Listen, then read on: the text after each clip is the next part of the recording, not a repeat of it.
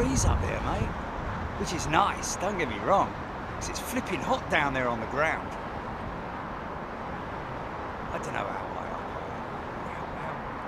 up. Is there any dimensions of the Hilton Garden Inn?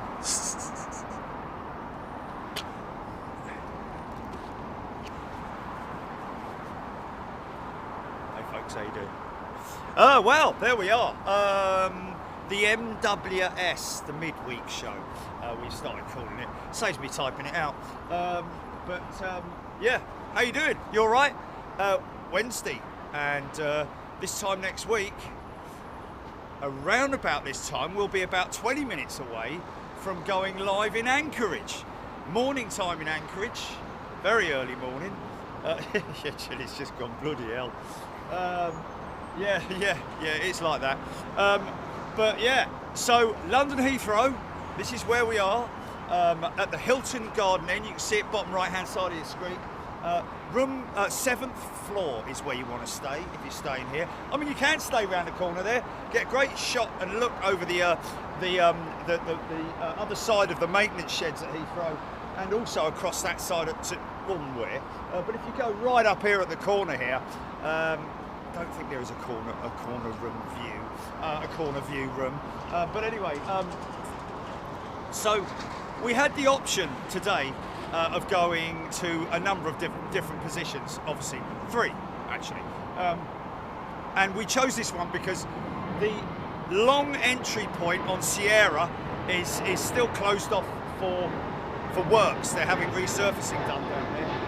Grab this 777 standby. So that's kind of out of the question, because I like it when they're we had the paddock, but I just thought with the haze we might struggle. I mean, we are still struggling with this haze. It's almost slow motion, isn't it?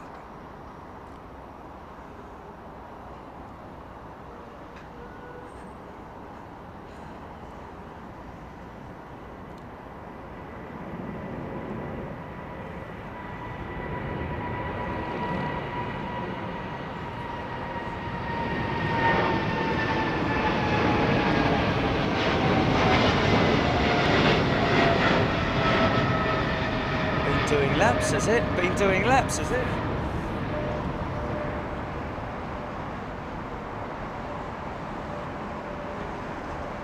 So what we do have coming in this afternoon, folks, arriving quite shortly actually, if you want to check her. In fact, maybe want a flight radar check 24 tracker. We've got a reg. Have we got a reg GP? I think that's the best thing, because this is an ex-Virgin Atlantic A330 CEO that is going through its handover checks in the new Thai livery. Can you believe it?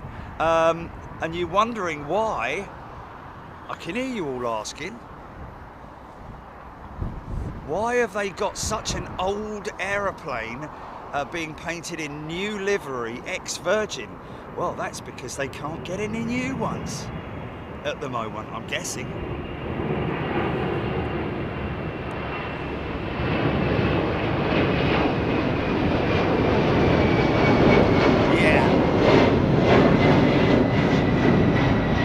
So, what is the reg GP, sorry?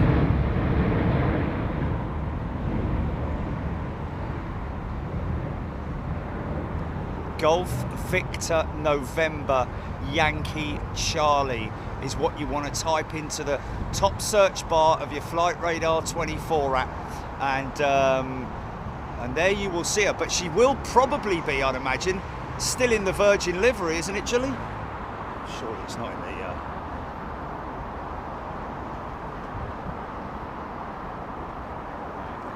what that's affect. Oh, your YouTube, yeah, not people's YouTube. They're not. There isn't an issue with it at the moment, right? Okay, all right, okay.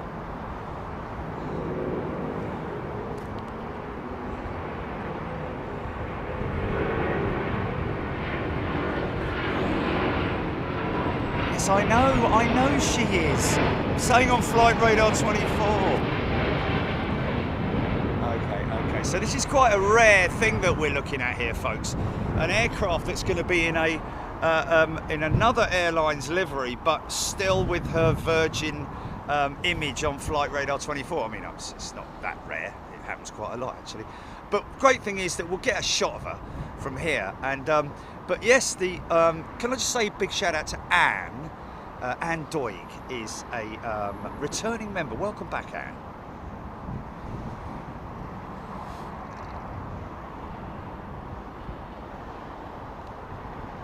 This is Qatar's 380.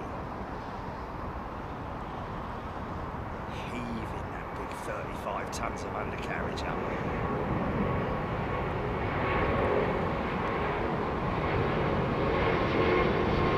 XLR. Oh, it's for familiarisation, is it? Oh, that's cool, man. Yeah. I just don't understand why there is even the necessity for familiarisation flights, because it's exactly the same aeroplane as a 321, apart from the fact that it might be a little bit heavier or have maybe different landing parameters, or I don't know. Is it? Surely they're going to utilise the belly fuel before they use the wing fuel, isn't it? That's purely for centre of gravity purposes, I would have thought. But anyway, there we go. And we are privileged, of course, that hey, we've got Captain. That's his plane that he's flying out later. Not till 8 o'clock, folks. But Captain Kanamori is going to be flying out at around about 7 something tonight. JAL 43, is it? And that I'm imagining that is his aircraft. Met him up at ARD again. Oh, folks, if you're on Instagram, can you? We're going to put his link up because, you know, as far as images go of an airport diorama, go check it out, man. These images, this gallery is about 240 odd images or something to look through. But these are it's just incredible. The runway and the weathering that he's done on the runway, the turn on for the tyre marks on the turn on, in 1/200th scale, and he has also quite a lot of the ancillary equipment and also baggage boxes and cargo. And some of the buildings he's built using card himself. So he's an amazing, not just and a very clever way of picturing the rotate as well.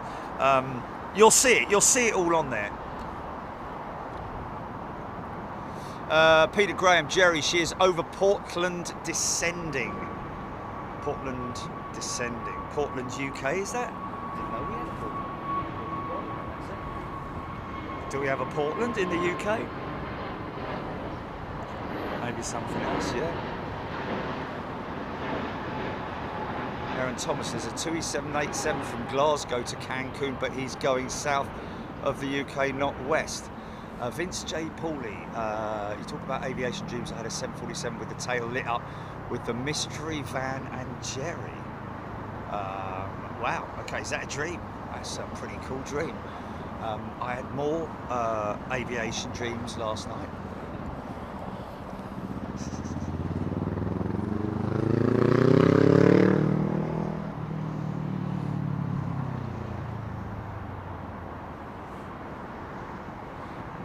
H dot.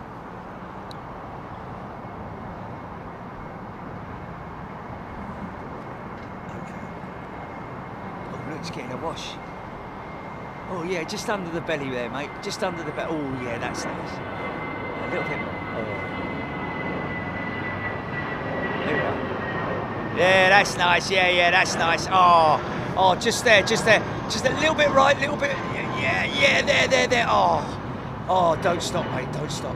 Oh, that's nice. Yes, that's nice.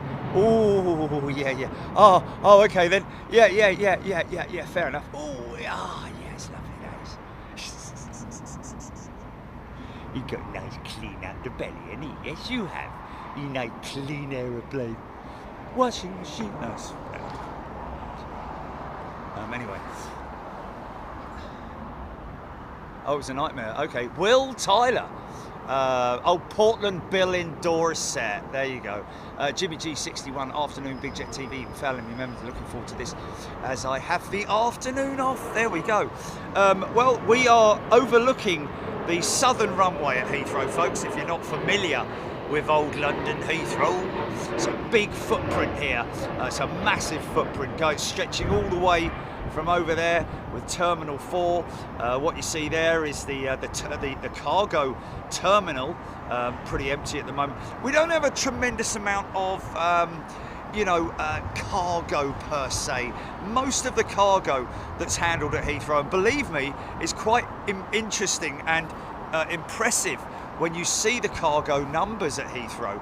Most of that, high percentage of it, is actually belly freight, which is obviously handled by the ground operations teams at the aircraft. Comes out of the belly, and then that becomes split up, distributed, goes either onto another aircraft or out to the distribution point. Sometimes over to the cargo terminal, which is what they call the bread bin, which is understandable why they call it a bread bin. Just beyond that is the DHL terminal. They've got their own terminal here. I think every now and then another operator may use it, but that's the taxiway that you can see that aircraft taxiing down to. And where that aircraft's there is turning right, they would normally continue on down through there, but you can see the taxiway works that are going on. Now this basically means that JAL's going to come out from the right, isn't it? Why did I think it was coming out? Anyway, so lots of the international carriers, you know, your Etihads, your Korean, your Saudis, all that mob over there, as well as other operators. There's a private terminal there as well, and stands, like remote stands. That one's used quite a lot there as well. This is quite interesting because this is an intersecting departure for Etihad. So he's about, I don't know, is he 1/5 of the way down the runway when he, maybe a little bit less. So this could be quite a long run. It does show how effective these things are. I think they might be using a little bit more power than they normally do, or different settings on it to get that thing airborne. But look at that, how efficient that is. It's just, yeah, it's just ease.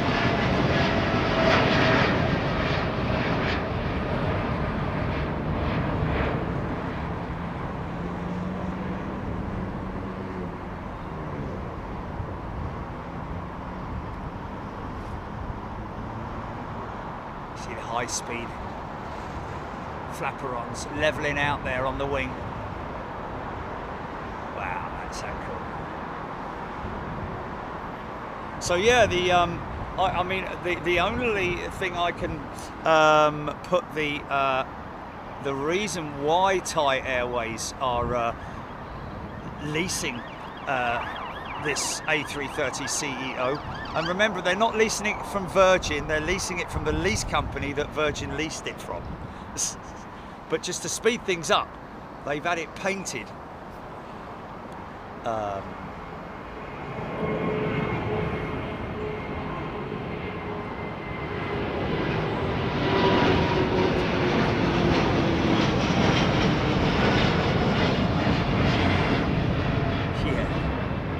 yeah, they've had it painted, obviously because there was an opportunity to do it. with Thai Airways, maybe you know, the lease company who maybe used that particular paint shop saw an opportunity and handed it to Thai Airways and said, look, we can get you in the paint shop whilst we're waiting for Virgin to be able to free up the space in their hangar to give her final checks. Because when you return a vehicle or anything to a lease company, they expect you to return it in good working order. If you've had it for a long time, they understand and appreciate full wear and tear, but they expect you to do the full checks on all the engines, you know, all the not quite you know, a maintenance check per se, but there are certain things that the lease company ask you to do. They don't expect it to be returned in the paint scheme that it was delivered in, because sometimes they, like we've seen here, they do it themselves. So they maybe offer it as an option to the, maybe they offer it as an option to, what's that?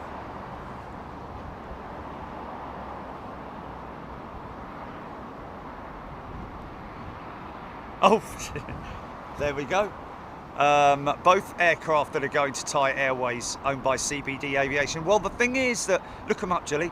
The thing is that what you've got to understand is that these aircraft, the reason why Thai Airways have likely been, like every other airline, experiencing problems with the delivery of new aircraft.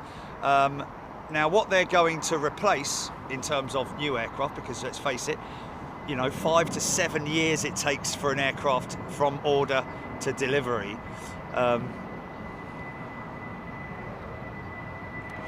Okay, so it's a China-based lease company that owns and operates the lease company that leases those aircraft. So, as you can appreciate, these aircraft, because Boeing or Airbus cannot deliver aircraft. I don't know what Thai Airways, perhaps Ben can have a look, or somebody can have a look, but these aircraft are filling the void for Thai Airways, I'm guessing. So they're hunting the planet for aircraft that are still airworthy, still have their license to fly, still have a good spares package attached to them, with a good quality lease company, and that's what. So hold on a minute. The same lease company that's leasing these jets to Thai Airways is the same company that leased the jets to Virgin Atlantic, or has that been passed over? I don't know. But yeah, we're going to be seeing a lot of these older aeroplanes, and unfortunately for our friends at British Airways, everybody's going to be affected by a reduction in deliveries, a shortage of aircraft, much like the problem with the shortage of aircrew and cabin crew around the world. It's just insane. And most of the delays that you get nowadays are actually related to those shortages, including aircraft. Again, I have to reiterate, Lufthansa did the right thing. BA should have kept your jumbos. Just saying.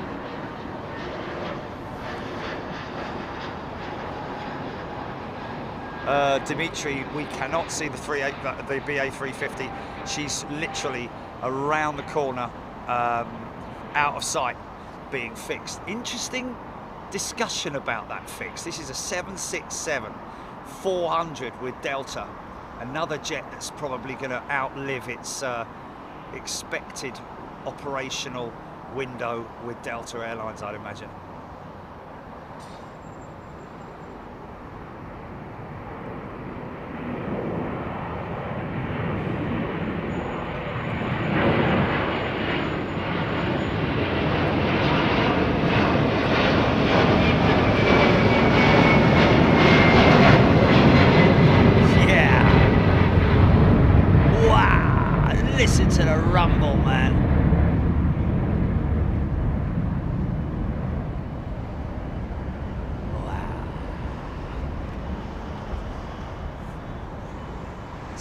was just looking behind me. I ain't got I've got holes in the back of my head. I haven't even got eyes on it, but in the back of my head. There's other aircraft on the runway, and but I love these tracking shots like that, man.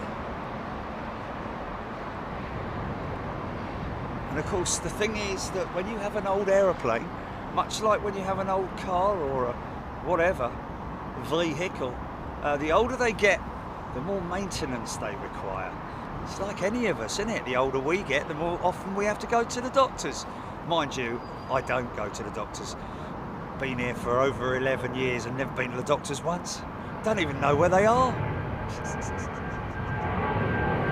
I know. I still don't know where they are. Yeah!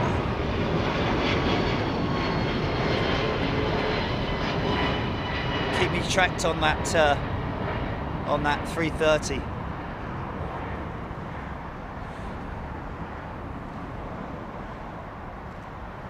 I loved old Bernie Eccleston's comment.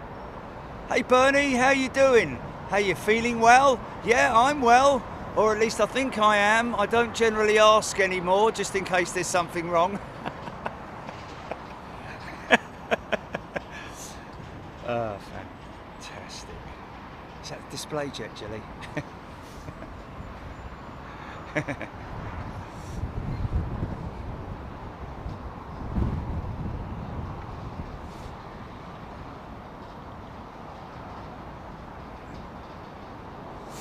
Oh, oh!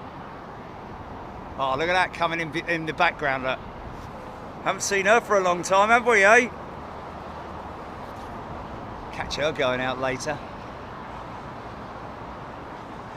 Popping behind the Virgin sheds. That's where we expect the Thai jet to hopefully roll out as far as, because obviously they've got to bring her round and probably park her right in that shed, I'd imagine. But she has to go through pre-delivery or handover checks in that hangar. You remember when we went in there? What? What's happened? We're done.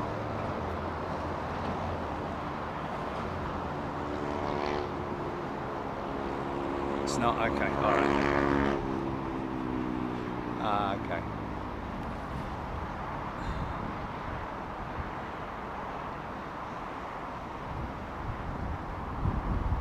Brunei Smith BA747s are all but gone.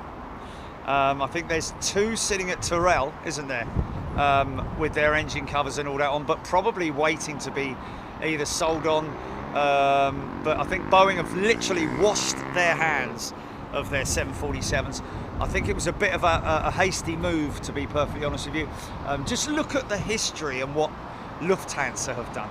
Still operating 747-8 intercontinentals, 747-400s, A340-300s, A340-600s, A330s, A350s, 787s, 777 freighters, A320neos, soon to be operating 737 MAX, and regional jets as well. Incredible.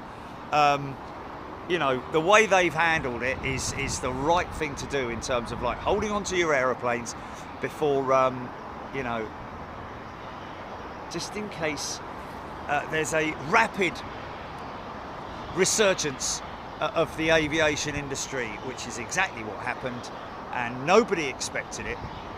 Nobody expected the Spanish Inquisition, and as a result, everyone's been caught with their pants down, haven't they? That's why we're going to see all these old aeroplanes around for a lot longer. Somebody on the feed the other day when we were talking about, I don't know what it was, I put a post out, someone saying like, you know, oh yeah, but BA's A380s are all old and need a lot of maintenance. Well, you know, they won't be around for very long. Oh, I'm sorry, mate, but they probably will be. Emirates are going to be around till the 2040s. Yeah, that's right, you heard it, 2040s. And that is because of the delay of aircraft. If there was all of a sudden there was a big surge of aircraft available,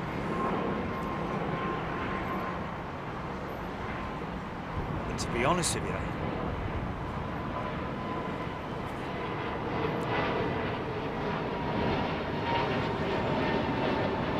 Has there ever been an instance in history of an aircraft being made in quite a number of a fair quantity before it's even been certified? Simon Twitchick, when will the United get rid of the 757 and 767? They must be dated for retirement. Stuart, if United and the rest of them could get rid of them now, they would. Trust me. But again, I take you back to the original discussion point, and that is that there's not enough aircraft being delivered. I mean, Airbus have downgraded their delivery schedule by 100 aeroplanes in 2024. Doesn't sound like a lot, but trust me, when you add that up in terms of revenue, that'll hurt them. That'll hurt them because they've still got to continue. They can't downscale their business. They have to continue the business model moving. So that means all the continual financial investment and paying of this, that, and the other. Oh look, is that what I was hearing? So these old 777s and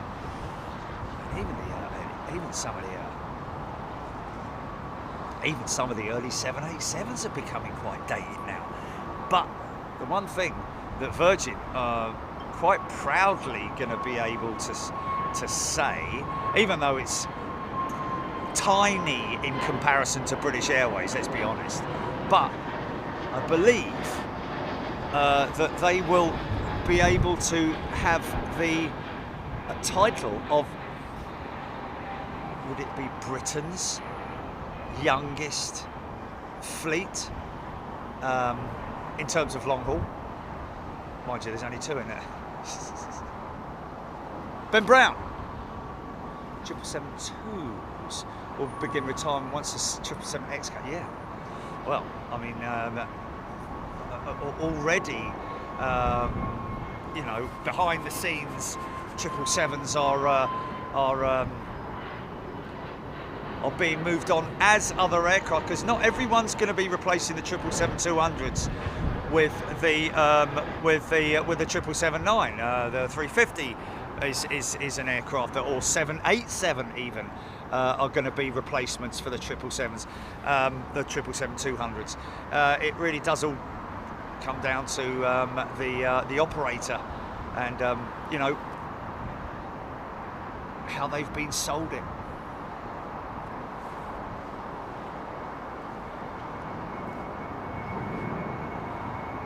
Chris A93, thank you, sir.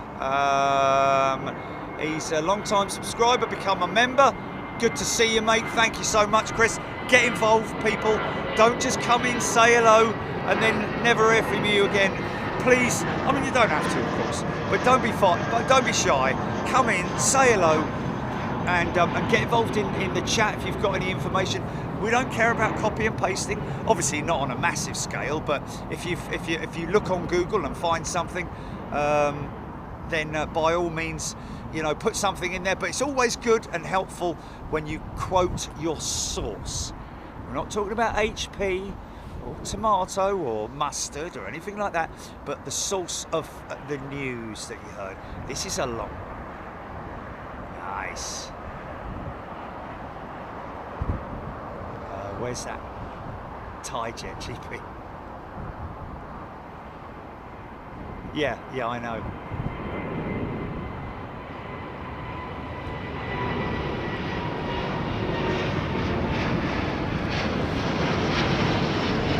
Yeah. Oh, did you put the link up for? Okay, so we've got the link up, folks. If you're on Instagram, go and check out and follow him. He's a lovely... Oh yeah, no, pin it. Pin it just for a short while, not forever. We're going to pin this guy's... he's a pilot. He's a captain on the 787, the 777 with Japan Airlines type rated, I'm guessing, on the 8-9s, and I don't know if he's type rated on the 10, because Japan Airlines don't have the 10, do they? Don't have the 787-10. But certainly he's type rated on the 777-300 with Japan Airlines, and soon, well, actually, it's going to take him 5 months to convert to the A350-1000 that he's going to be operating into London Heathrow. We are hoping, hopefully, to catch him on his first one. Andy, he's wood turning in the valley. He's gifted a channel membership. Thanks, mate. Really appreciate it. Thank you so much. Wonderful thing to do. That's you know, all you lucky gifted channel members are going to be joining us in Anchorage next week. Spooky Cindy's favourites, gifting 1 Big Jet TV membership. Thank you so much, Spooky Cindy. Paul Beasley has gifted a channel membership.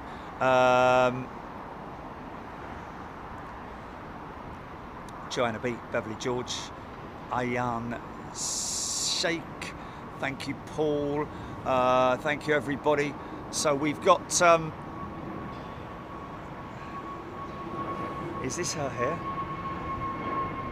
Oh wow, is it? Okay, just stand by, GP. Is that it there? Is that it there? Hold on a minute, let me have a look. No, that's a Dreamliner. That's a Dreamliner.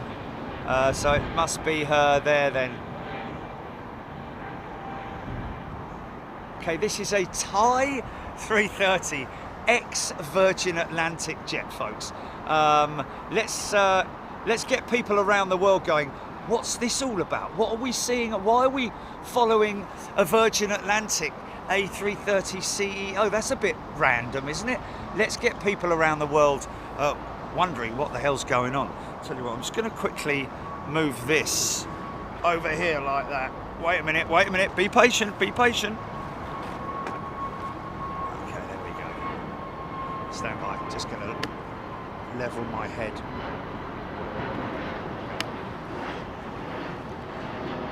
Sorry about that. Suzanne Duncan, or Susan Duncan, my apologies, Susan, is a returning first class member. Good to see you, Susan. Yeah, that 350, it's quite interesting because I did have a look at the assembly, or should I say the assembly itself, not the assembling of it, but the assembly, the tail horizontal stabilizer assembly, which is a single piece. I wasn't aware of that. I thought it was individual pieces that were sort of like connected in the middle, literally, because they have to trim them as well. But it's like the wing box. It's interesting because the wing box of an aeroplane is a very sort of like, it's the center section that the wings are attached to. It's almost like where the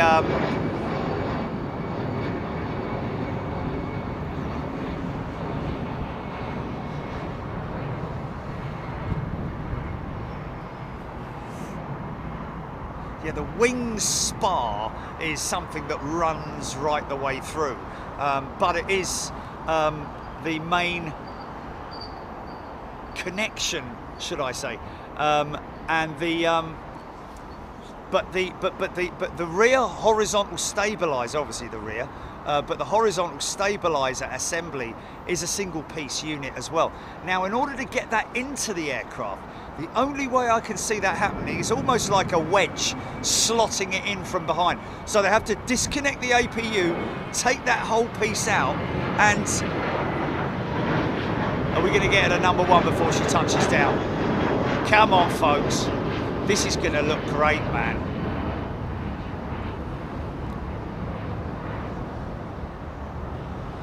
Rohit, the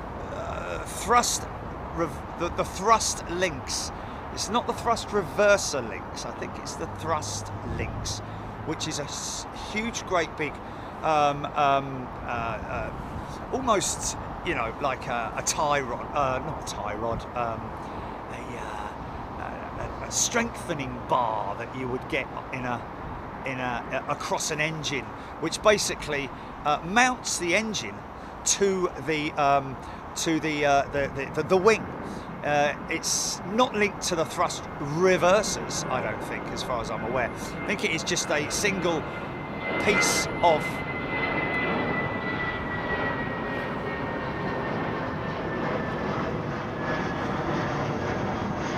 it's absolutely massive is the thrust link. It's a big huge tube basically, which I believe from what I can determine, I think that the thrust link probably failed at either the welds or the mounts where it's connected to. Are they going to go and drop this crew off? I wonder if they are. I think they might do, you know. Or are they going to bring us straight over here? Because these are, I don't know if they probably are Virgin crew, I would imagine. Flight crew, that is.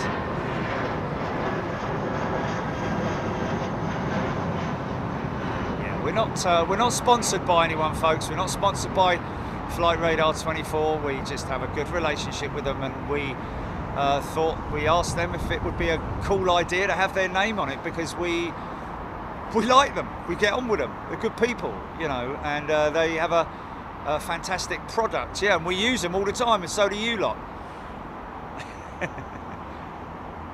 So it looks to me, unless that guy turns sharp left, that they're going to go and gate this jet. Nope, she's coming this way.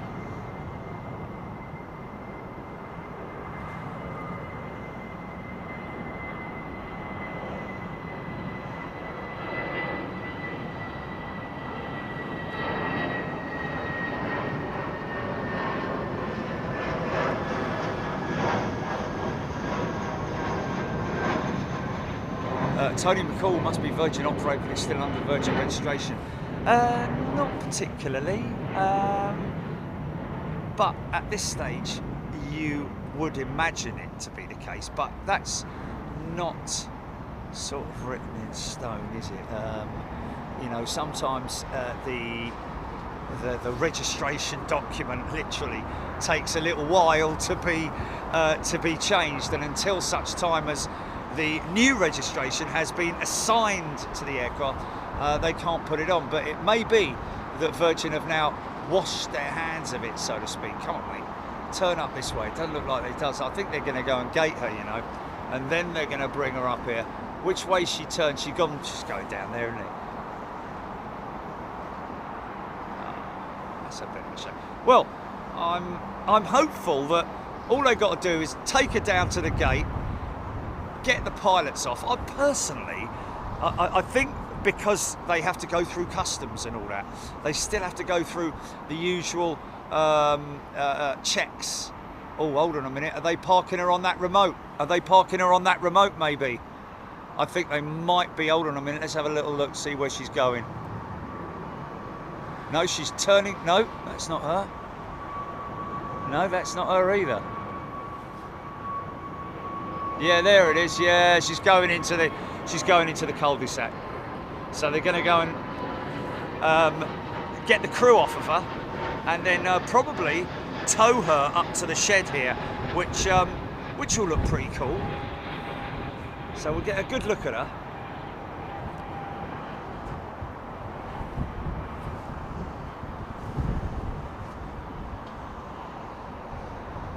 This is number 764, I think. Another Delta jet. They'd much rather have an A330-9 operating this service than this old 767. But that's a few years down the line, mate, I'm telling you. You can only pump them out as fast as they can.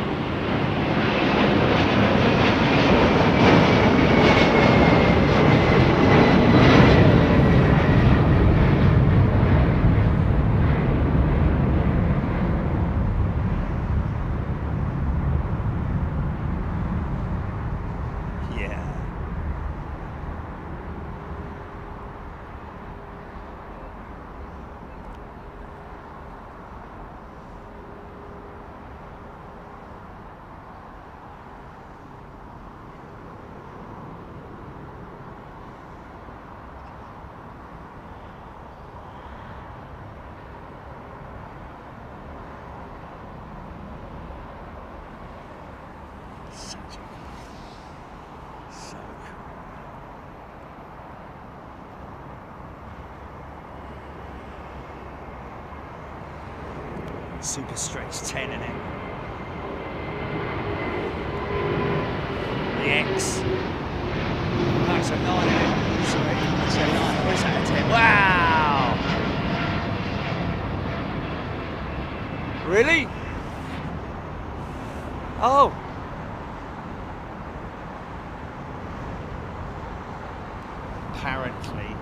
Apparently she's going to pop out. Yeah, she is. Is that her there? Oh wow, there she is. Nice. Wow. Yeah, she looks lovely, didn't she, eh? Oh, suits her, that dress, doesn't it?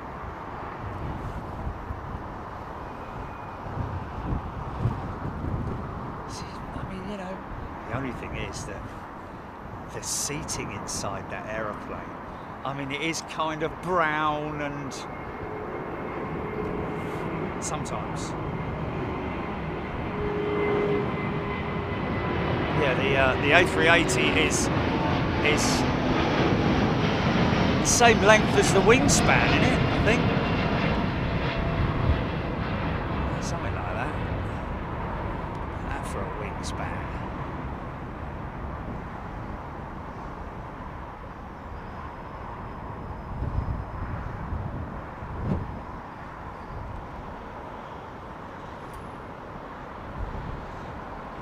Yeah, not all aircraft are the same dimension.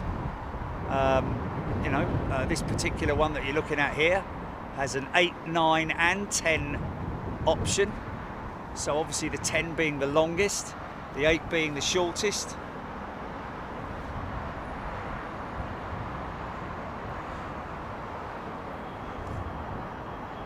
Oh, it's a 200.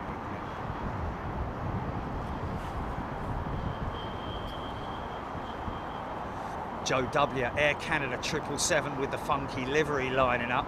Oh Canada, isn't it? Isn't it just Oh Canada or Go Canada? Go Canada, that's it.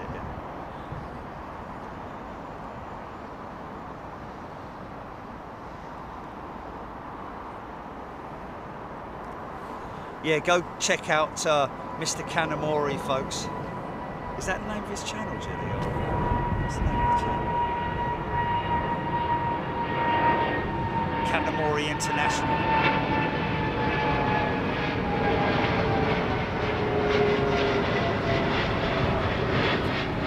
Hero Liner 214. Wow, that's a great channel name, isn't it?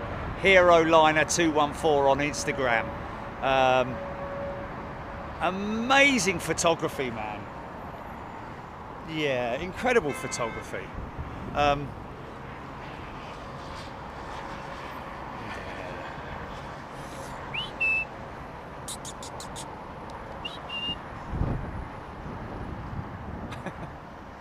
I was having a wee, sorry.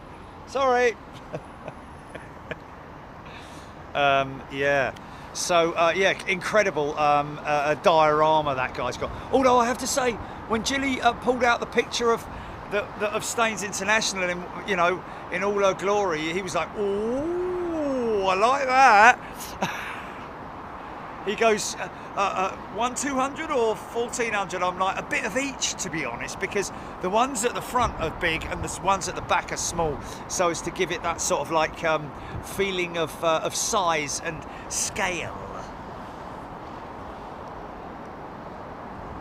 It's definitely worth a look.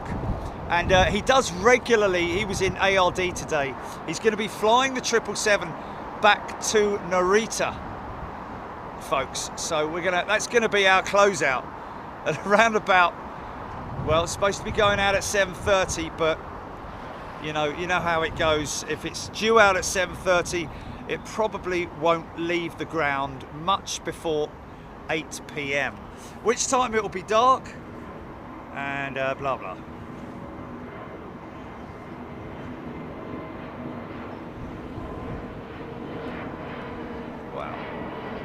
No, man. Yeah.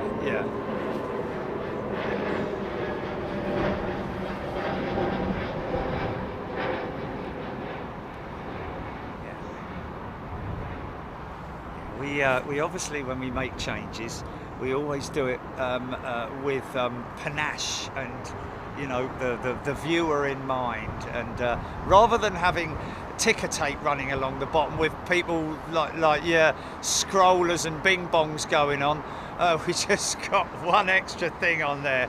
Not a shopping market, you know, display thing with all the prices of this and the bing bongs of that.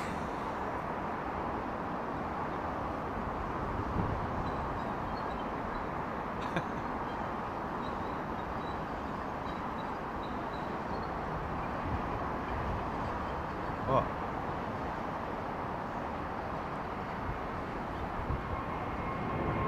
Oh my goodness me.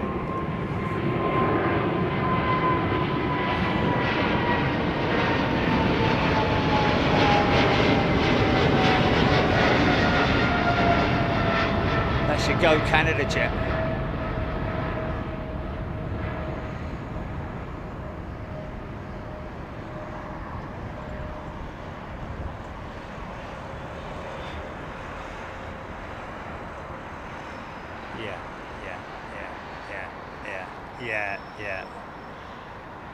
Yeah. Of course they do. You can get one person asking one question at a certain time, and then literally a minute later, someone's come in. You've given the answer, and they come in and ask the same question.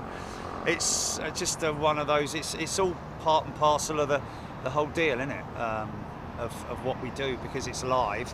You got people coming in and going out all the time, haven't you? Vietnam's beautiful. Yeah, it's a shame we can't do a sort of like, you know,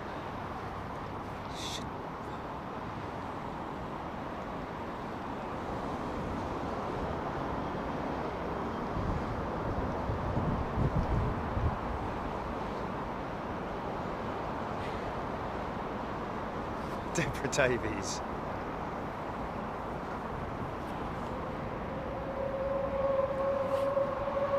People, no, Jilly, at the end of the day, it's just one of those things that you got to, things, people, exactly, and not only that, but,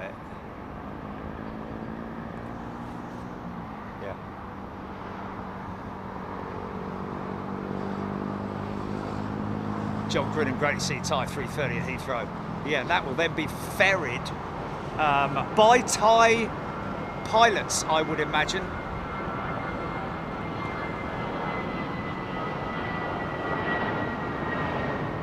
Somebody asked me about customs. Apparently there's a supermoon tonight, Aidan Campbell saying. What time is moonrise? Oh.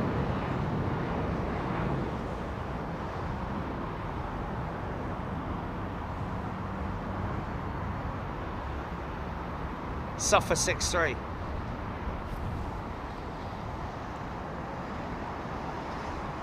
Suffer 6-3. Nothing to do with the registration. Nothing to do with anything. It's the pilots. They have to go through customs. They have to. Even if they have been travelling within the UK. Oh, I'm guessing so. That is interesting, though, isn't it? I thought that if you travelled in Iraq, you don't have to travel with your passport, isn't it? Isn't that the case? Good question, that. But, you know, they have to go through the gate. Well, that's why I'm wondering why they couldn't just go straight up to the Virgin hangar and get picked up there. But I don't think they're able to do that. They have to follow the protocol, don't they? 350-900, folks.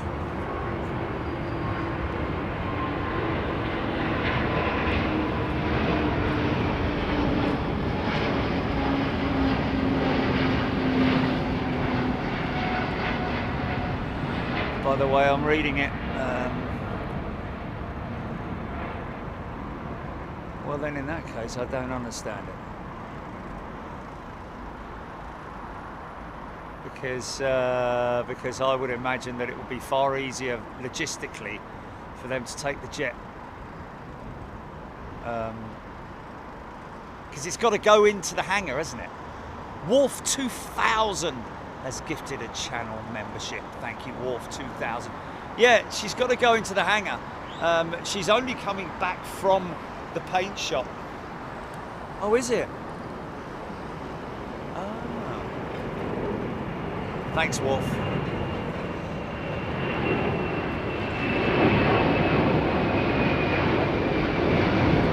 Is she?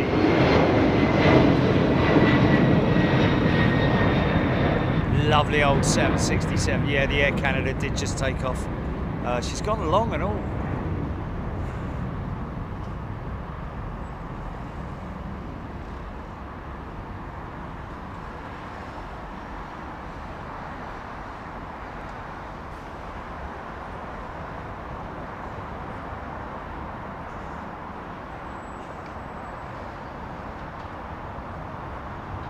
Oh, who?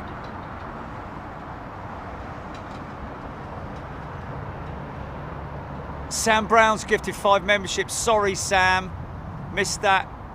Thank you very much indeed. Gifting 5 channel memberships.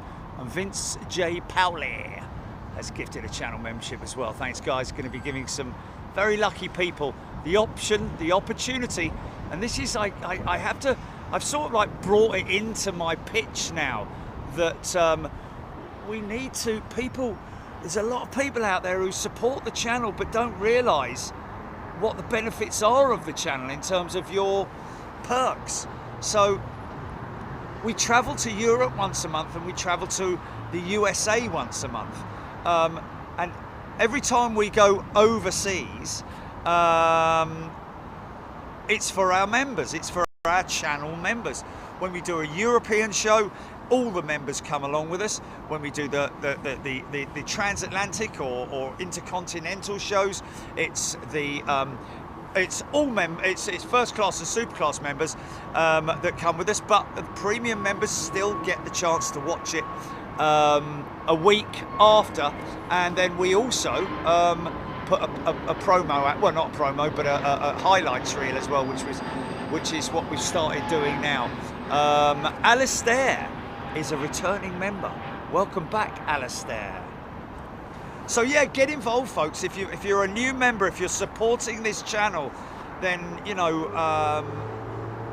please have a look at your perks and see just how cool it is to be a member and what you get as a member.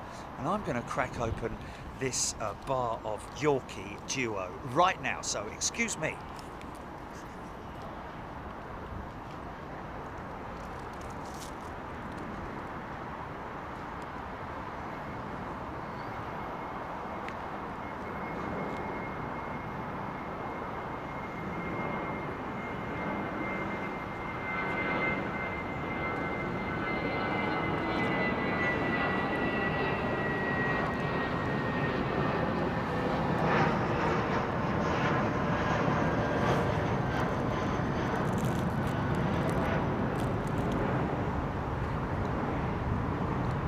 Lucy, Super Potato, has gifted a channel membership. Thank you, Lucy.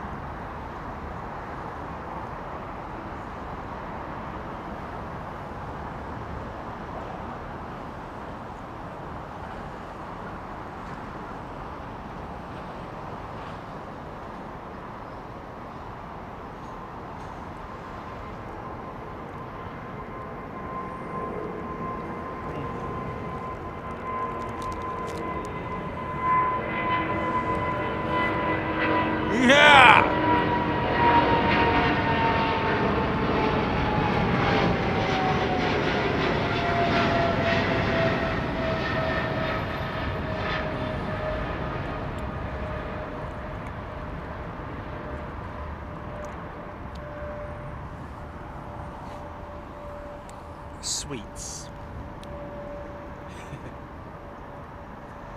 Sweet. Bar of chocolate. It's a bar of chocolate, isn't it? God's sake.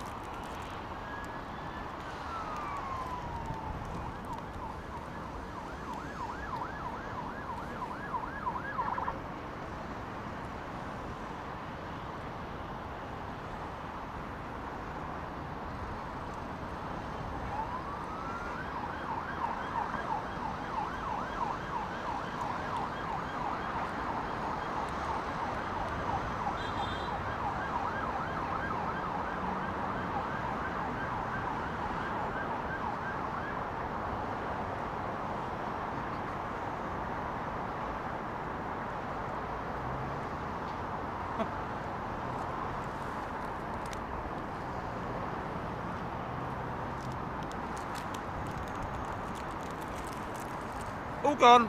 Sorry.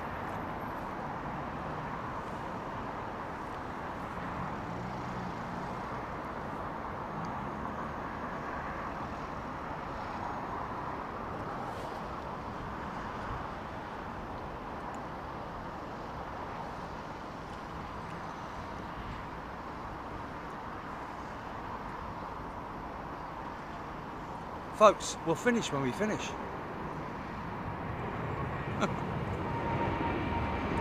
JAL 43 is what we're looking out for.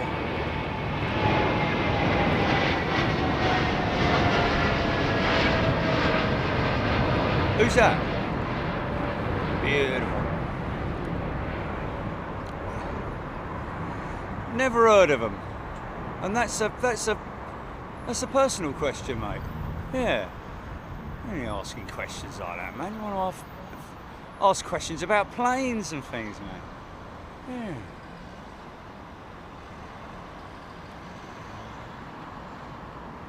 If you've got questions like that, mate, just send us an email and ask us. We'll probably still tell you to sod off, but, you know. Be able to type it out for you.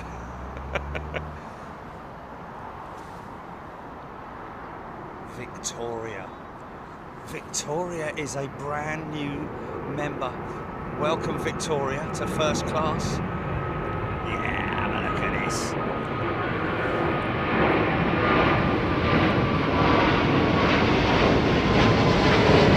Yeah. It's, you know what? I think I'll be honest with you. I mean, this is the most satisfying journey in my life in terms of, you know, job satisfaction. I mean, I love aeroplanes. It does help, doesn't it? But it's not just that. It's all you lot that make it. It's the audience. It's the community that makes it. But you know what? You may do, but you may not. I imagine a lot of you don't understand the frustration with doing this in terms of trying to get people involved from the industry.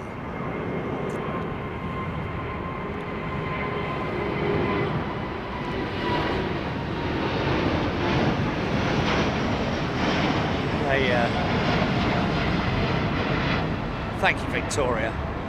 This looks like a very new 787 with BA there. Look at that wing profile, folks. Isn't that beautiful? Carbon. She's a carbon jetliner. She's constructed in a woven, like a reel almost, like, you know, like a cotton reel almost, is the carbon composite way of manufacturing the fuselage of the 787 Dreamliner, segmented, unlike the sheeting system that they use on the A350, completely different. And that's why, interestingly enough, when you look at the A350's profile from the front, you'd be surprised to see the profile, because they call it XWB because it almost, in fact, it was Scotty Bateman. I know he won't be. He probably won't hear me, but yeah. Yeah. The A350 is the XWB, and it has almost a squared off profile of the fuselage. I wonder if I've still got that. Let me just have a look. Hold on a minute. Let me see if I've still got that on my phone. Wait a minute. Because you'll be amazed. If any of you are into your history, you may probably have seen in the many thousands of images there are across, you know, in books and online, of the Halifax bomber, and possibly the Lancaster bomber as well. Victoria. Is it the same Victoria, or is that Victoria with a K? Is that two Victorias, or is that coincidence, or did I? No, it was just the one Victoria. Yeah. Yeah, very warm welcome to you, Victoria. Yeah, I'm just trying to find this image. Hold on a minute, let me get this. Don't want to miss this. Yeah, a little bit of haze, folks. Just have to wait for that sun to sort of like start to make its way down towards the horizon. Because at the moment, kind of struggling, but we got a show. We got a show.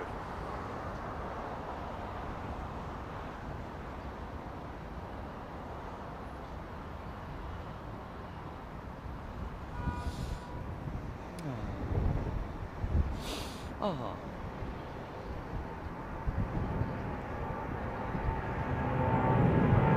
Yes, Mocha B, thank you. Sitting there in California.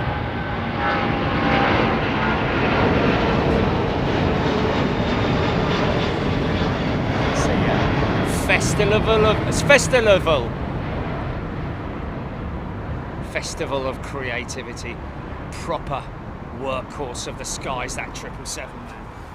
She's a beautiful old jetliner. And that's a testament right there, folks, because, you know, you've seen one BA 777, you've seen them all, 200s that is. But having sort of like taken notice of this particular airliner, because it was used extensively during the COVID crisis to transport PPE. We saw her literally every day.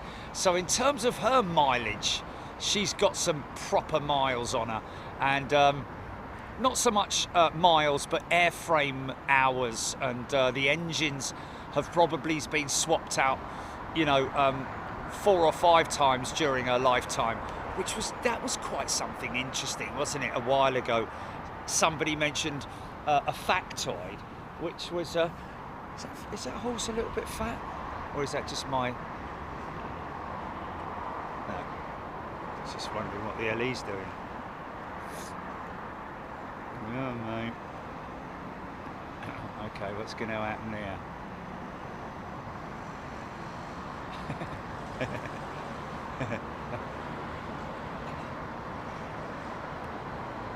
What's that? Oh, for God's sake.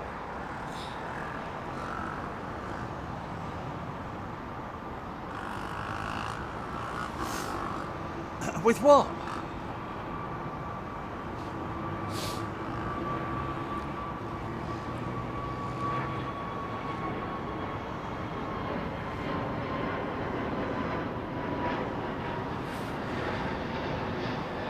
So if you're new to Big Jet TV, or you've been watching for a while, but this is the first time you've seen us from our position up here on top of the Hilton Garden in bottom right hand side of your screen there, folks, they do have, get this, a 30, and this is for members, a 30% discount off of room rate, and that includes the food here at the hotel, you know, your breakfast, all that kind of stuff. As far as I'm aware, it's the breakfast. It's basically 30% off your stay here at the Hilton Garden Inn, based on the current, at the time, room rates. But yeah, they do a fantastic job here. Great service and all that kind of thing.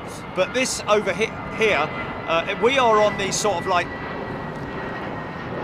western side of the building, which, if you're looking out the window on the 7th floor, obviously you're not. You know, they're very well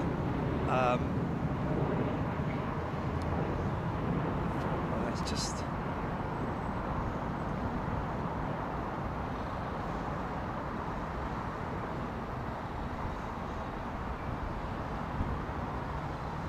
yeah, the glazing's great, so you hardly hear anything, well, unless there's something really loud, but you might hear it in there.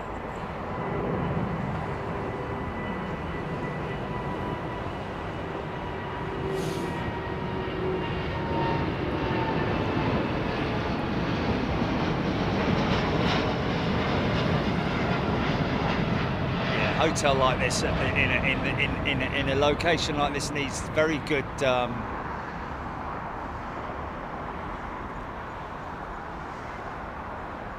insulation in terms of sound.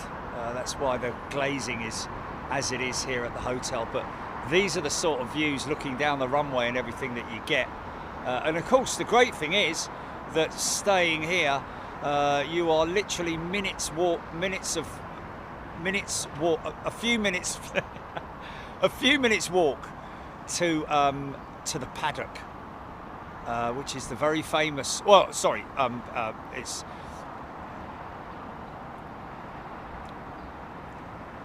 the very famous, so famous that I can't remember the name of it. Myrtle Avenue, which is literally just over there, folks. There's the paddock that we filmed from, but just beyond that there hedge line there, that there be Myrtle Avenue. And very easy to get to. Just walk down here, get some sweets in there, maybe a coffee or whatever. Walk down here, cross over there, walk over there, cross over there, cross over there, walk along there, and be careful crossing the road. Make sure you have all your faculties about you and are concentrating on the vehicles on the road rather than the vehicles in the air at the time of crossing the foresaid road. But also wait for the green light as well. Hey kids, green giant.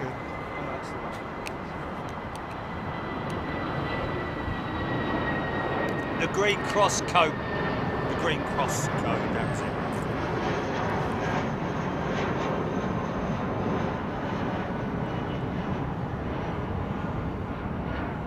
Oh, Joey's already used it. Joey's already used it.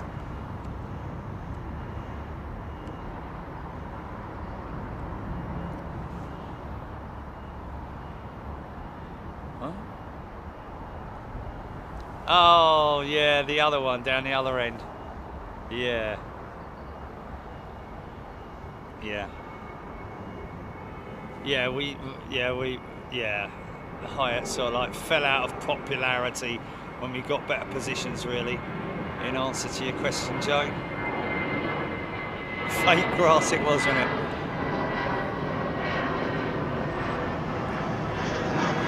Just trying to find that picture, folks, stand by. I want to find that, because it is quite interesting. Not to a lot of people, they'll be like, but for me and for a lot of people out there will be like, wow, really? That's the profile of an A350 fuselage with my reputation? Let's just have a look, see if I can find it. Unless there is an example of it on Tinternet. She's gone to a remote, has she? That's interesting.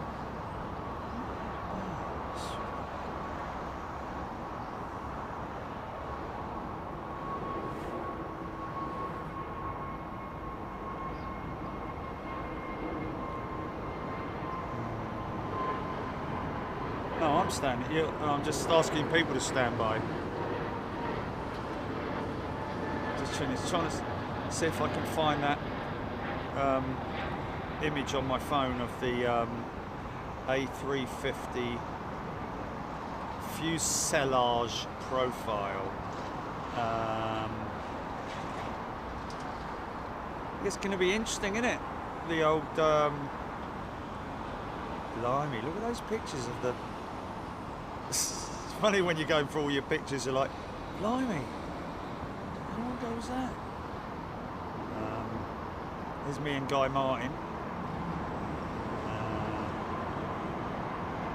Me and the horses.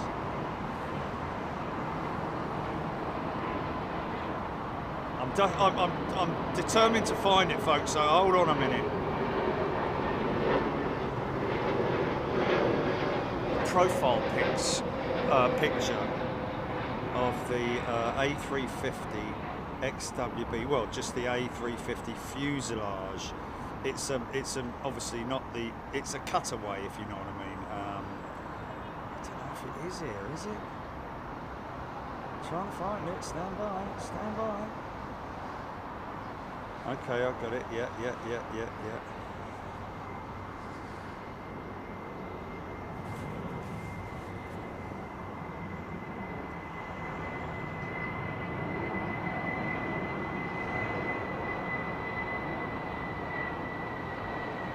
Yes. Oh, I've got loads of pictures on here I could have shown Mr. Calamari. Oh, man.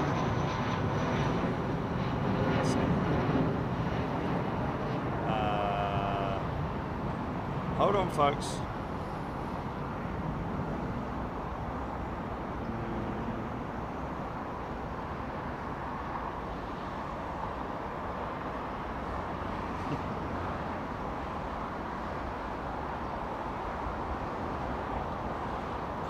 These pictures look like just the memory of them is like so long ago, and yet it's stand by.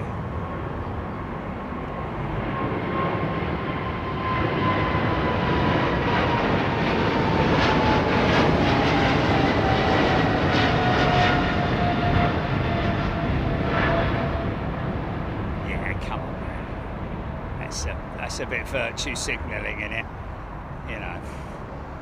Yeah, but you don't really want to sort of like make a big thing of it, but you know, it's not a word that you're going to use constantly, is it? I don't use it verbally on here, do I? But you know, I mean, it's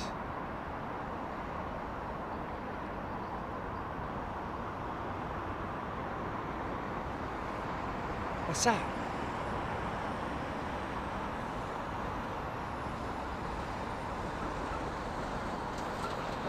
Yeah, but it's a silhouette, mate. It's a silhouette. She's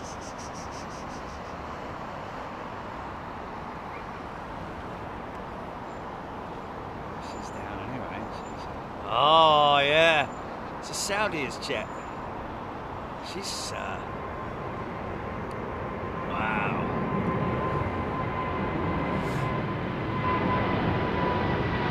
Still haven't watched that.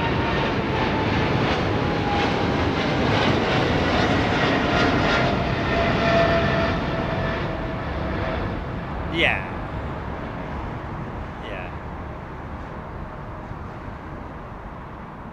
Well, I don't know about that, mate. Somebody that no, that's. I think what they meant was don't show it before the show goes out. You can't. Nah, man, no, Jilly, trust me. All right, yeah, okay. Without their permission, yeah. All the millions of people who go to football matches and Formula One races and have selfies taken with people, or someone takes a picture with someone. How do they control all of that? I don't know.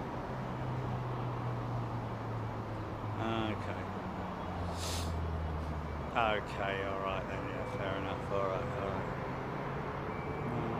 I'm not. Wasn't going to show it anyway, man.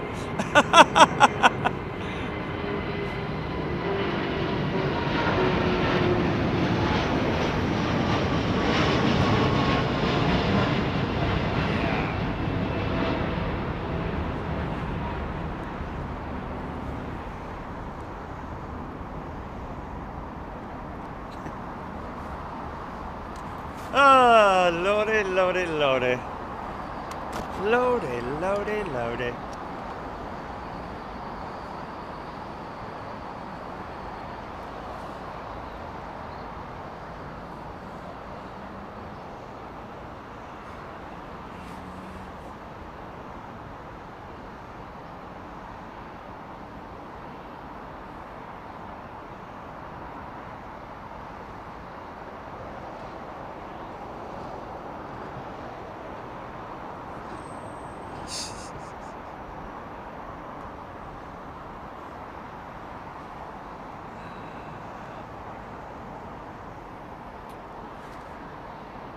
Let's try and Google it.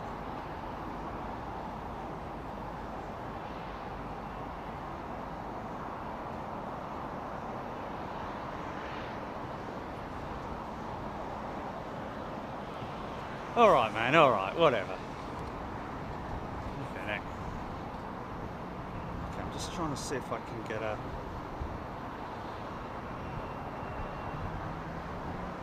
You see, that's not what I saw. Oh, that's the wing box. There you go. That's the tail box.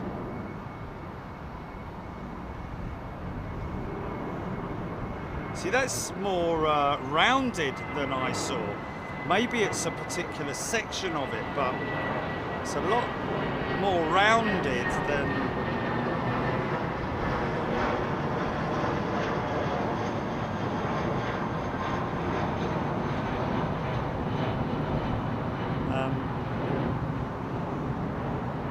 If I send you a picture, Jilly, are you able to put it up for people to see, or not? Or is it you got to resize it and all that malarkey? Have you got to resize it and all that? It's just an image. I don't know. Oh, God, obviously you and me, man.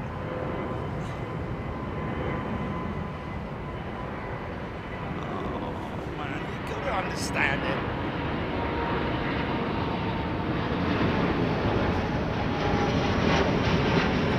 Kick it down like that if it makes you feel better.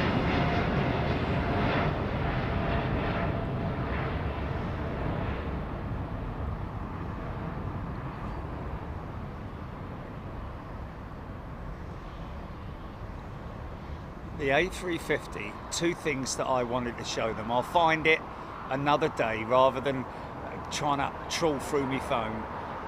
But I've got an image that I can show them, which I'm going to send you. All you have to do is say, no, I can't resize it, it needs to be bigger. Yeah, and then we're going to see if we can post it, show it here on the stream, folks. It was just the if you look at the pictures, actually, Julie, I'll tell you what you could do.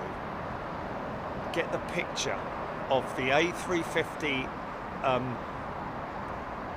tail box, as in horizontal stabilizer box, and I call it a box because that is literally the same as a wing box in a funny sort of way.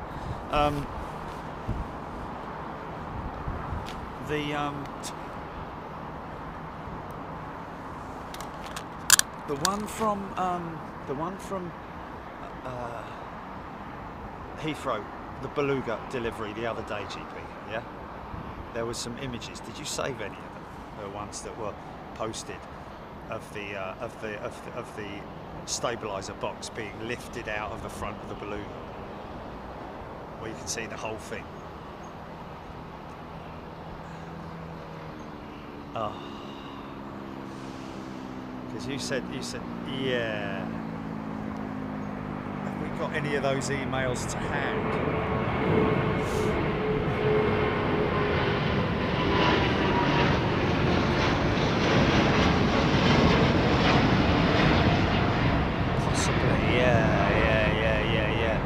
Have a flick through. It's just I want people to see what I'm talking about. I mean, there's going to be a lot of people who are not engineering minded, and therefore will find it a little bit difficult to sort of like comprehend. But it is quite, self-explanatory to a degree. It's a bit like, fitting a square box. Fitting an oblong shape in an oblong box, if you know what I mean, or a square shape in a square box, as opposed to sort of like, having to slot something. Well, it is actually slotting it in, but it's sliding it in from behind. Let me send this image to Jilly first.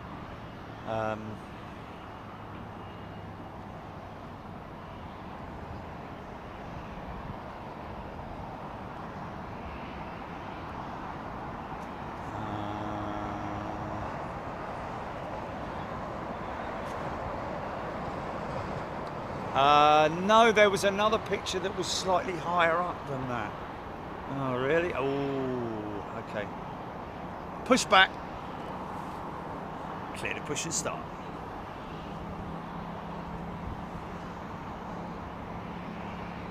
Yeah, there was a picture from above, Jilly. There was a picture from that. Whoever from BA was up above the streets and houses, rainbow climbing high. It was facing towards the Beluga. Yeah, looking down on that shot rather than being on the deck, looking down on it. So I'm getting these couple of images together for you folks, so you can see what I'm talking about. But in terms of the replacing of the horizontal stabilizer assembly, the entire assembly, not just one of them, because I don't think that's why it took so long to make, isn't it? Someone left my plane out in the rain.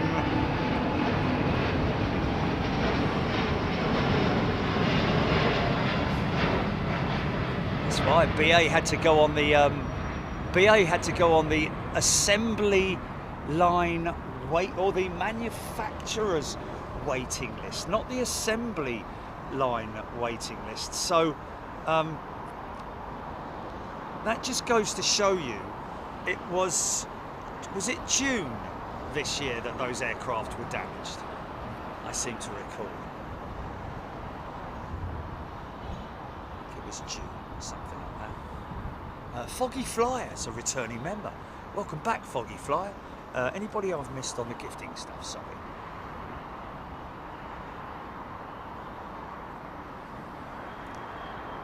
Alan Lee tuning in from Newcastle. Hello, Alan. Hope everybody's doing well. Yeah, so what I'm talking about, you'll see exactly what I'm talking about. Yeah. With the plane. Oh, with the crane. Yes.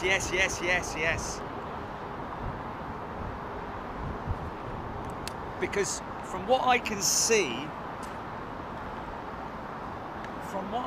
with the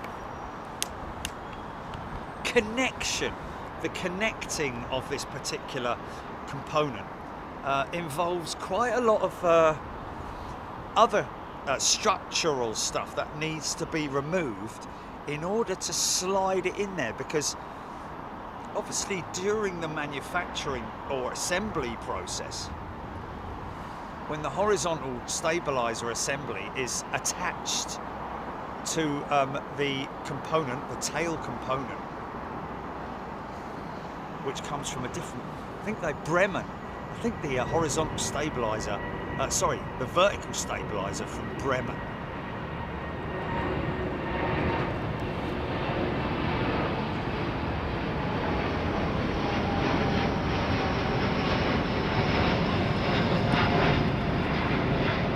Yeah, well, I'm just trying to put it together right now so that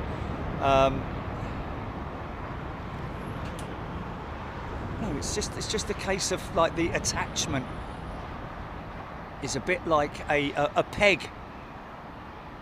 You know, putting a peg in its receptive square, a square peg in a receptive square. You know, like a male and a female, sort of like, yeah. I'm talking about the 350. I'm talking about the horizontal stabilizer. It is actually the horizontal stabilizer assembly, and the repair of said aircraft. I want to show you the why I'm sort of like, you know, not confused, but it's like, it's not a simple assembly, is what I'm saying, or you know, fixed. Look at the flex on that Neo, man. Look at the flex on the wing there. Okay, what I'll do, Jilly, is I'll start it all again when I've got both the images to hand and I can show them it. I've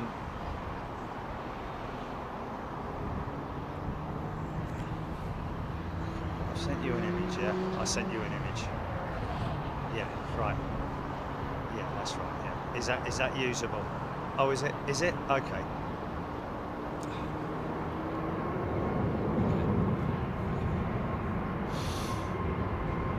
You have a look for that then. Okay, I'm back. Well, I'd imagine it probably is, yeah.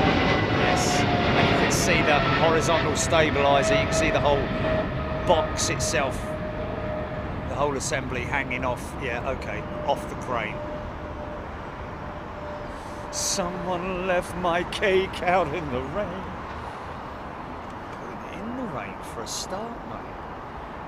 Don't leave me cake in the rain, lad.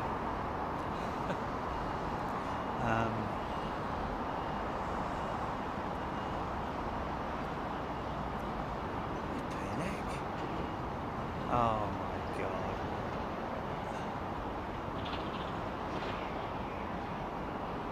Yeah, that's it. Yeah. Yeah, that is the shot. That is the shot, GP. So the second one, and if you can find the first one, right, okay. And then we can talk about what I'm discussing here. So we're just looking for one final image, and then you'll go, oh yeah, now I see what he's talking about. Or maybe you won't.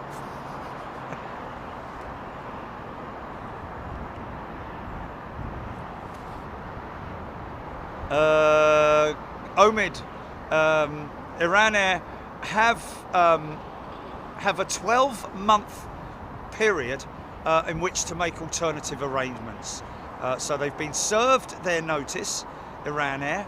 It's not an immediate ban from flying into the UK. And who knows what's going to happen over the next 12 months, you know? So we will continue to see Iran Air's A330 flying into old London Heathrow, at least for another year, potentially.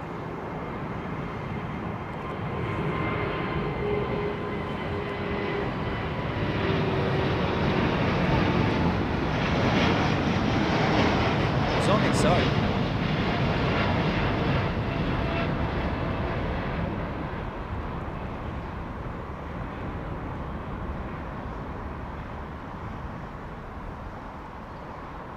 Yeah.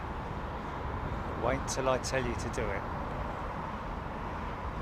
Try and get it all done in one movement. Okay, folks, so what we're talking about here is the... Okay, no, it's all right, don't worry. Yeah. Okay. Oh, well, wait, I'll wait till you're completely ready, and then I'll talk about it. So I don't want to have to start talking about it again, and then people again are like, what's going on, blah, blah, blah. Oh, is it? Okay.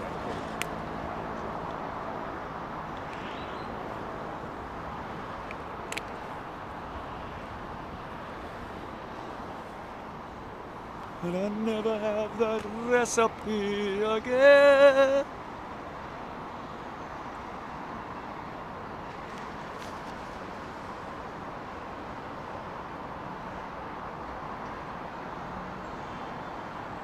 Avro loving the turn shot.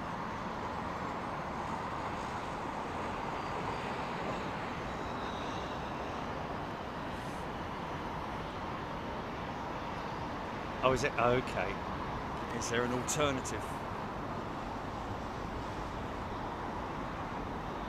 Okay, so if you put that up full screen on phones, it'll look okay, but on a TV, it'll be pixelated.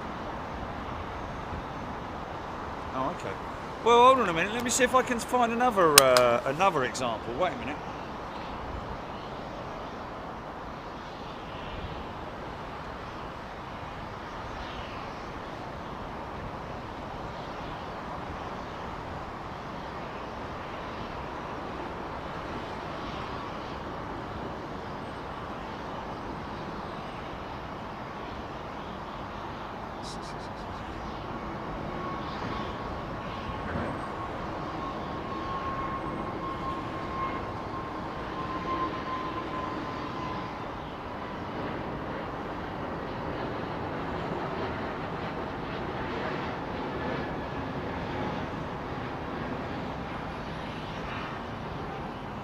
Yeah. You don't realise that. Yes. Ignoramus, I think is the word. Oh, interesting.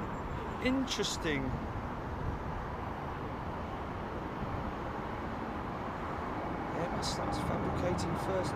So that's interesting, because that is... I was under the impression that the Airbus assembly was sheeted, not turned. But it looks to me like that's turned. Anyway, whatever.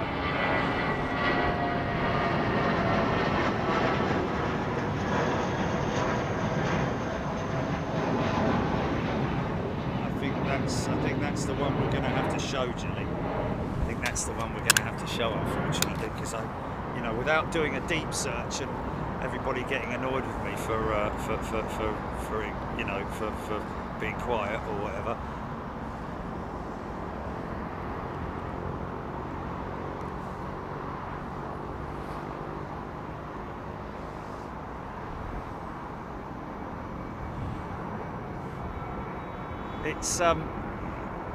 It's always the same, folks. Wednesdays and Sundays are our streaming days domestically here in the UK.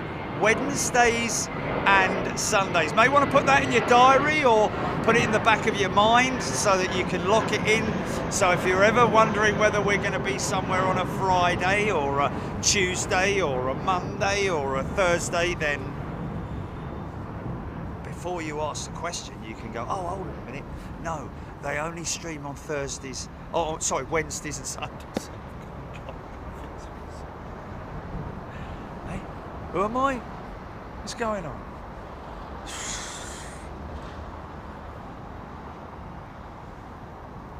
Omid, I don't use a credit card for air travel, my friend. No. Don't pay with credit card, my friend.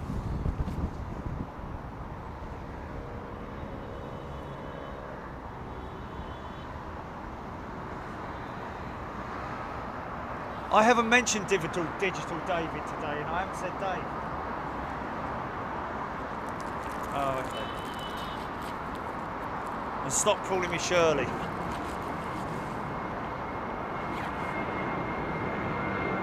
Screaming emu.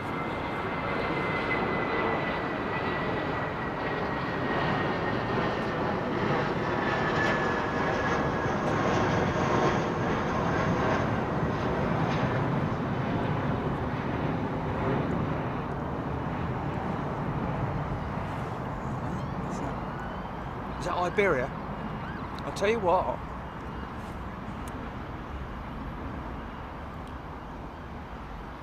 Yeah, it's going to be interesting, isn't it, that XLR coming into Heathrow, because it's not going to look any different.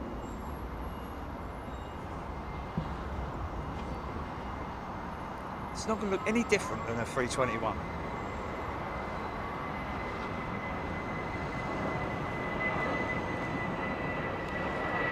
Okay, right. Okay.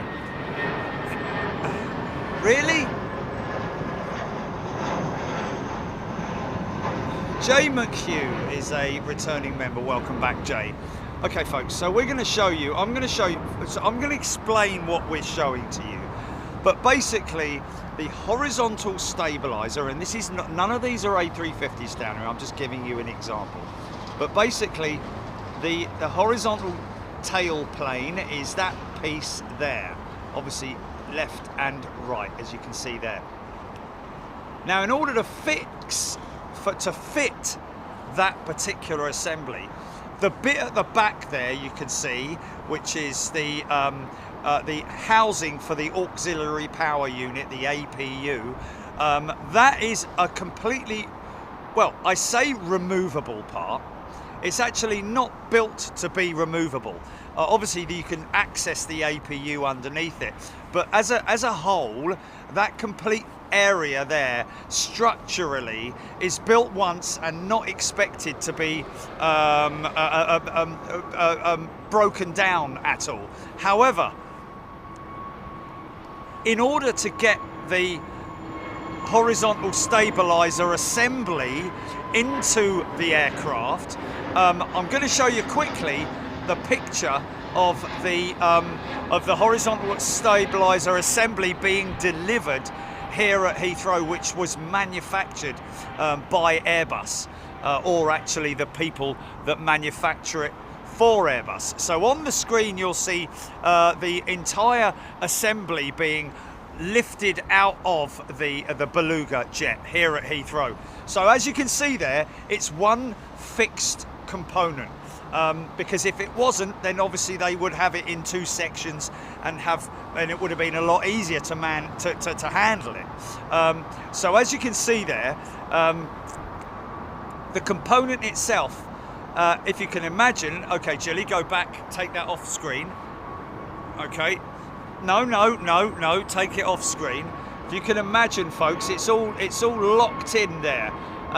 So, you know, to get it into the aircraft, you would have to remove all of that back section, which includes the APU, not so much a bulkhead, because the bulkhead, there may be structural stuff there, probably is, I'd imagine, but to get that box in, now you'll see how they do it, because This is what the fuselage looks like before the horizontal stabilizer assembly is inserted. Go on then, Jelly, just show that image.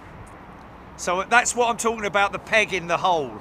You know what I'm saying? So they have to slide it in there, attach it, and then build everything behind it. Okay, GP, take that off. And we're back on. So that's what I'm talking about, folks. In terms of attaching the horizontal stabilizer box, as I call it, is not a simple procedure. Definitely not a simple procedure. Probably going to get a mechanic or a check technician.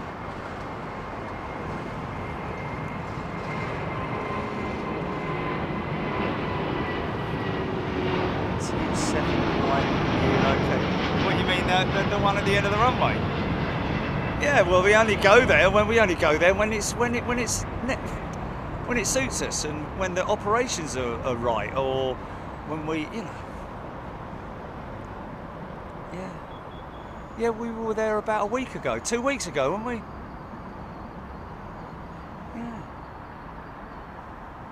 Yeah, we were there the day before the Beluga show. That's right, yeah. Because we were discussing where it was potentially going to stop, etc., etc. So desperate to do a piece with Virgin Atlantic. Love to give them some love. I mean, we always do, as we do with our British Airlines and British carriers, as best we can, of course. I know, what's this? Blimey, this is long. Flipping heck. Wow.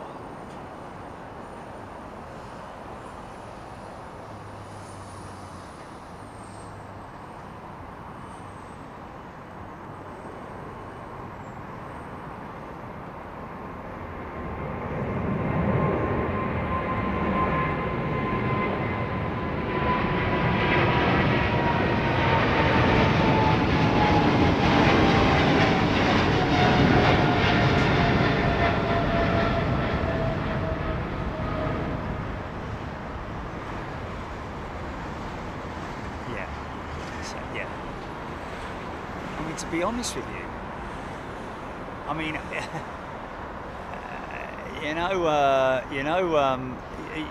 what's it called? That show, that thing that you can do, Mike G's, and you remember? Welcome, Mike. Build a village or build a town or a city or something like that. What's it called? That people play, that they advertise on the TV. No.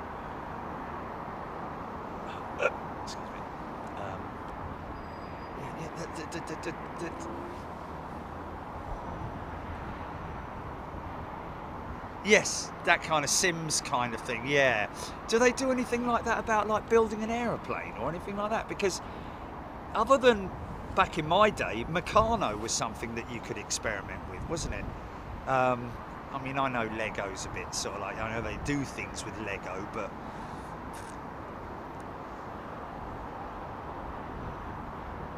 something of conflict in it, or something of...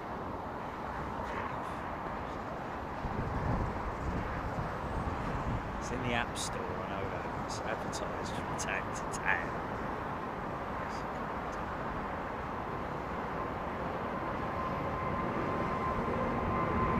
Oh yeah. Listen to those engines sing, man. Yeah!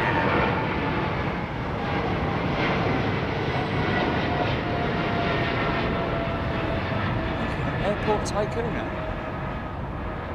Yeah, but I'm talking about building an aircraft from sort of like assembling it in all its different components. Look at those high-speed flaperons. Yeah, Minecraft, that's the sort of thing, yeah. Okay, yeah, but what I'm talking about, Minecraft for aeroplanes. Isn't there one? Is there not an example or anything like that?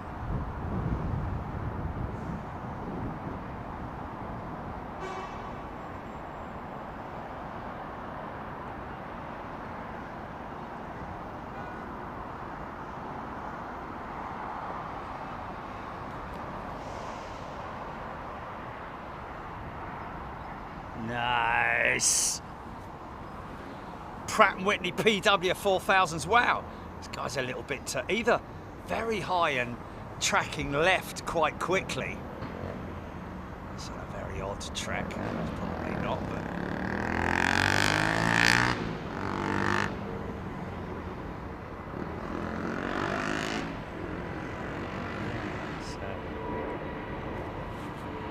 You have to go and watch the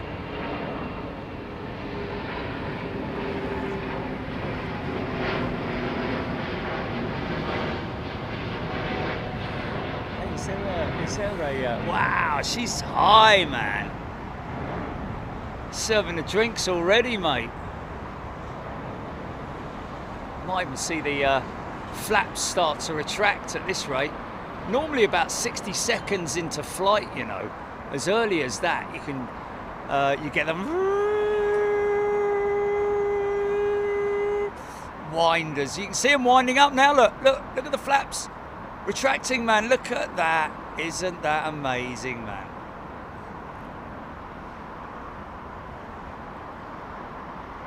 In segments.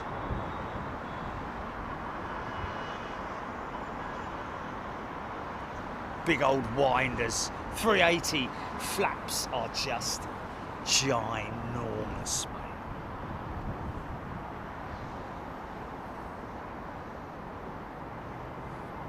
It's almost like the things are straining to get up. All 380 right behind this triple. No, it's not a triple, that's a 330-9, isn't it? Wow, look at that.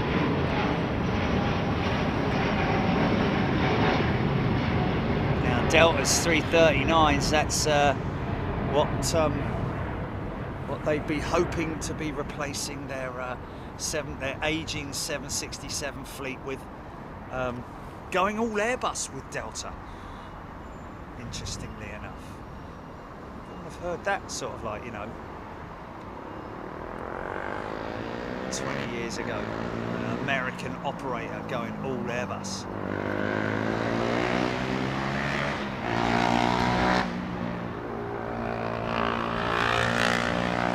Shut up! Mate, I'll tell you what, oh mate, dirty little, that is pollution, mate, to me, that is pollution. Still hear it.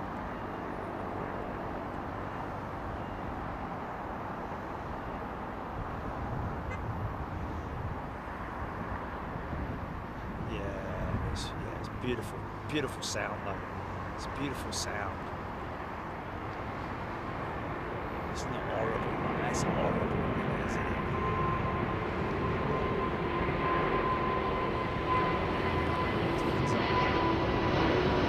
Yeah.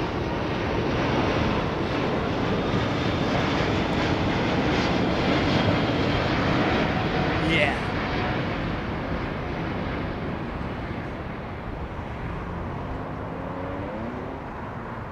Operating into the 2040s. Emirates with their 380s, believe it or not. Might be a little bit longer, but these things are so efficient. Might even get to see the flaps start to retract.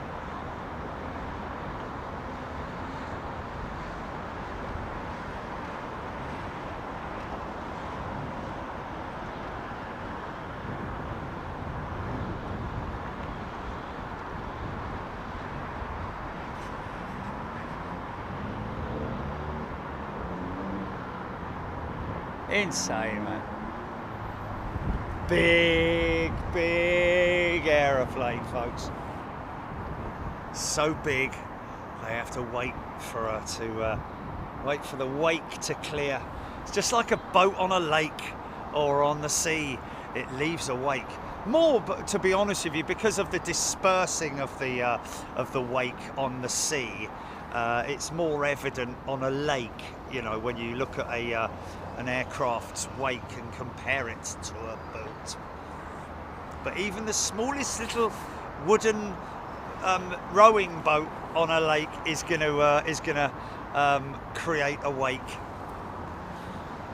all depends on what's behind it as to whether or not it will disrupt the passage of that vessel.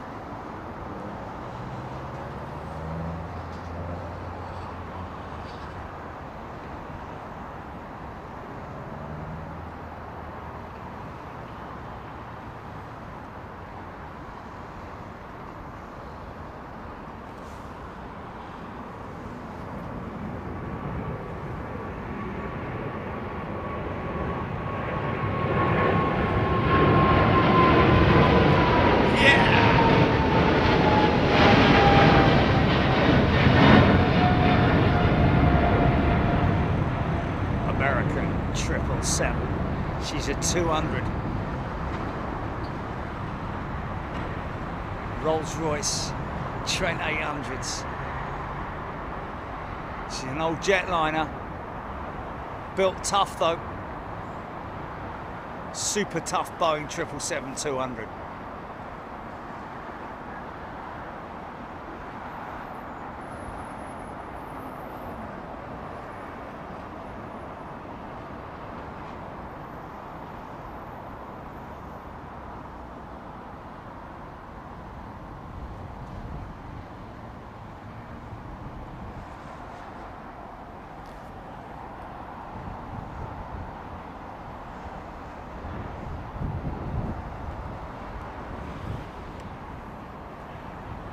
Okay, well that's interesting. We'd have to have a look into that, wouldn't we?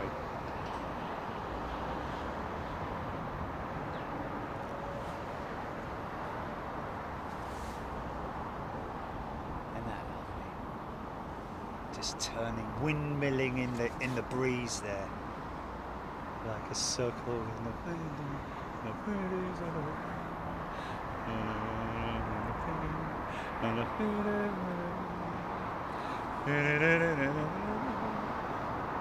Oh, it was a 300, was it, Raptrek? Sorry. It was a 200. Well, that'll be RB2. That'll be GE90s then, 115s, wouldn't it? Sorry, I thought it was a 200. Going mad, you see. So that won't be that old, really. Certainly not as old as the 200. You're mad, you all. 321. The future of flight. Yeah, I'll have to revisit that cross-section example because it doesn't look anything like what this looks like. It's been photoshopped. Julio, loving the shots. Thank you, Julio. 767-400 I was on last year. Had a miles better business class 332 last week. Screaming in me saying.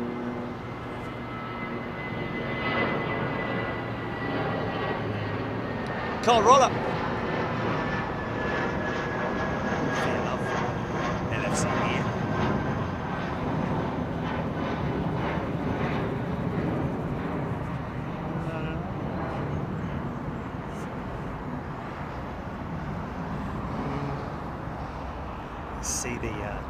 See the winglet, the raked wingtip on the. It's odd, isn't it? It's got a bit of a sort of like an odd look about it from that angle, doesn't it? The old Dreamliner wingtip, the raked wingtip, but from that angle, it looks perfectly curved and formed, doesn't it? And from another angle, it looks more curved and formed, whereas there it looks a little bit. What's going on? So it's quite interesting that the these things are created based on computer designed. It's all CAD nowadays, isn't it?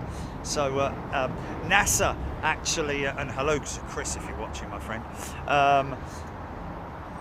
NASA involved quite heavily with the design of Boeing's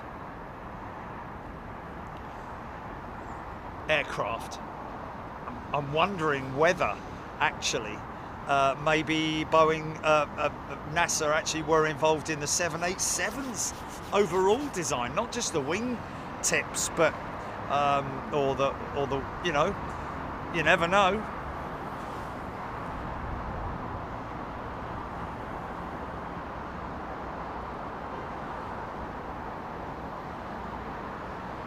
Wow, it's proper hazy, man. Proper hazy. Mark Millard. Well, I think they deserve to be there, don't you, Mark? The folks at Flight Radar, good bunch of people, and you know, why not promote a fantastic, or just, you know, the fact that we use them and everybody uses them. It kind of makes sense. It's a match that is obviously the correct match.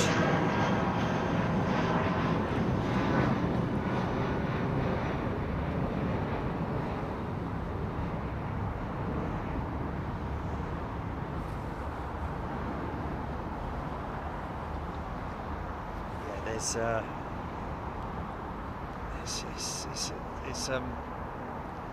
it's a really bad sort of, like, you know, everyone's against Boeing, aren't they? So it is a shame because obviously headlines sell newspapers or whatever it is, or clicks nowadays, isn't it? Headline sells a click. Clickbait is basically what it's known as. You know, no one's going to print a really good story about Boeing doing something new or working on something new, which is, you know, really good, looks good for their future, you know, everything's working out nicely. They'd rather obviously report on something that's bad news, and unfortunately at the moment it still continues on with the problems. You know, the other day I read about the thrust link on the 777-9 having been fixed, and then hearing that, you know, I mean, as far as I was aware, testing had started again. I was quite surprised to hear that, you know, or see or read that they had already managed to replace all the thrust links, because, you know, it's not something you can make overnight. Or it may have been one of the brackets of the thrust link assembly, in which case they just machine them from different material potentially. But surely you have to pre-check and test that material for its integrity, wouldn't you? You know, in terms of the amount of power that's or stress that's being applied through that particular component.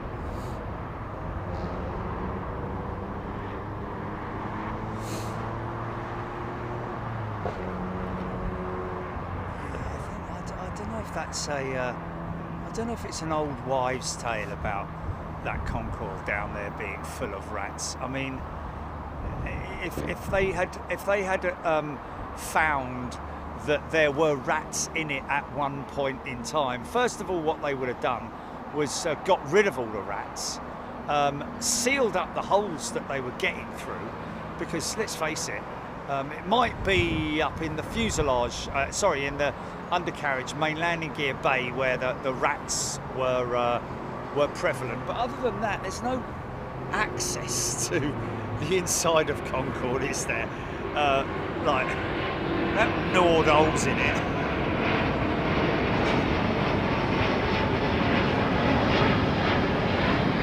Cathay's 350-9 in it.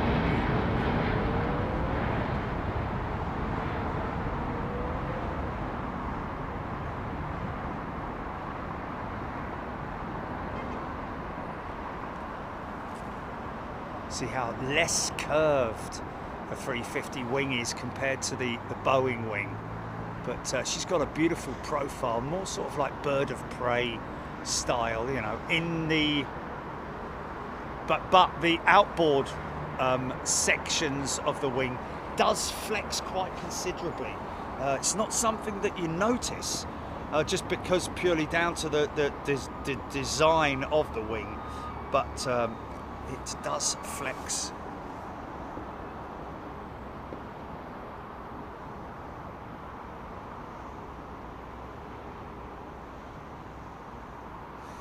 Oh dear.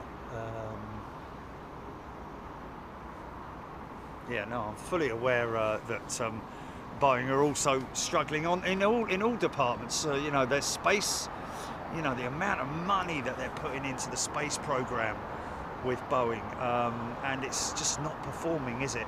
And they have to cover the cost, believe it or not. They're going to have to pay Elon Musk to go and rescue their pilots, aren't they, from the space station, really with the tail between their legs. But yeah, it's very difficult. That's interesting to hear that it's suffer.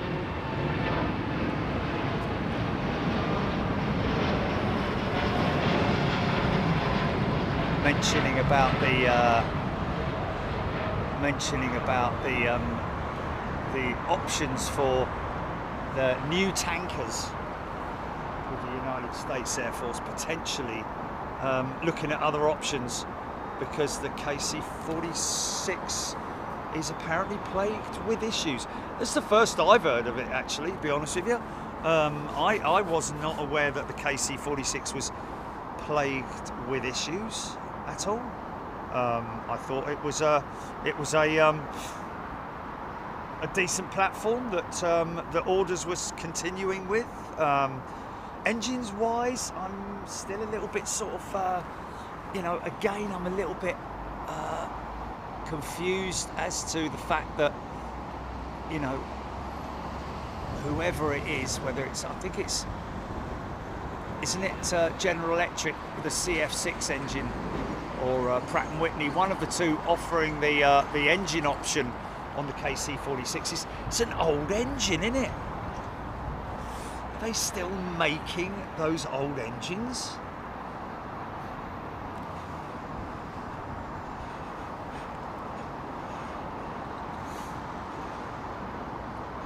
John Brennan loving the clear skies departures.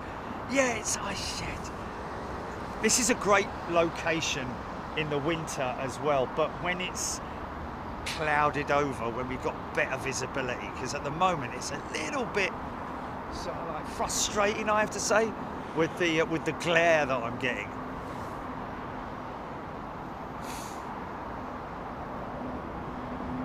Okay. Why is the KC-46 such a disaster, screaming emu, in terms of, you know, is it you know, I mean, the 767 as a platform has been a really good aircraft for commercial operators, but why was or has the KC-46 never been accepted, and why, if that's the case? You know, it's quite a few. I mean, the Japanese Air Force, and you know, there's quite a few air forces that use the KC-46 tanker. Is it what is it from a flying point of view, or is it operational point of view? You know, if you were to take delivery of a brand new one, what would you expect in terms of the issues?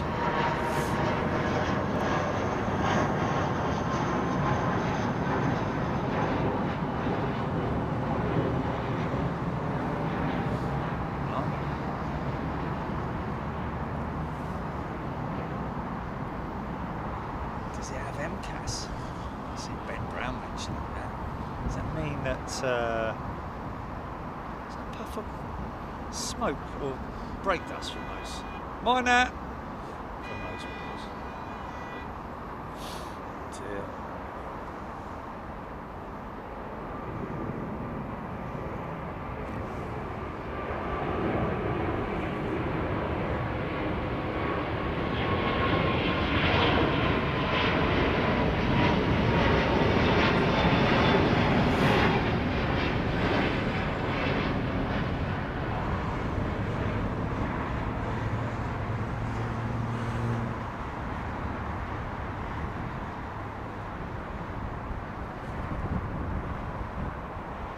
I tell you what, it's probably why, as Ben Brown mentioned in a past show about the order for an A330-9 tanker MRTT jet.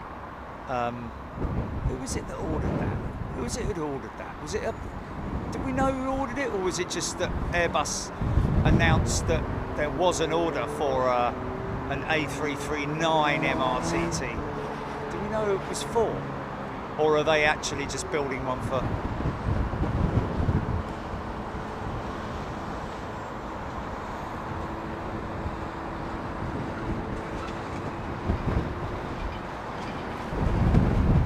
Wow.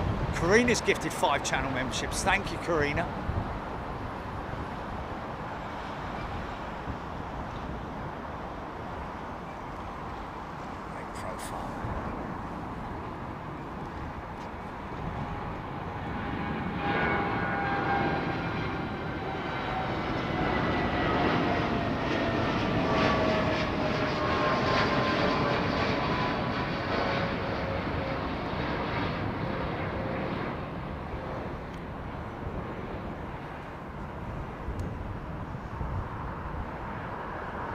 Jordanian 787-800, I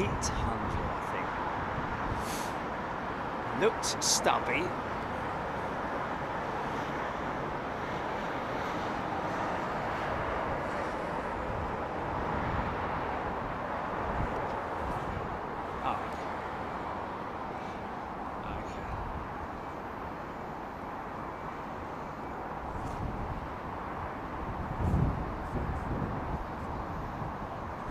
Interesting.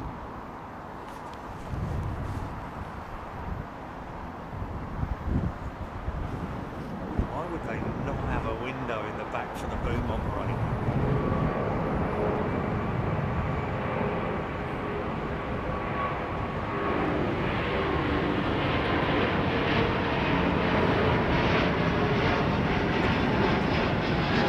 It's quite an interesting bit of information.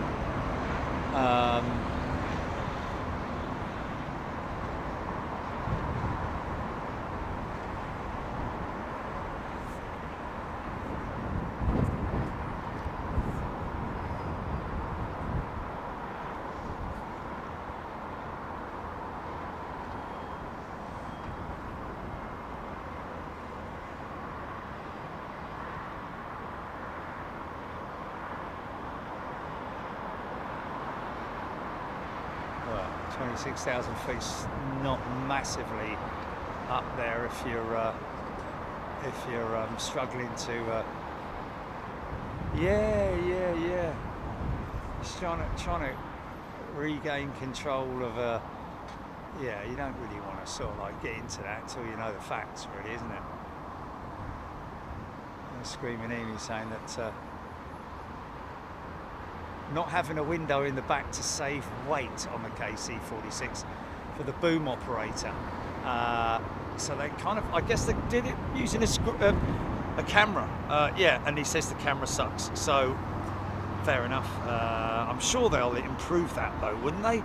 I mean, I thought we were talking about it's a terrible aircraft, terrible platform in terms of, like, you know, its operational capability. I mean, fair enough, the boom operator is an operational part of it, is it not? A big part of it, really, seeing as it is an air-to-air refueler. But you know, I'm sure that they can update that the camera software, can't they? If they're getting bad feedback about it, they would be able to implement something better software, better hardware even.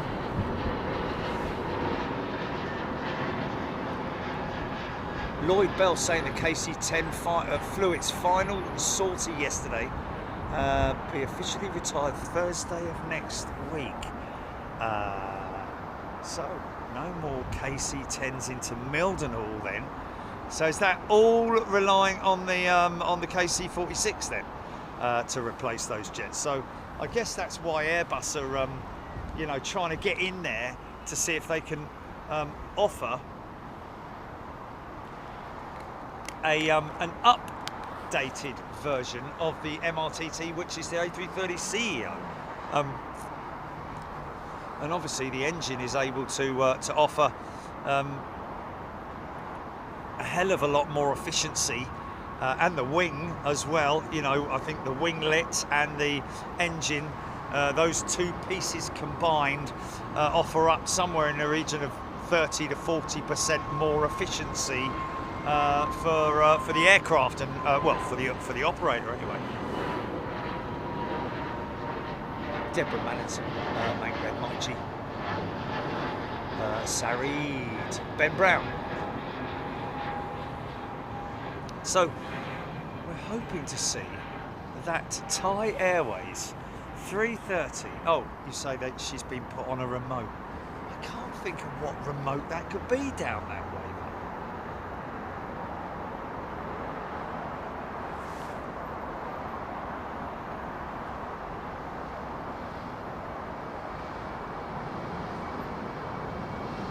Yes, yes.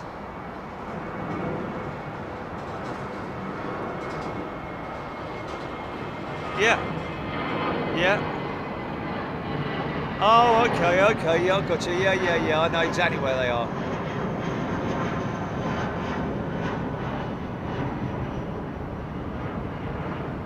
Steph's gifted 5 channel memberships. Thanks, Steph. Scott Amos, does the Korean Air Premier fly into Heathrow, or is it just Asia or Korean flying to the UK? Primera, not something I've, yeah, I'm not,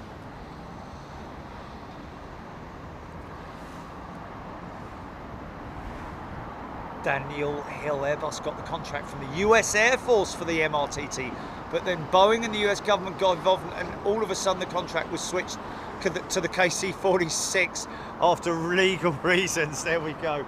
Well, I guess that must have been a little bit of like, you can handle the truth sort of thing going on. No way are we having one of those Airbuses. We want Boeing, damn it. And understandably so in some ways. I can understand it, you know.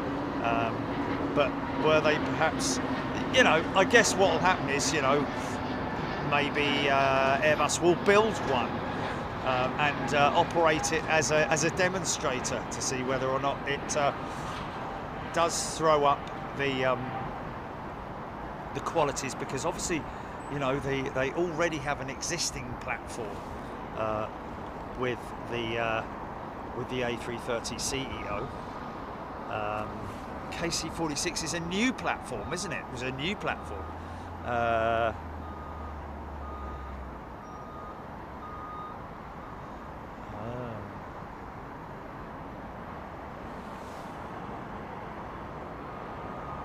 Okay, Ben Brown mentioning about Alaskan and Hawaiian. Alaskan have finally signed on the dotted line. Well, Alaskan and Hawaiian, there's a merger. Everyone's saying it's a good thing, one of those mergers that's a good thing. Hawaiian are happy with it, you know what I mean? Like, so that's why that whole, there's some mergers that operators are at one side of that operation are not happy with it.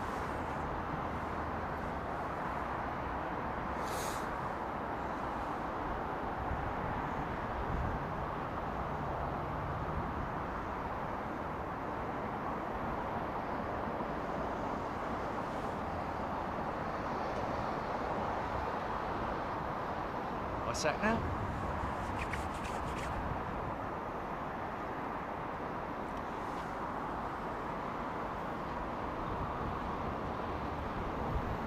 MDC Vegas, that's what we're hearing. Dan, Korean 908 delayed until 8 o'clock. Well, have a look and see what JAL 40, is it 44, Jilly? JAL 44.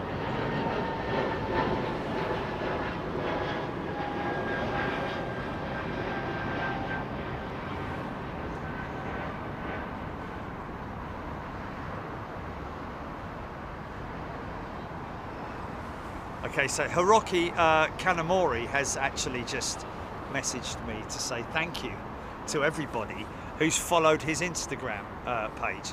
He's noticed quite a big influx of new subscribers to his Instagram page. We've got his link up on the page there, folks. You know, in terms of airport diorama, it's very impressive. This particular diorama that he has is the airport that he has. He bases the two runways on London Heathrow left and right, 27 left and right. He loves coming to Heathrow. In fact, he loves coming to Aviation Retail Direct. And he is going to be spending 5 months converting to the A350 from the 777-300. And that's the A350-1000 in preparation for it coming into London Heathrow. Very possibly one of those ones that we've seen down at Toulouse.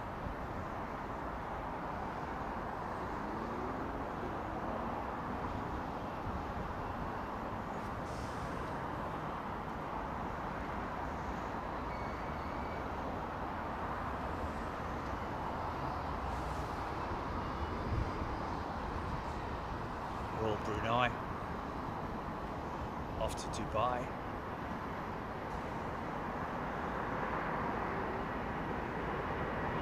Nice bit of brake dust off those main landing gear.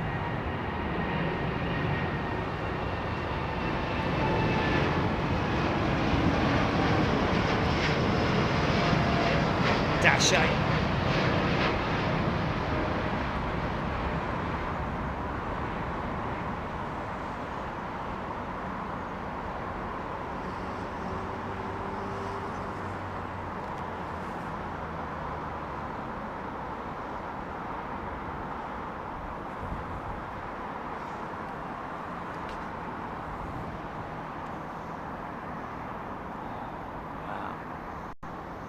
Once that sun is blimey.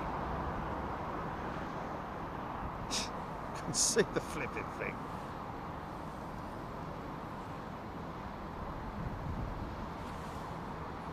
Pittsburgh, Pennsylvania.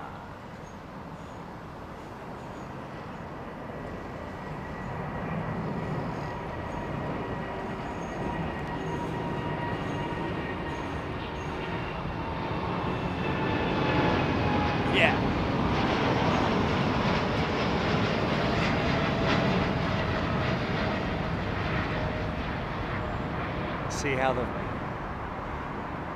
APU exhaust, the back end of the aircraft is, see the twin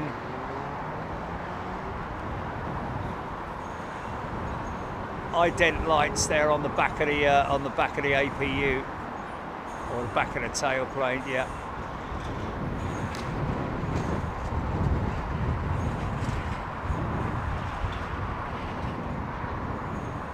Similar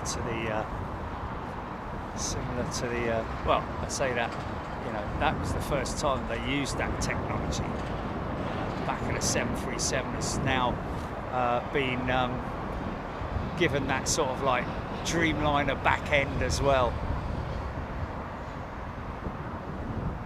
Extended the wing yet again. But like we've talked about with the 797, which is a small version of this, 797 is what they're saying is a replacement for the 757 as a single aisle jet, which in my eyes is going to be eventually a replacement for the 737, and potentially once they have because they've reached as far as they can go with the 737. Whether the 10 is actually going to happen, I don't know, because they're way off, aren't they, in terms of certification and getting everything done, because they're, you know, spending a lot of money. But the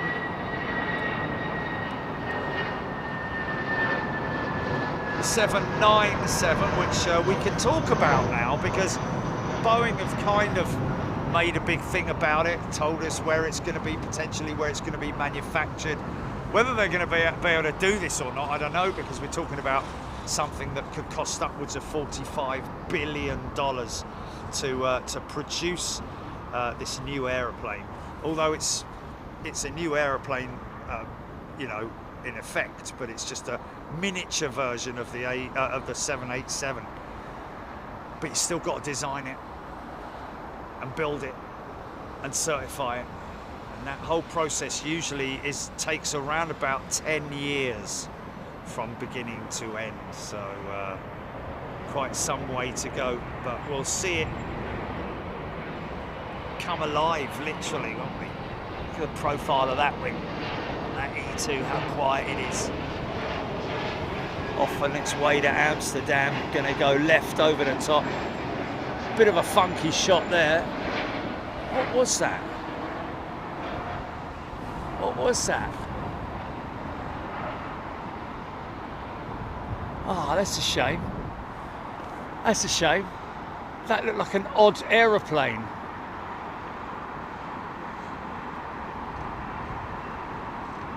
Ah. Look. Wow, man, the sun is like, wow. It's hard for me and also it's beaming in my face. And I'll put my phone down here so I can read people's comments.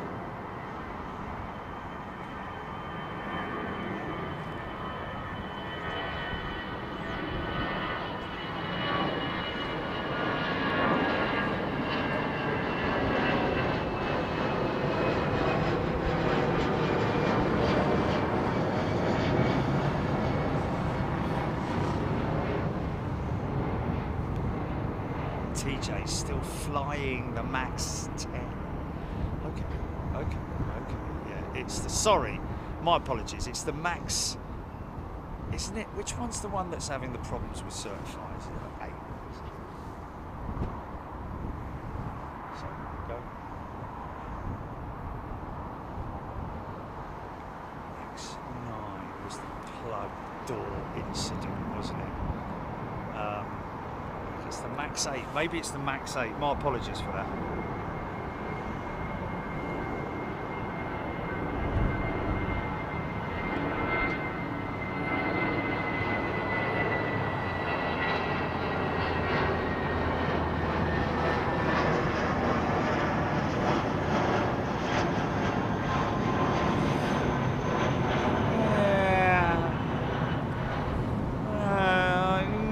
Screaming at me, yeah, debatable, because you know the Neo is a platform that obviously has come from a 40-year-old design, fair enough, but in terms of its improvements, kind of like what they've done with the 747 over the years, and the, you know, if you have a solid platform. Why would you want to sort of like redevelop a new aircraft? Obviously Airbus were looking at the option of creating new aircraft, but look at what they've been able to do with the re-engineering of the A320 family, well, 320 and 321 with the Neo. It's first of all a tried and tested platform, isn't it? Wow, she's singing, man.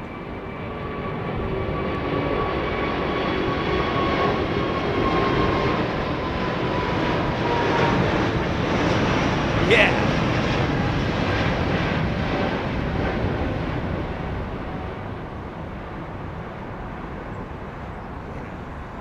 First thing is that oh, what was it? Missed it. Helen Cook has gifted a channel membership. Thank you, Helen. Sorry I missed it. You know, I mean, obviously, you know, when you're an aircraft manufacturer, an airframer per se, and you're looking at the how the market's moving in terms of what's hot and what's not, and the future, and having to sort of like hedge your bets and all that kind of stuff. Building and developing a brand new aircraft is a very, very expensive thing, which is why Boeing was so kind of like caught on their back heels. Well, you don't have front heels, do you? Caught on their heels or caught on their back foot or whatever, when the Neo was launched, because it was an update, modified version of a very successful platform, albeit a very old platform, but highly modified now, you know, and it proved to be very successful very quickly, you know, the Neo, and that's why Boeing had to react so quickly, and you can't react quick by building an all-new airframe, so they had to look at a way of counteracting that particular segment of the market, and what they did was they tried to modify the 737 once again, but this time, should we say, just rushed it a little bit too much, and also cut a few corners, which was a little bit unfortunate, well, very unfortunate for a number of families, but we won't go into that. But you know, it was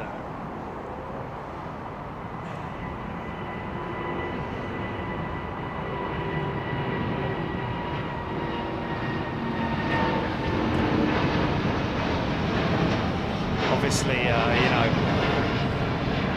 Pratt & Whitney and General Electric were in that marketplace, competing in that marketplace for a single engine, a twin engine engine option, and you know, could quite clearly, you know, the folks at Airbus did all the testing, did all the necessary testing that they had to do, and get it certified and so on and so forth, and it was a very successful platform, as was, to be honest with you, the Max when it first came out. I bet that Airbus were a little bit, you know, a little bit caught on the back foot as well, because it was like, wow, they've really succeeded with the Max, haven't they? They've done a great job. Looks good, fantastic aircraft, offering all that, you know, that additional efficiency, and with the new LEAP engine, kind of like what we've got as an option on our A320 family. But then you know, then it all went wrong, and you know, that's another story. But you know, in terms of why it might well be a 40-year-old platform, but why not is my, you know, if it's already a highly successful platform, and you can modify it to a stage where it would effectively perform as well as a brand new aircraft in terms of a new design, then why would you go to all the effort of creating a new aircraft that would probably look identical to the current one, other than sort of like creating a carbon variant of it or something like that? So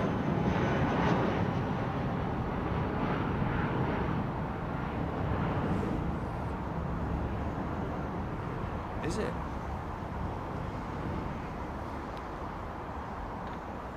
Yeah, but the US Air Force has. Yeah, but the US Air Force did not start as the US Air Force. The US Air Force came from United USAAF, wasn't it? It was the United States Army and Air Force, or whatever it was. I know it was the, and then it's sort of like, you know. Yeah. the Air Force, in terms of the Air Force, you know, the United States have been around a long time, haven't they? You know, it's a bit like the RAF, isn't it? The RAF started as the, yeah.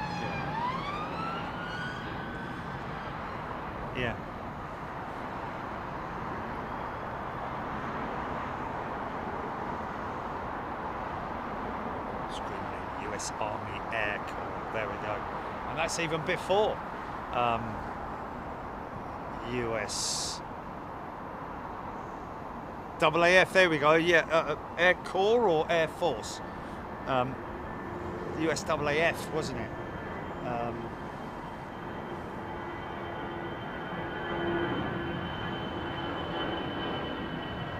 Yeah.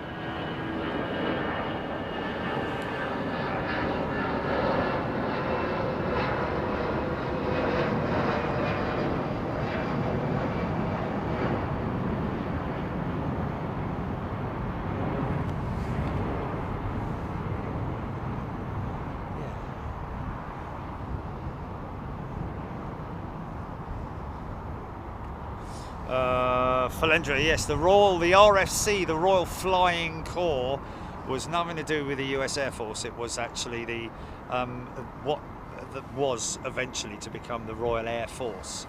But the Royal Flying Corps were indeed the chaps flying around in their Sopwith camels and so on and so forth, fighting against the Red Baron back in the First World War.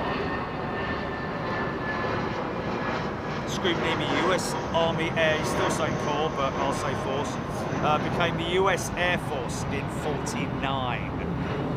Okay, yeah, because whenever you saw the B-17s painted up in green and whatever, it would always be US AAF, wasn't it?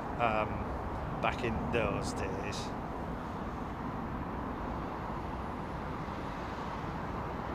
Janet in Chicago is on the street. Hope you got back well and everything went to plan, Janet. And I hope your daughter's giving you some good feedback. Just heard that thing pile on a load of reversers there, which was quite a little bit different than what we're used to with British Airways, for sure. It's very conservative.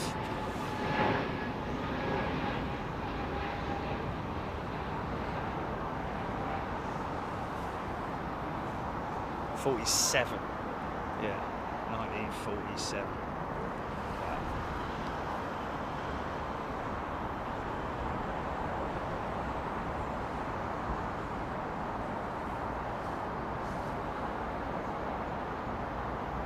Okay, let me just bear with me for a second, folks. Just taking a quick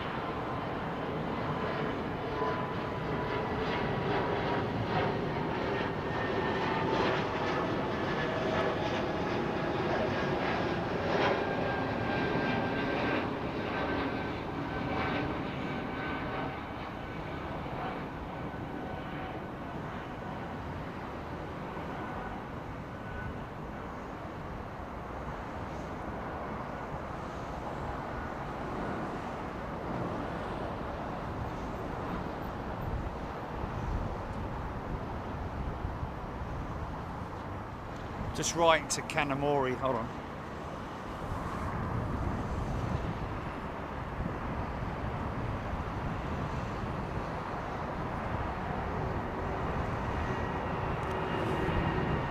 Wow, next guy's rolling already, man.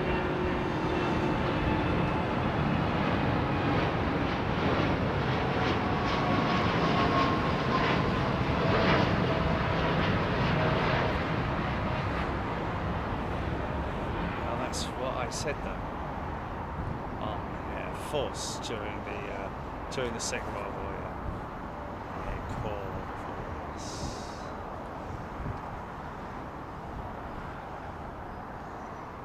What's that?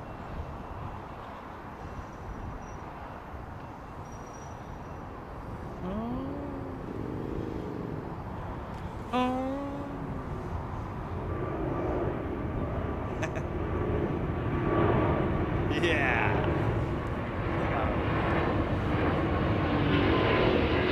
Listen to those engines. Yeah. I'm just going to cut down on this Virgin jet because she's looking beautiful now. She's looking real sweet. But mind you, so's that, man, right on the bank, right on the bank.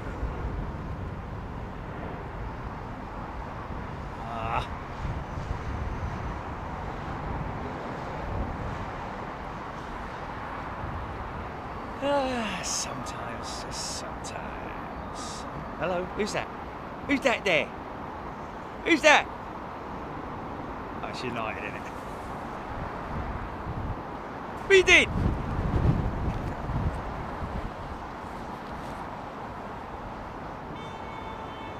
Miner!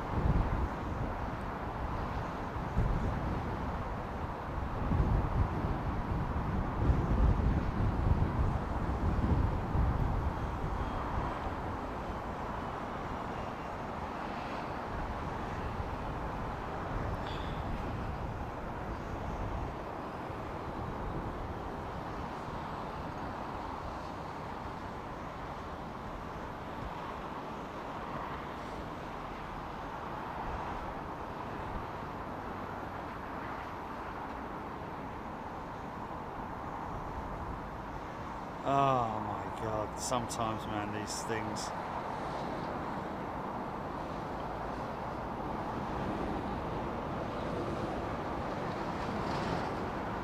Ooh.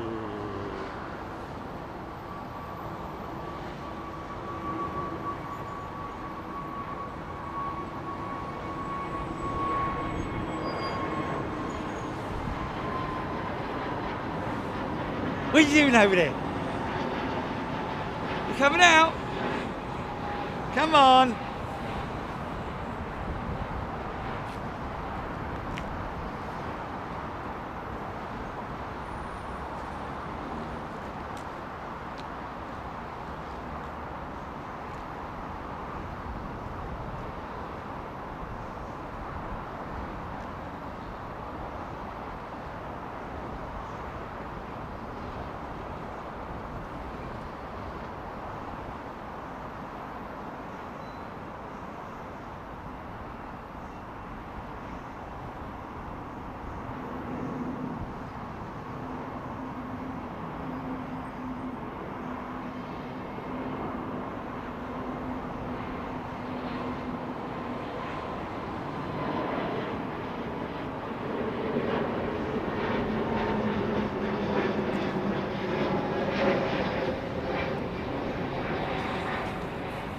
Okay, so I've just messaged him.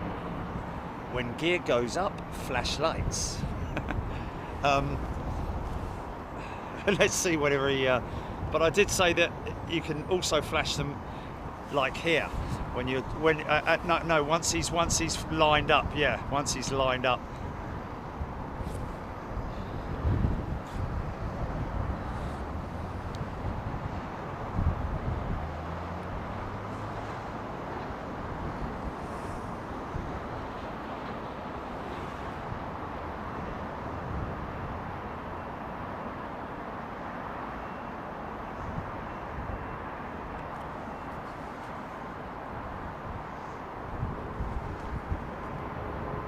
Yeah, listen to this whole thing, man. Yeah!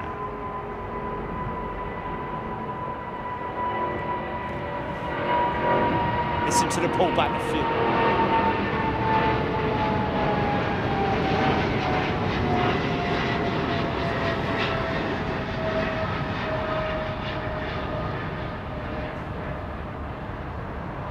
Listen.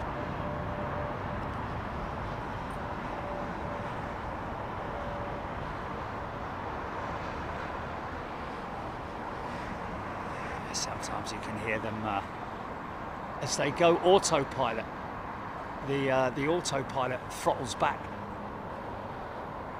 and that's why sometimes on the climb out you get little bursts of power where the autopilot sort of like, you know, no, let's get a little bit more power going, a little bit more speed. We're dropping a little bit of speed here.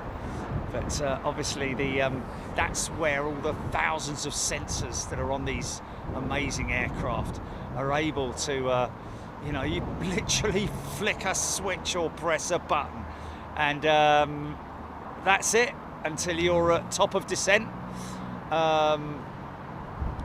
wherever you are going to, and start your descent, and that's it. But the rest of the journey is sit back and monitor and have a good chat. Hope that your co-pilot, as in your,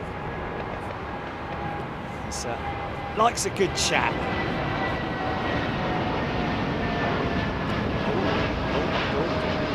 Yeah, we saw one at Gulf the other day, and it was, you know, you don't want to get stung by one of those, mate. Oh, was it? Oh, blimey. Oh, blimey. Yeah, you should have. Yeah, they're a menace, mate. They're a menace, man. Was it? Yeah, they're a menace to bees and the bee population and all that. Yeah, they're a real threat. Yeah, no, you don't need any of that, mate. To be honest with you, I know you don't want to do it, but no, I know. Yeah. We'll be coming after you, mate.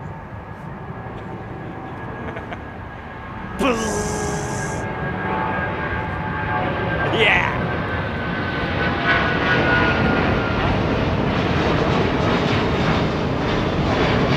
Was it like brown? Is it brown? Yeah.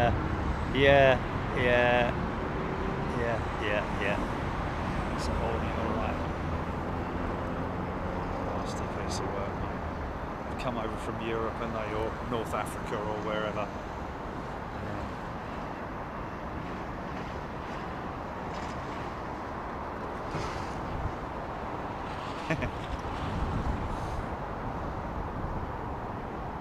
Got your anti-attack spray in you?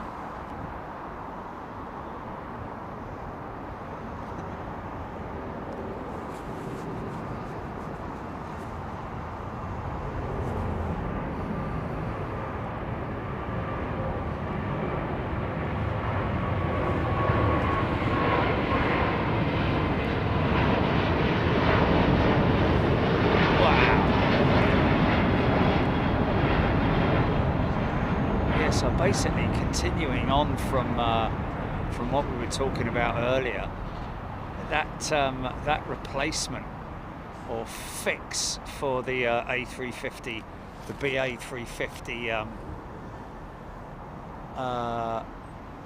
horizontal stabilizer box, is a pretty major operation, and I would imagine something that Airbus engineers, technicians, assembly workers will probably oversee with British Airways. You wouldn't want to sort of like, you know, do it on your own, would you? Oh yes, all right, mate. Don't worry, leave it out. Oh, I'll sort it out. Don't worry. Got my tools here. Look.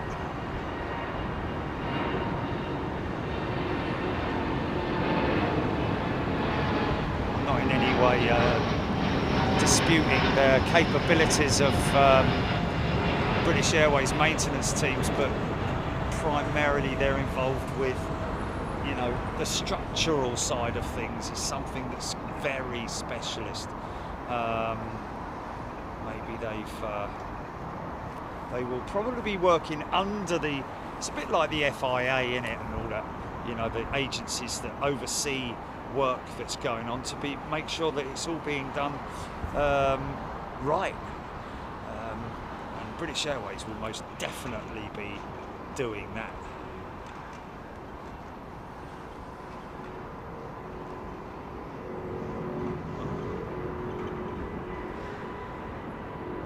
You've gone out of range, mate. You've gone out of range. Is it?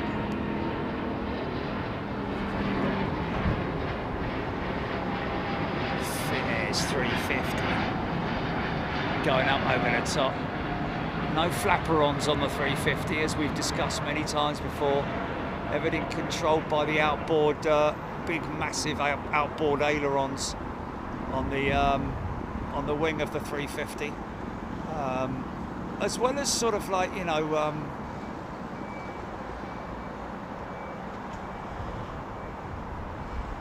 those what do you call them, old Blair? What do you call them now?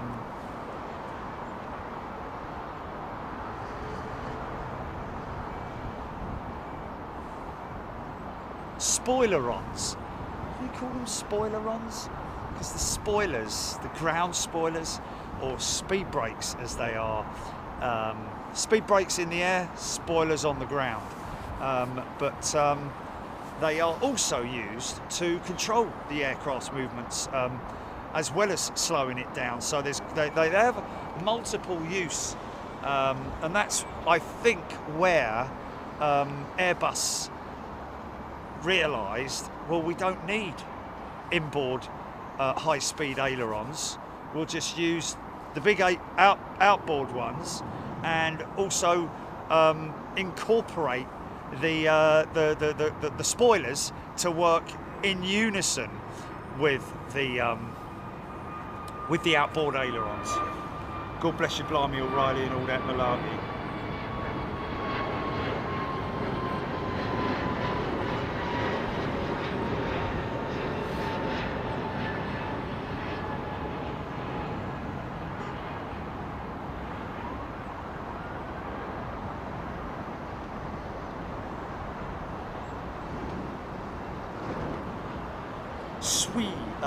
No, Sue, sorry. Sue Mingay is a new member. Didn't we have Sue the other day? Didn't Sue join us the other day? I seem to recall. Oh, she was on chat and now she's become a member. Welcome, Sue.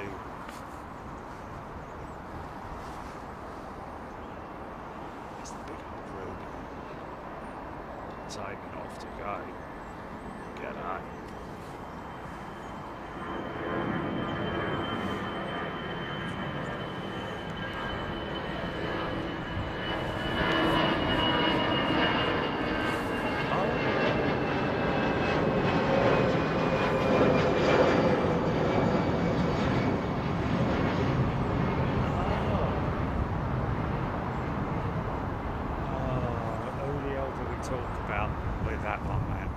Where do you even start with that? No.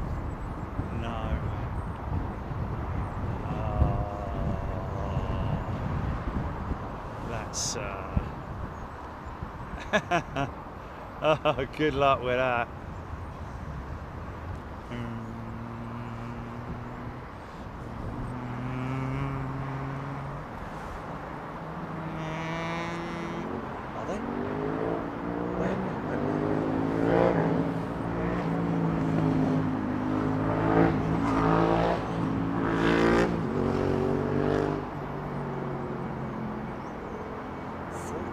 Storms for the end of the week.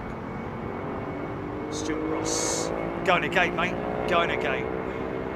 Yeah, she's being taken from her remote stand from well, she has been there all day, literally. So now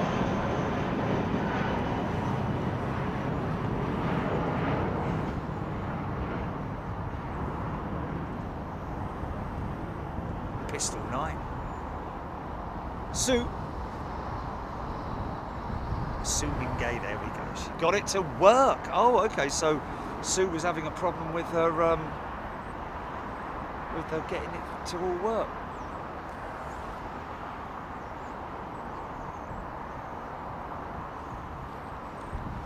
So the Royal Air Maroc jet, which is coming out of T4 there.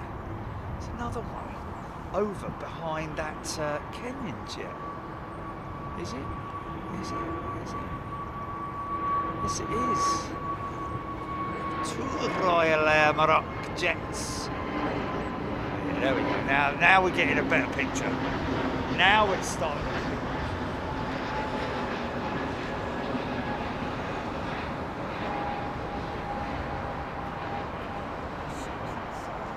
Gets below a certain level. The old temperature drops, I tells you.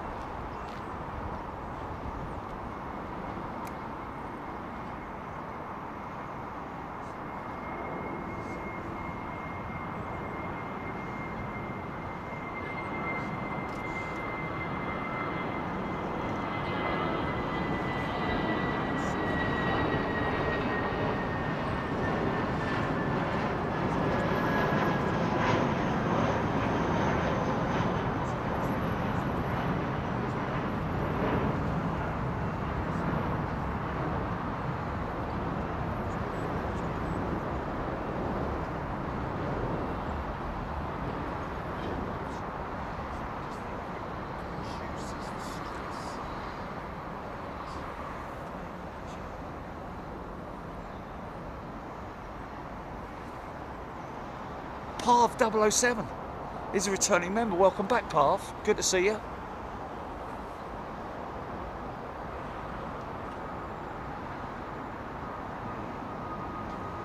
think so. Did I?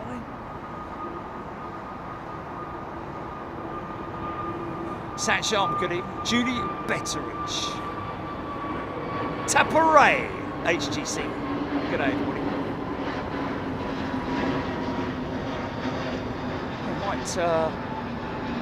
Oliver Dots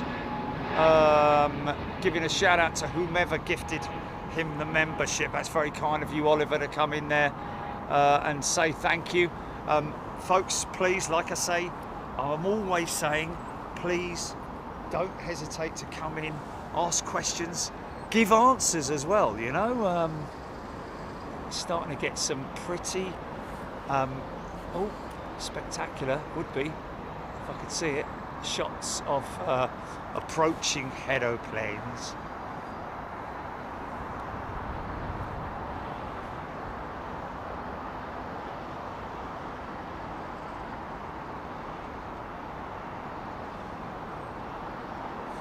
Yeah, Dimitri, to be honest with you, I don't do Manchester because it's kind of like covered, shall we say. But we've got a couple of very good friends up there, Think Planes, a lovely couple that, I don't think they're a couple, are they a couple? Simon and Liz.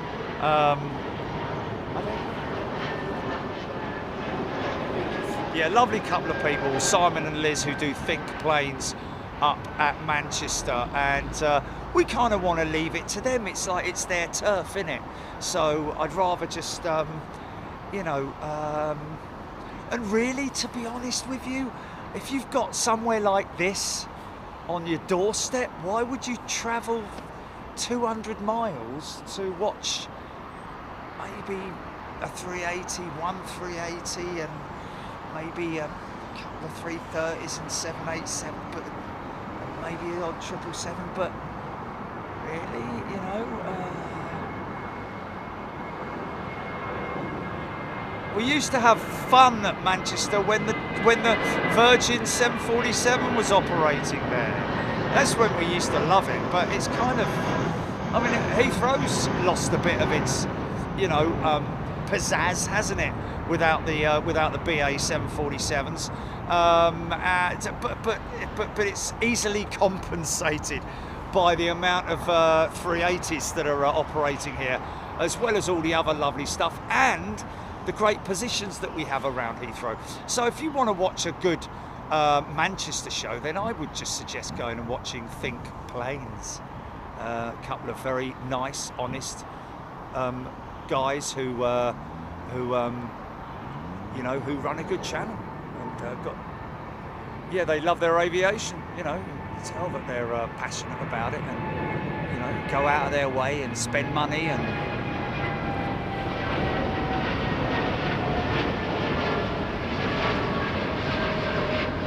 Air Canada.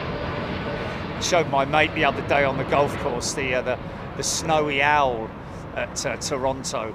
That's a video that I uploaded, folks. It's a little bit long-winded actually. I could have shortened it quite considerably because it does go on a little bit. To say the least.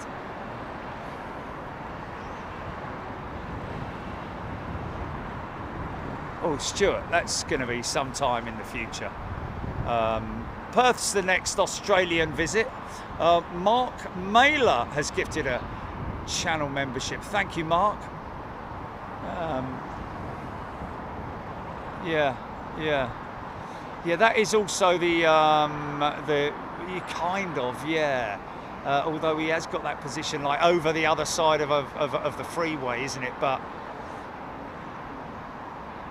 yeah, I think to be honest with you, we got Perth, and then we're going to try Melbourne as well. You know, we try all these different places out. Look at that beautiful aeroplane, man.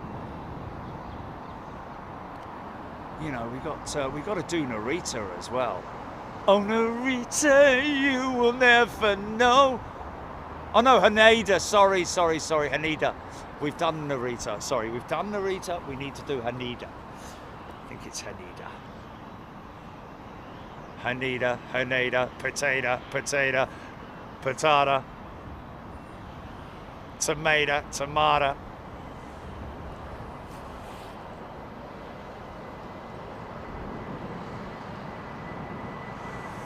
Yeah, I'll be honest with you though, Aaron, you know, you're not going to get the same kind of action at Boston. In all fairness, you're not going to get the same action at Boston as you get at Chicago. You're just not going to get it. Don't get me wrong, I love Boston. You know, the people there are great. Screaming emus out of there as well. We will go back to Boston at some time. And of course there's some great locations there. And some great backdrops with the Akataks, the Rataks, isn't it? The Rat-tat-tat-tats, and all that mob. I mean, we will go back to Boston, but you know, I mean, you've only got to look at the last Chicago show. Poor old Johnny's going to have his work cut out to do a highlights reel for Chicago, I tell you. Good luck to you, mate.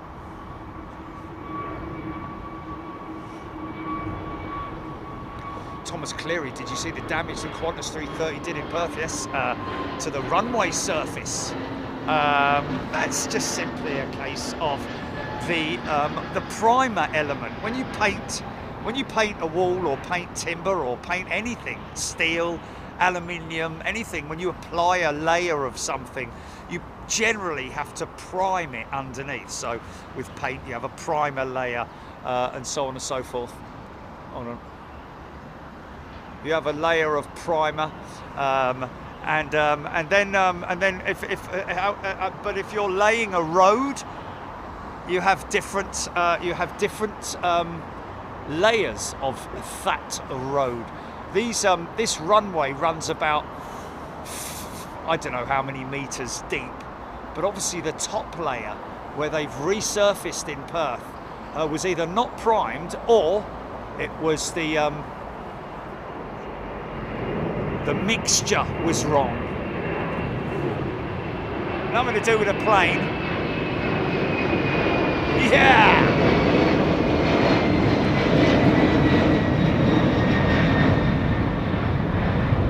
Yeah, the surface of the surface of the runway tearing off in big chunks is nothing to do with a plane. It's just purely down to the new surface. Look how smoky those old engines are, man. Flipping heck, look at that. Isn't that a crazy shot, mate? And that's why we call her the Smoky Joe. Wow, look at that. Like an old Antonov.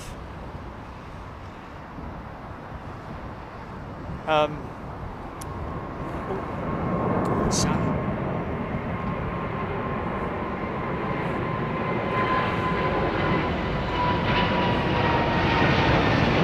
Yeah!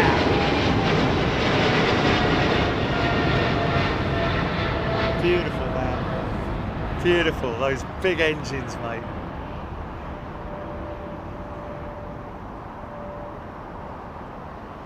So yeah, with all due respect to whoever it was asking me about Manchester, they kind of got it covered, and I don't want to step on people's toes, go up there. I know it might just be a one-off, but even then it's like, you know, I mean, don't get me wrong, I don't care when somebody comes down here and does a show. They've done it before, haven't they? Wow, look at these shots. But yes, I have. Yeah, it's quite impressive, really, isn't it? Yeah. I don't know. I'm not sure altogether. Yeah.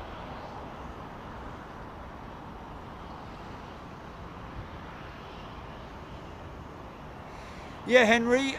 Sorry, Brian. Dallas-Fort Worth is something that we need to. We have talked about it, haven't we? What did we get with that? We talk about airports so often, man.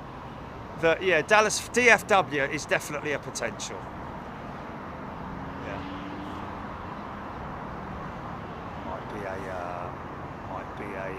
Might be a fun one.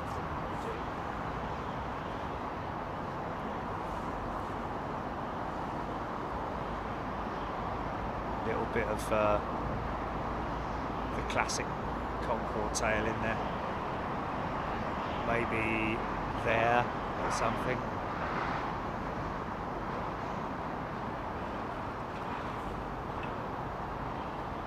MDC Vegas, indeed. We are off to the watering hole next week, ladies and gentlemen. The big international watering hole of aviation. I think there's really anywhere else like it in the world, is there?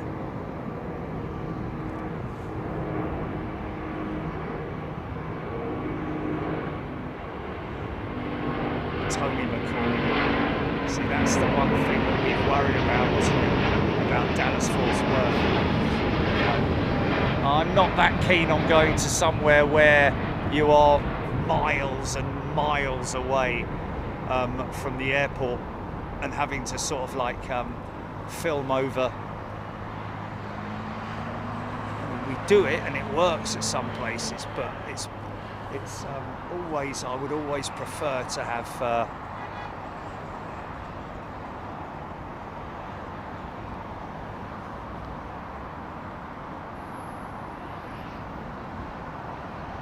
hey look, you know, it's a challenge. Can I make a show out of it? Can we do it? You know, I don't know.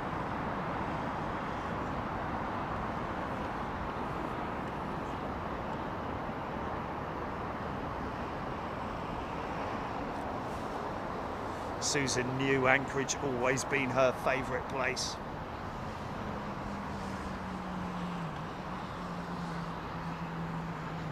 Les Donaldson, I will definitely be going to watch the Lake Plains.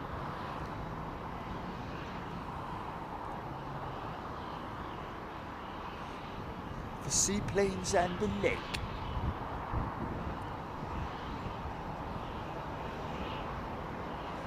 Khusro, Hong Kong from the elevated position is amazing, and that's what we're looking at, Khusro. We are looking precisely at that because the plan is there may be a Hong Kong visit coming up.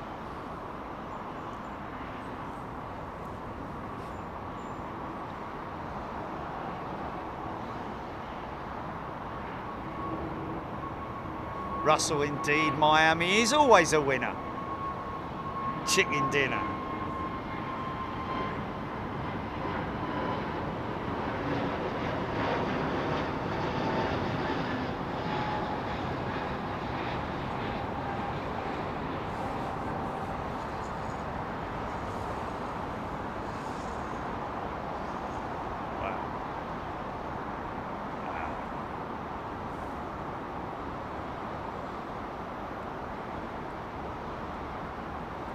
Hodges saying Osaka is a wonderful viewing deck. You see the whole runway.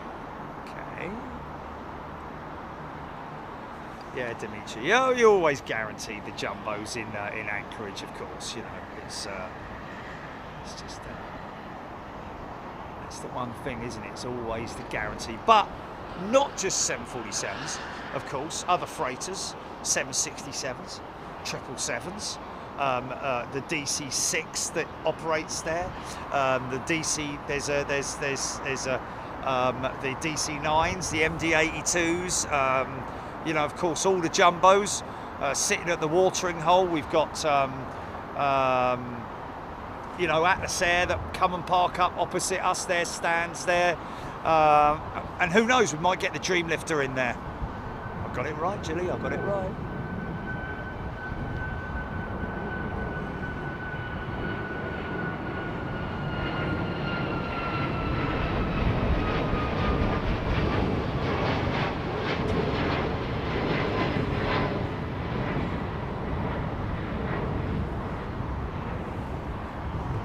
Ex-cargo Logic Air, that's good for One Air.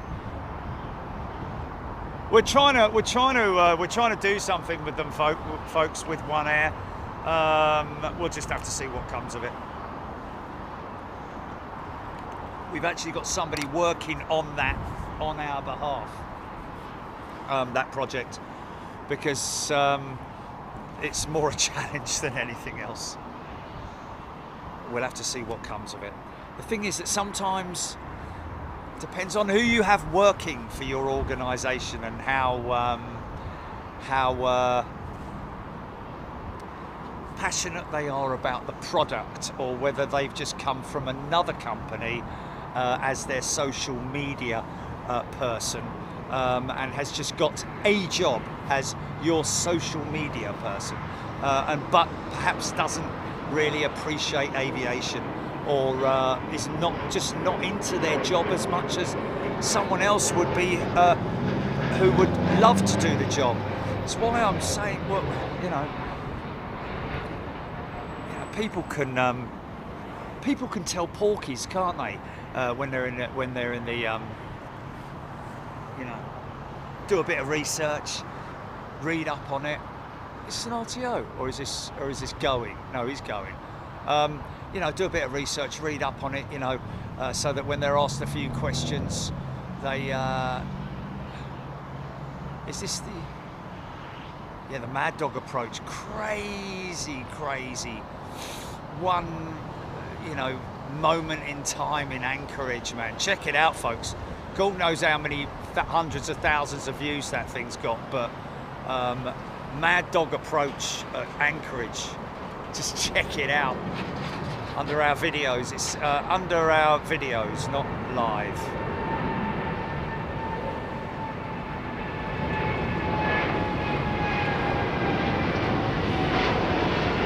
Oh, only 198,000. Oh, okay. I know, I thought it was one. What's the one that's got like 900 or something stupid like that? Oh, no, it wasn't that one. It was something else that's gone ballistic, isn't it? The roof Anchorage one, yeah, that went mental, didn't it?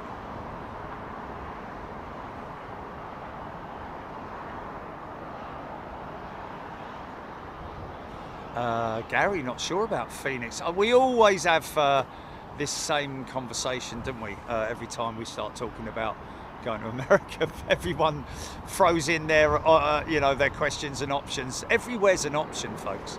But you know what we need to do, Jilly? Is this the display jet?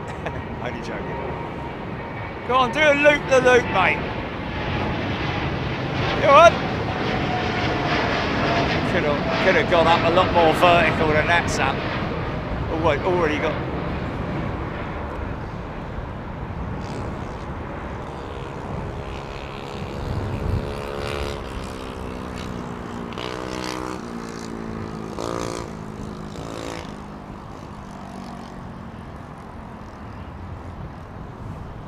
Oh man, Charles de Gaulle, we talked about that God knows how many times.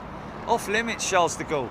Only holes in the fence, you've got to get a pass, you've got to give them notice that you're coming out there, all that malarkey, and you have to have access, some kind of steps or pictures through the fence kind of thing. There is nowhere at Charles de Gaulle that would be good enough for us to pitch the camera at. Is it what? I think so.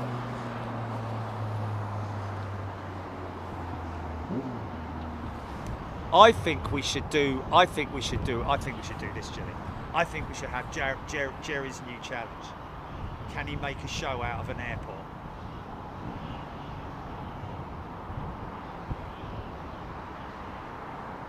No, not buying that one. Oh, I think it would be quite cool. Yeah, I mean, I'm not talking about like Bristol or something like that. I'm talking about like, you know, a proper airport, like, you know, where all these people saying, oh, it's a really good airport, you should go there, la-di-da-di-da. No, I'm talking about. Okay. Yeah.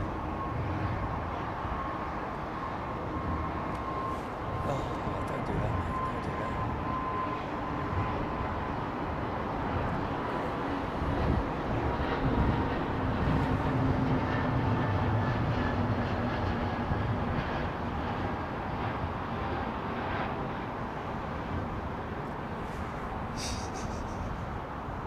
Obviously, there's quite a few people who are new to Big Jet TV who have no idea that we've been to. Oh, wow. Really? Okay. Yeah, I think he might be joking, yeah. Sarah Deal has gifted a channel membership. Thank you, Sarah. Very much appreciated. Of course, next week, folks, we've got one more show before we head to Anchorage. The Sunday show, obviously, this coming Sunday, and then we're off to Anchorage.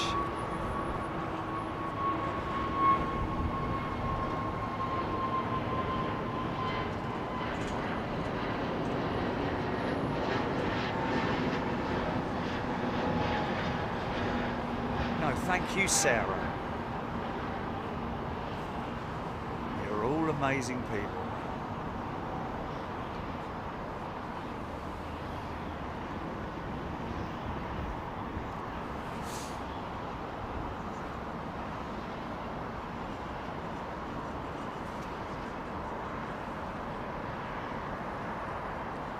San Sharma, I ain't new and mentioned Charles de Gaulle. Well, maybe you were just out of the room when we were talking about it before, when all the other times we've talked about it. William Oakley, sorry. William, is it Oakley? Yes, I guess it is. Oakley, welcome, sir, to first class channel membership on Big Jet TV. It'd be great if you could come in, folks, and just get involved if you want to get involved, but don't have to. Of course, we appreciate your support.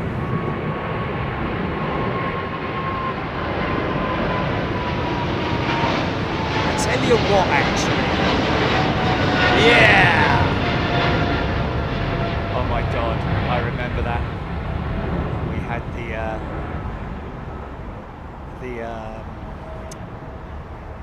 the Guardian of Los Angeles, wasn't it? Was Mike. The Angel of Los Angeles. Oh my goodness me. Did he step in and help us, man? That was one crazy night, that was. Yeah. Yeah. Yeah. Yeah. Yeah, but don't put your hands there. And don't touch that. Don't put your foot there.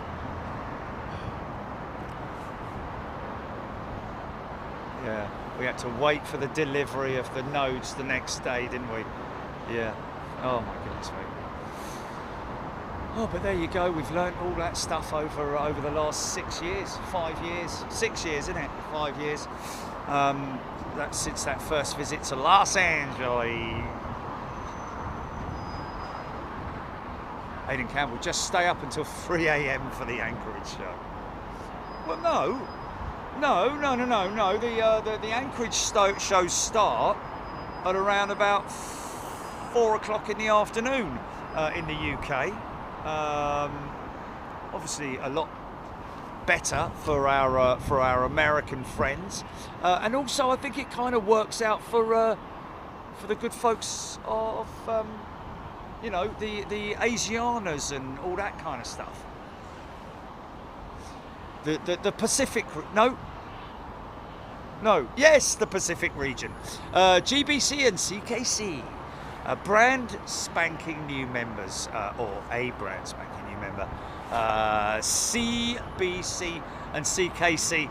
I barely saw that because I've just looked into the sun and my eyes are done for.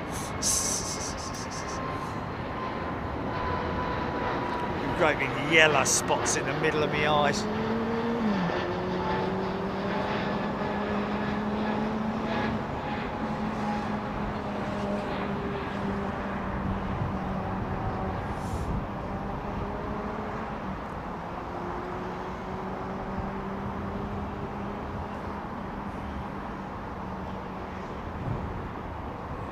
It's on another channel, so we don't. It's etiquette. I don't know how many times I mention it. We don't mention other channels, so we don't expect them to mention us, or what you've seen on other channels and stuff like that, unless, of course, it is in a discussion point. Yeah, we'll start another sort of like,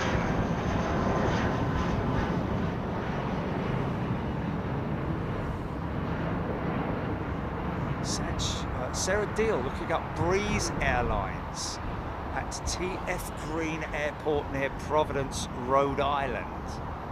I'd love to fly on Breeze. Haven't we seen a Breeze jet? Was it down at Toulouse that we saw a Breeze 320 Neo or something, wasn't it? Look at that. Mind you, I did show Mr. Kanamori our video from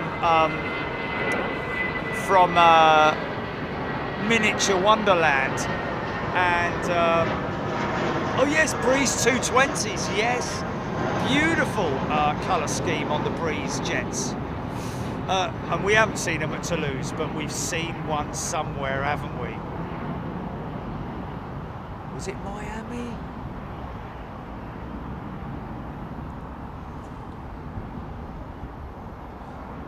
I blame me dad. Good evening to you. EGPX, yeah, the moose. Well, I'm hoping I don't have a moose encounter ever again like I did that time. I'd rather not, if it's all right with you.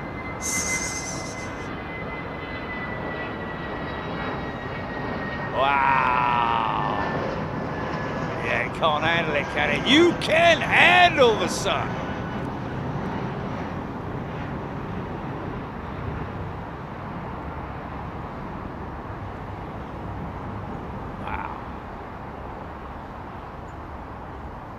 Big old star, innit? Done Hamburg. If people actually looked up whether we've been somewhere before, or the trouble is you can't. If you type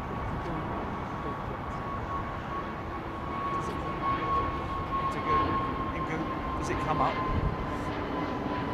Oh yeah, oh yeah. See, you need to be able to search the members shows then on YouTube. Frankie Floofage. Frankie Floofage saying full moon comes up due east at 7:19.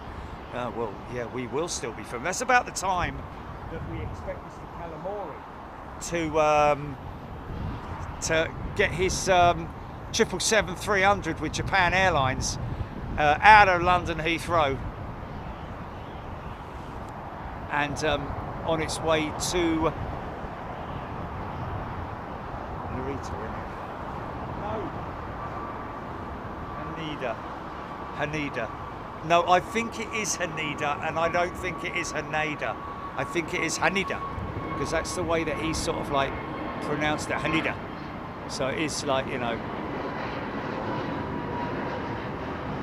Oh my God! Oh, stay with it, mate. Oh. There we go. There we go. Oh, flipping heck, look at that. Joe Smith, thank you for this channel as my partner won't even take me to watch them. Oh, Joe.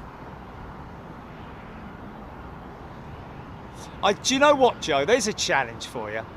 Tell your partner to watch this and see if they have any interest at all in aviation, because trying to describe, nice.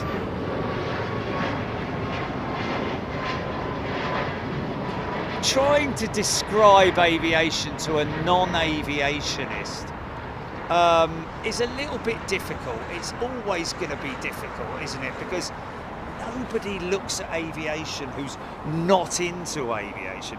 No, oh, even better shot coming up. Look at that, look at that.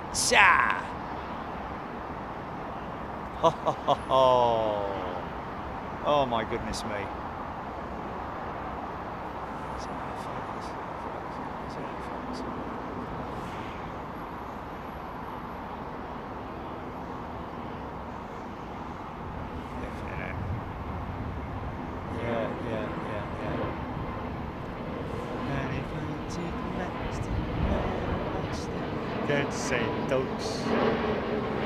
They painted kids on the corner of the street, they were wearing clothes. Sorry.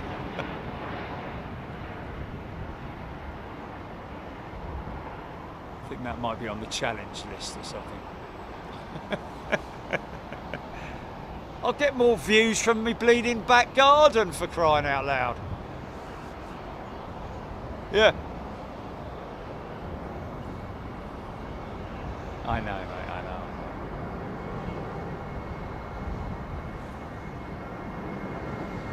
CBC and CKC. Wow, right.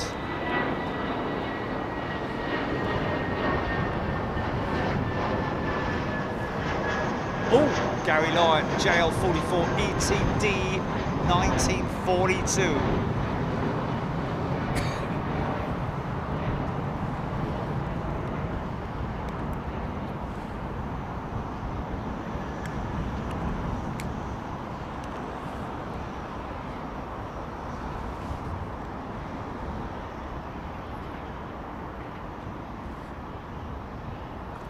Many 330 CEOs up today, have we?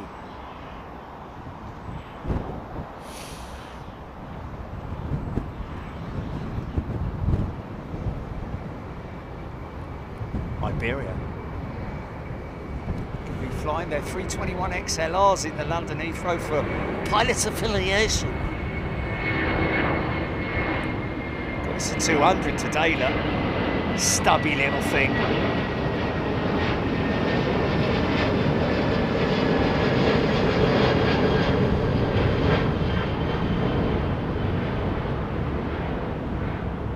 Yeah, it was a bit Star Warsy, wasn't it, that shot?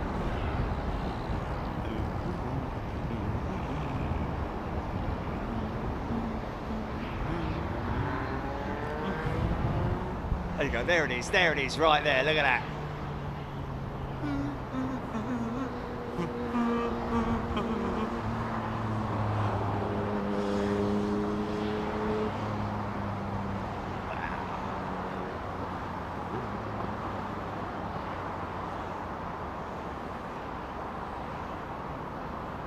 Dimitri Spiro in Europe, those close-ups at Polderbar and Schiphol are really, they are great, aren't they, Dimitri?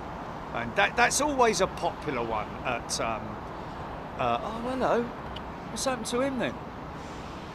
Oh no, he's just rerouting because of the taxiway, because of taxiways.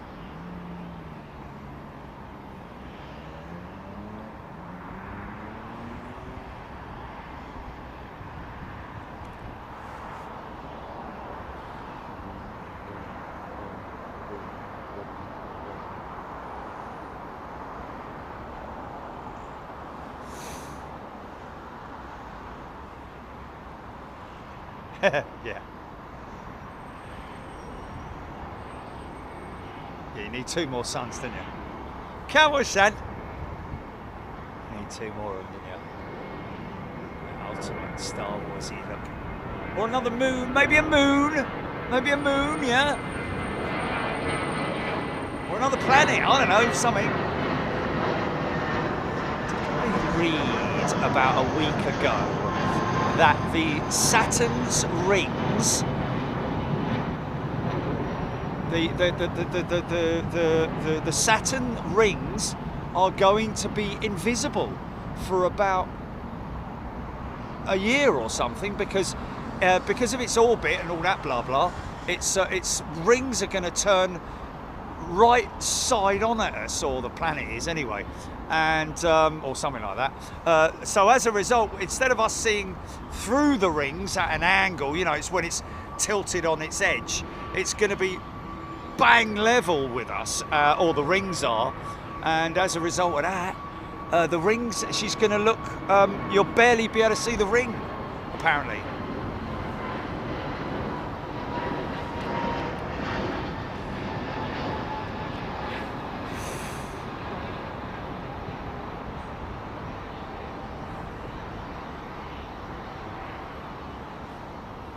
Oh yeah, we've had visible sunspots before, haven't we? Yeah, man. Wow, easy sun. Isn't that nuts, man? The hue around it, mate. Wow, yeah. Wow, that's insane, mate. Look, that's what you mean, the stripes there, G. That's the atmosphere, though. That's the atmosphere. That's just clouds in the sky. Yeah. This is the Emirates. No, it's not. No, it's not. It's a trick. It ain't Emirates. Whose it is? Soon see. Yeah. Leopoldo.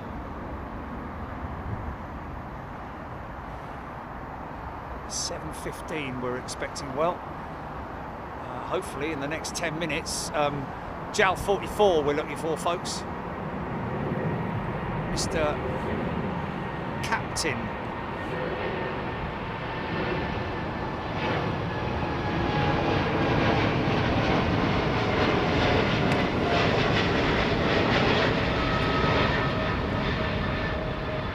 And the pilot, the captain, ladies and gentlemen, of the Japan Airlines 777-300. Listen very carefully here. The Japan Airlines 777 that's flying out of Heathrow tonight, JAL 44, is piloted by a good friend of ours now. His name is Hiroki. He's the captain of the ship, and he's a regular to London Heathrow, and he loves coming to Heathrow because he loves going to ARD to buy his models for his amazing airport diorama, which you can see by clicking that link on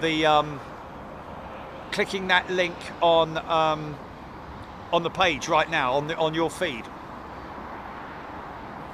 So Captain Kanamori, who we're going to be hopefully getting.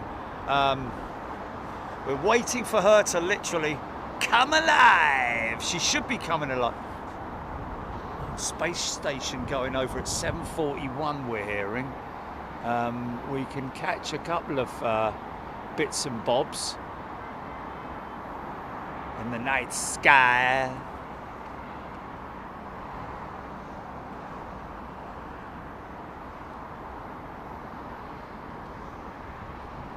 This is the shot I like when they do this. That shot there is so cool. Is it? Oh.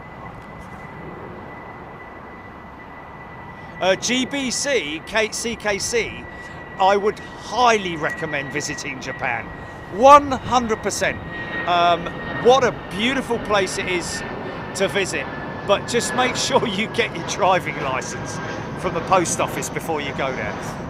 It's not very expensive, costs about 20 quid, but you have to have a Japanese driving license to drive in Japan. Trust. I thought that was a Catalina for a minute.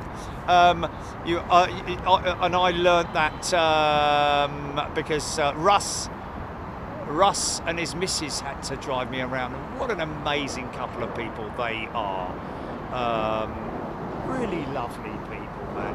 So lucky to meet lovely people wherever I go, man. Not just saying that, I really mean it, man.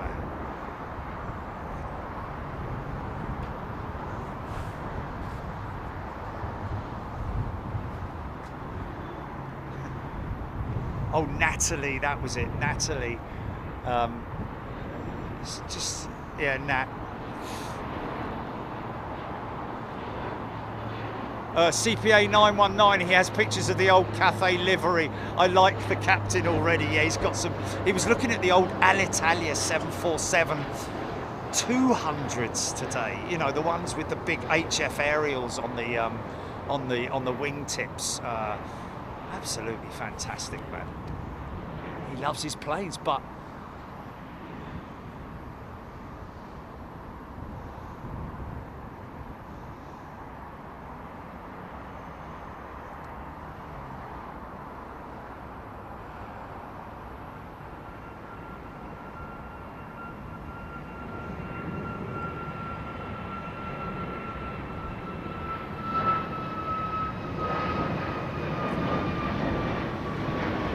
GPX, yes, it would be cool, wouldn't it? Nat's on, is she? Ah, lovely couple of people. And honestly, man, why not? When I said to Captain Kanamori earlier, I don't think he really understood when I said lovely people out in Japan. So many people with their dogs in their prams. He just sort of like looked at me like, yeah. He gave me a sort of like delayed chuckle because it's kind of like obviously it's a regular sight in Japan, isn't it? People taking their dogs out in the pram. It's brilliant. I want to see some cats in prams. Cats in prams! Sorry. Meow, meow, meow, meow.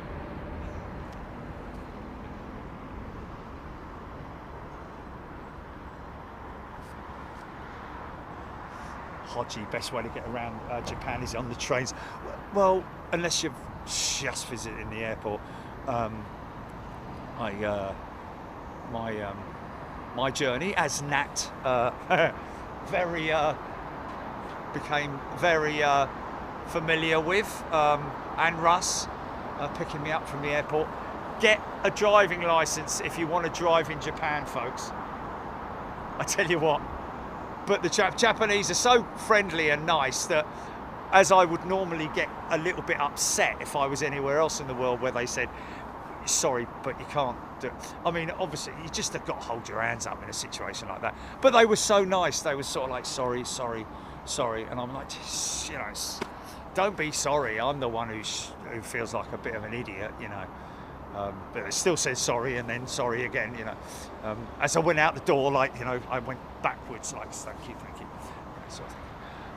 But lovely people, mate, the Japanese.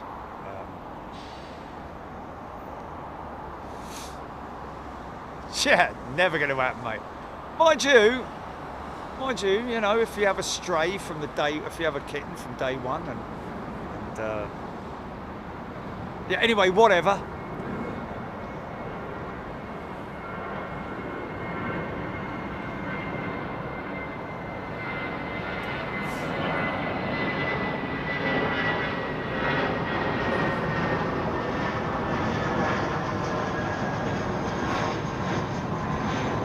Oh yeah, Hodgie mentioning about the ground salute from the ground. I tell you funny enough, where I saw the wildest ground salute for Japanese was the ground workers at Charles de Gaulle, pushing back a Japan Airlines 777 right from the gate, that literally, that we were below the nose, we were so down on the ground. I mean, literally, we were on ground level. That's the only thing I loved about Charles de Gaulle, was go into the domestic side of the building and of the airport, and you get to sit downstairs in some of the domestic halls. They're right there, and the glass is massive panels, so you get to look out these airplanes, and literally 50 feet away from you, they're working on a 777 in terms of, you know, lifting it out and pushing it back and all that. But these guys, man, there was about 5 or 6 of them, and they kept bowing. As the aircraft taxied off, they stayed down, and they were sort of like looking up, and then they were like, you know, and then they, unbelievable, so respectful, you know, incredible way they do that. Whereas in the UK, it's right, see you mate, thanks a lot, right, come see you.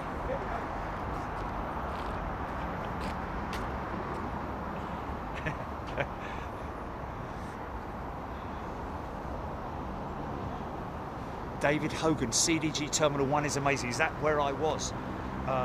Is that the one with all the wood? It's a beautiful terminal. It's just a shame about the people who work in it.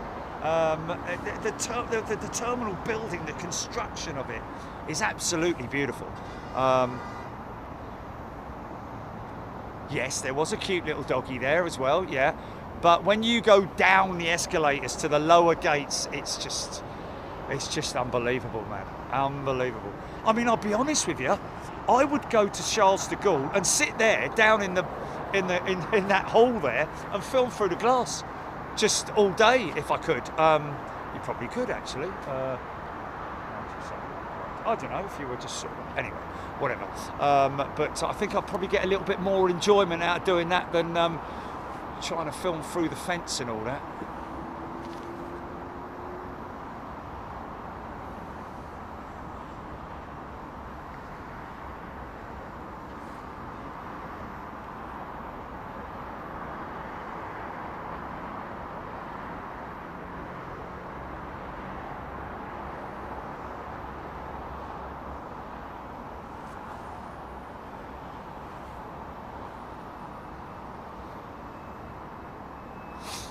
Oh, that was a nightmare, that trip. That whole trip was a nightmare.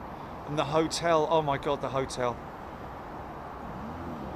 The pizza, oh my God, yeah. Oh. No, I know. The storm, yes, the rain, the downpour, oh my God. And I was standing in my room and I went, you know, sometimes I go, when something goes right, I give it a clap, like that.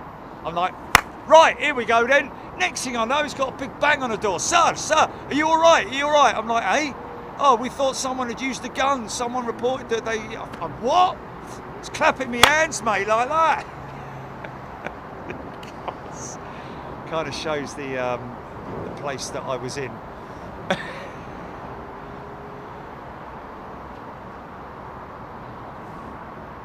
CPA 919, girlfriend, now wife, used to come with me when I had to go to Japan for work. Let's just say the experience as a tourist versus working is vastly different. I'm in awe of how hard the Japanese work. Oh yes, and how hard they work towards your comfort as well. You just got to fly with one of the airlines, you know.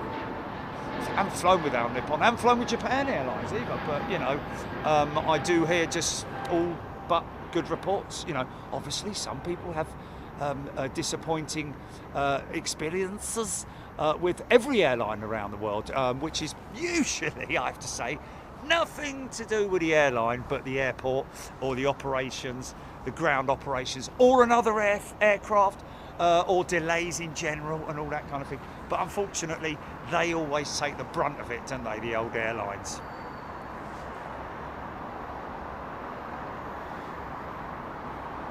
Okay, Russell saying Charles de Gaulle has a perimeter road where spotters have done some great filming. Can you look that up, Jimmy?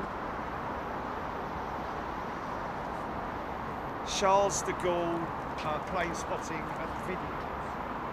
Just see what's there, because if that's the case, I'm more than happy to do it. Charles de Gaulle's an amazing place in terms of, it's big though, isn't it? It's got quite a few runways and it's very spread out, so you might find yourself, if there's just that one option, then you might find yourself, but if that's one of the busy runways that's like constantly in use, regardless of the wind direction and all that kind of thing, then we'd give it a go, mate. We'd give it a go.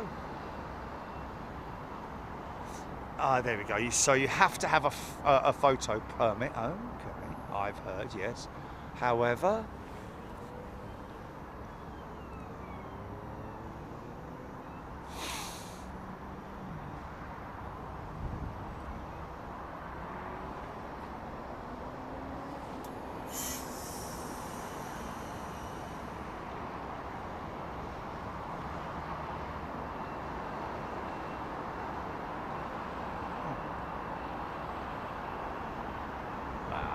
wow, is that all dust coming off the runway there, man?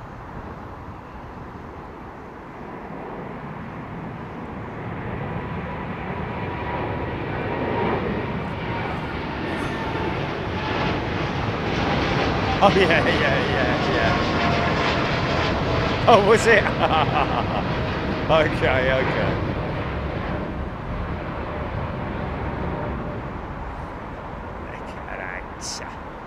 Kind of looks a bit turquoise, doesn't it? In some lights.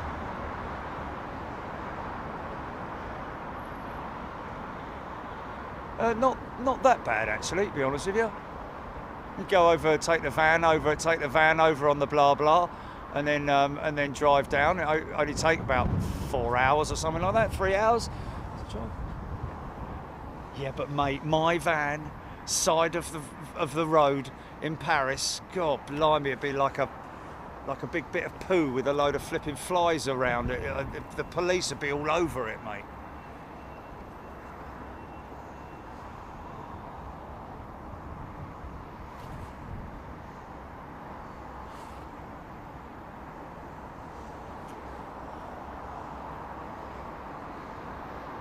Oh, okay, yeah. Yeah, I'm with you. Yeah. But then, isn't it probably cheaper to fly to Paris, get a hire car, and then go and do a recce? GBC, Air Inter-Mercure would be nice. That's old school, isn't it? Air Inter. Didn't they have?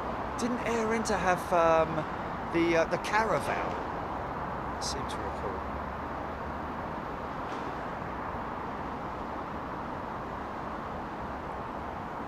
Well, if this perimeter road has parking areas around it or on it or next to it, then that's worthy, isn't it? But you're not just going to stop on a perimeter road, you know, and jump on the top of a van. It would have to be sort of like a parking area, like officially recognised by the local constabulary and all that. I wouldn't go all the way there to risk that. He's on radar, hey! Okay, folks. Over where? On T4. Oh, he's up here. He's up here, okay. Okay, we've got Kanamori, folks. Let's get him to number 1, please. I'm just trying to see if we might hear him firing his engines up as it happens.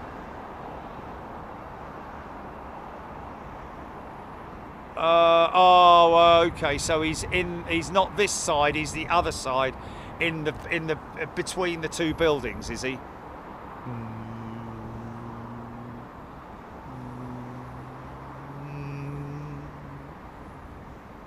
There he is. I've got his tail. Yeah, I've got his tail.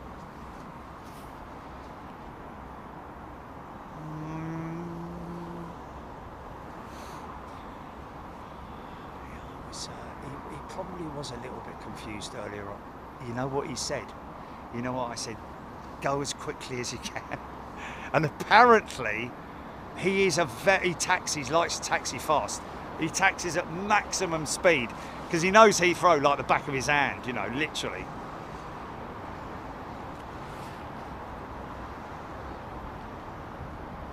Julia Betteridge remembers the Air France Caravelle. Wow. Flew on it several times. Wow. Julia, that's amazing. It's amazing, isn't it, how, you know, looking at the VC-10 4-engine crazy super jet from back in the back of the old days. You know,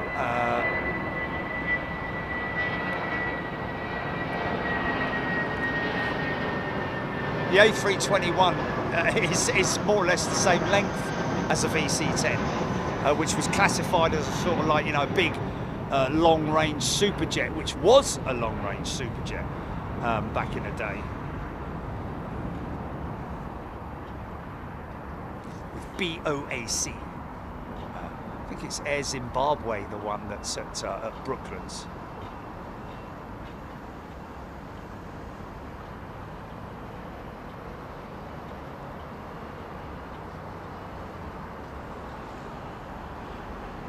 Hodgie, there we go. The Air Inter Caravelle is at, I knew I'd seen one somewhere. It's at the Toulouse Museum, isn't it? And it's beautifully preserved, man, I have to say. So that's the Neo, folks, the 321 Neo, and the XLR is absolutely identical. The only way you would be able to identify it being an XLR is probably by what's written on it, and also if you were inside the fuselage and you were familiar with the layout, because that's where you're going to see the extra tanks are actually incorporated within the fuselage at the back. I don't know how much extra fuel those tanks carry. It's crazy because the 321 non-XLR can already fly across the Atlantic, but they're doing it like from New York to Rome and places like that, I think.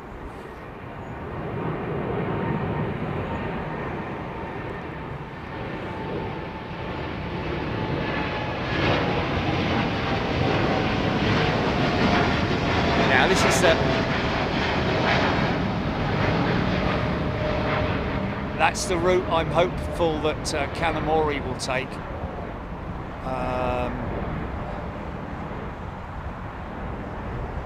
JAL 44 is what we're looking at. It is JAL 44, isn't it, Jally? Yeah. JAL 44 is what we're looking for, folks. On Flight Radar 24, just type JAL 44, JAL 44, into the search bar, and then hit the watch live. Is it? Does it say watch live? What's the button? View on map. That's it. Wow!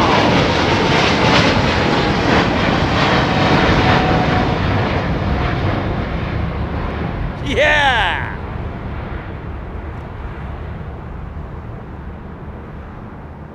Man, how awesome is that? Giving it some big GE power there, man. 115s. Flat out. Another triple.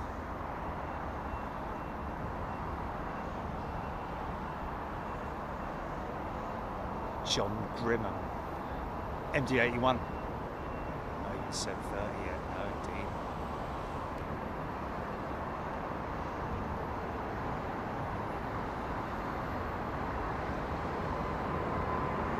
See the red light in the undercarriage bay there.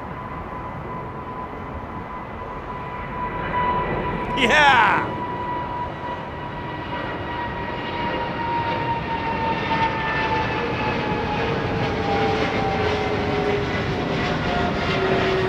I think that's for the ground engineers to identify it as being live.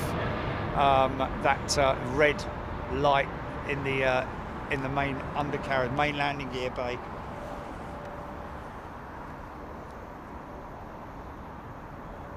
JAL44 is what we want. Fly SSC ANA triples are a pleasure to fly on. Cabin service in premium is beautiful. I bet you, yes, in premium. There we go. So I'll be honest with you.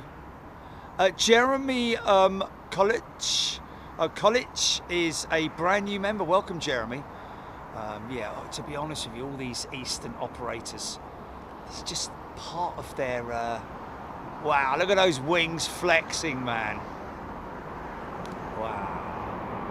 Behave.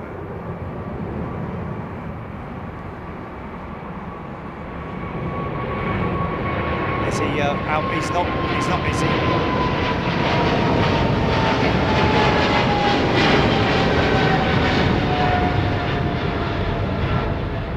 So I want to see, we've got 3,200 people watching now. How many of those 3,200 people are on Instagram?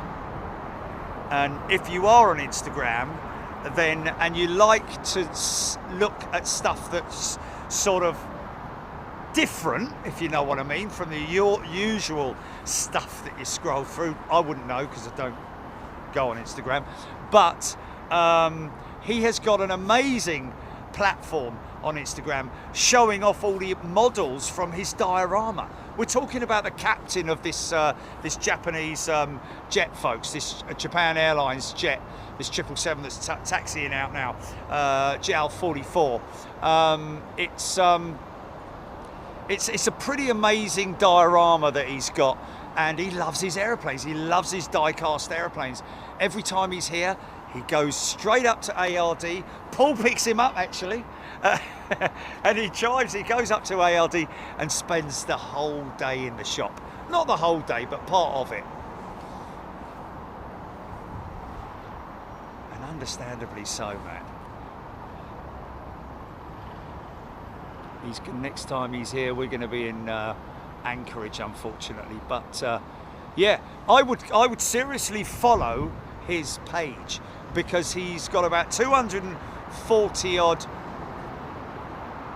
He was only on 100 and something, wasn't it? 100 and something this morning, or Melody subscribed to him. Morgan subbed him, following Louis, saying, yeah, there he is. Look how fast he's taxiing, mate. Now, I hope he got my email. Let's see if he replied to it. No. He's green ticked it, so don't flash. Earlier on when we were talking, he's seen it, yeah. Earlier on, but I don't know if he understands it. But Paul was sitting with him at lunch, and he explained to him, when you line up, then you're facing, and I sent him a picture with an arrow pointing down the runway at the, oh, funky shot, funky shot, funky shot. Yeah, see? I'm like a cat, folks, I'm like a cat. See a mousy.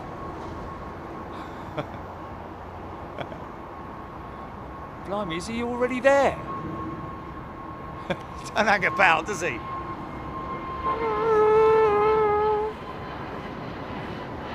Well, he knows that we've got to get out before it gets dark. That's what we talked about, wasn't it? Number 6 on Flight Radar 24. Come on, folks. Let's get him to number 1. What is number 1 at the moment?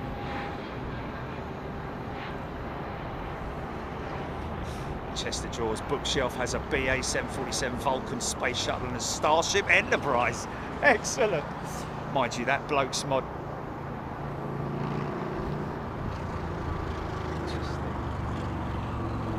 Interesting. No, we'll struggle to get him to number 1, folks. Although those 3,000 that are watching that. Whoa! Oh, folks, she's there. She's there. Jilly. The moon. Look at the moon.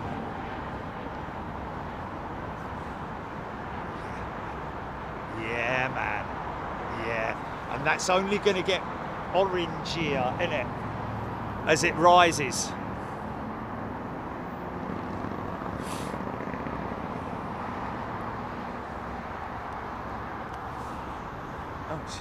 gone back to number 8 now. Sorry, Mr. Hiroki, but it all does depend on what is, yeah, military stuff. He'll understand, man, he'll understand. Let's just get the thing in the air, shall we, son? He was dressed like a man from Star Trek, wasn't he, Jilly? Mr. Zulu.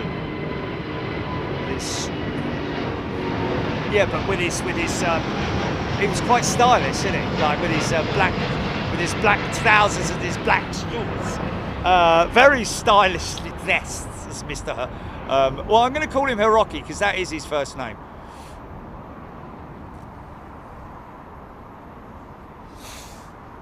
JAL 44 is what we're looking for, folks. Back to number 6, Jules Harris. Steph, number 5 now.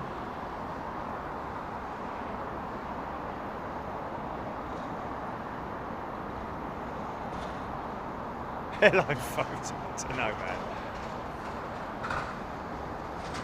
Getting orange here. It's getting orange here, folks.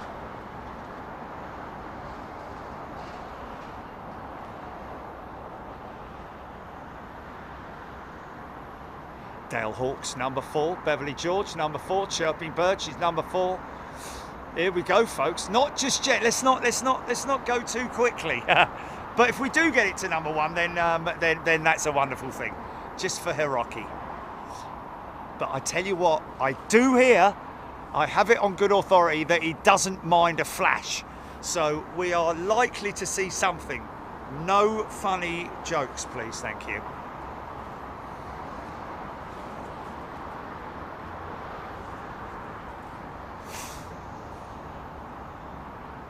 Steph, 984 tracking, we can do better.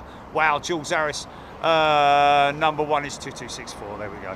So yeah, we're going to struggle, mate, we're going to struggle. Typhoon plane, there we go.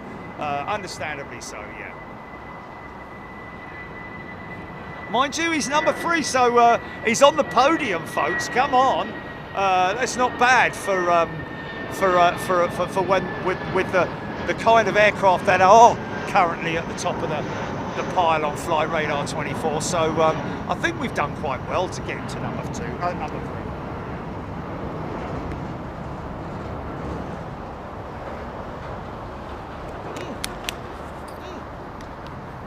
Blooming heck, I wondered what the hell that was for a minute. I thought it was something falling very quickly. Or is it drifting?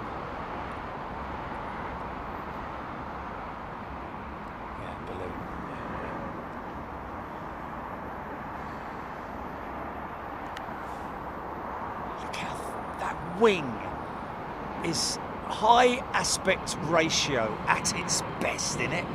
Look at that.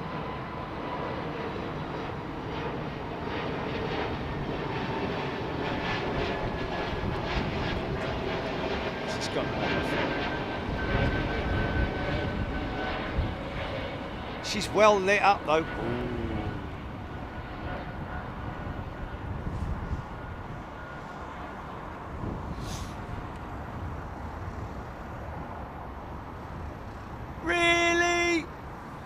Ah, all the curtain twitchers have got onto a Cessna, haven't they?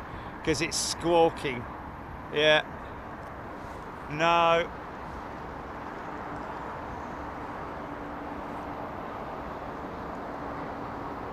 Yeah, it ain't gonna happen.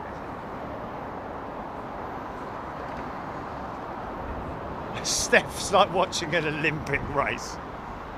So I remember the old Olympic machine they had in the amusement arcades where you had to press the buttons really fast to run, like. Remember that? No. Anyway, there you go.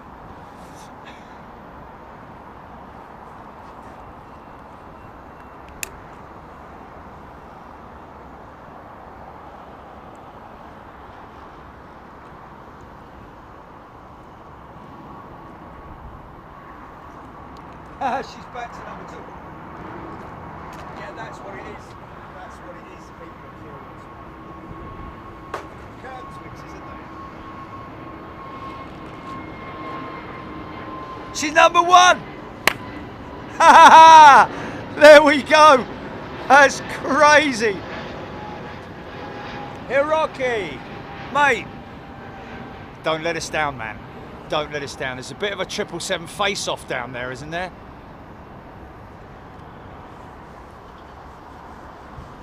Wow, fair play, everyone. Fair play. Wow, we are just a very powerful bunch, aren't we? 1,584. Arnaud Bertrand, thank you. Everyone's saying we did it. CPA, Power, Big Jet TV, number 1 pop pickers. Helen Cook saying. Jules Harris, Sucrus Airline, number 1. BA sneaking in. By the power of Big Jet! He's after this one by the looks of it. That's him lining up now. Come on, Hiroki. Let's be having you, son. Don't, Oh, the moon, the moon, the moon! You should see the moon, man. It's ginormous, man.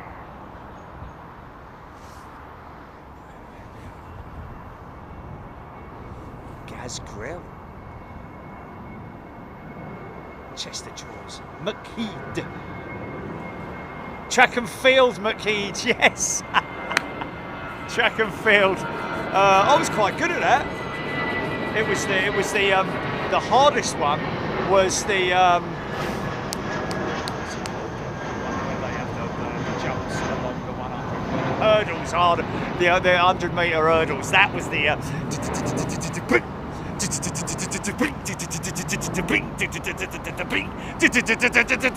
to the line.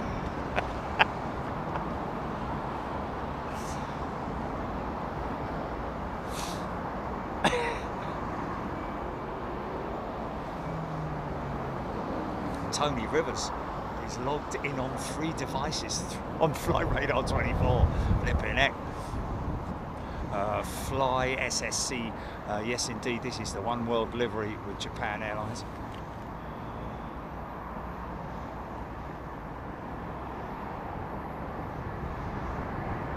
Oh, look at the wings flexing, man.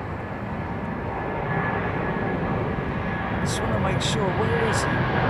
It's not him there, is it? Yeah, go on, son.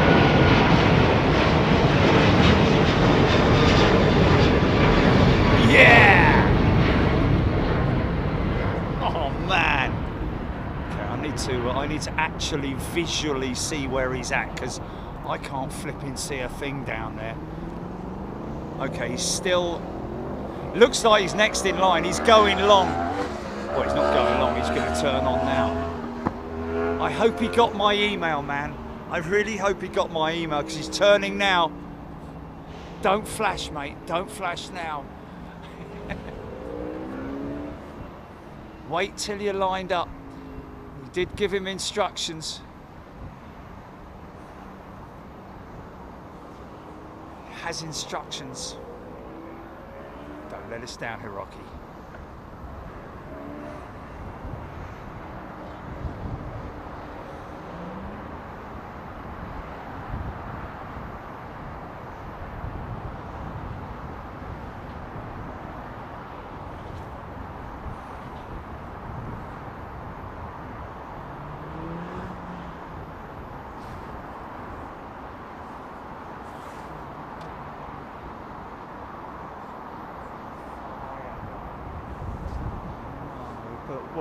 But what about its mum and dad?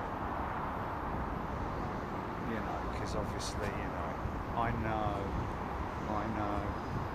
Yeah, and they're going to reunite. They're going to reunite with the parents. Yeah. Or maybe now. Maybe it already has been reunited. Reunited as it feels so good. Everything was little, wasn't it? So something else is intersecting with runway 09 right.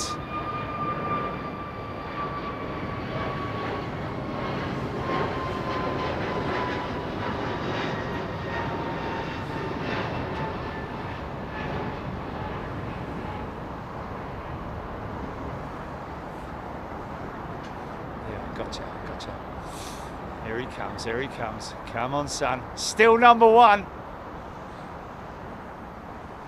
Absolutely brilliant, man.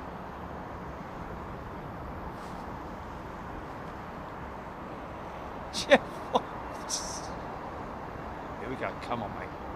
Right, I know we've got all the other lights as well, haven't we? But these lights are flipping powerful. And of course, the wing lights are not yet on. Okay, so yes, they are.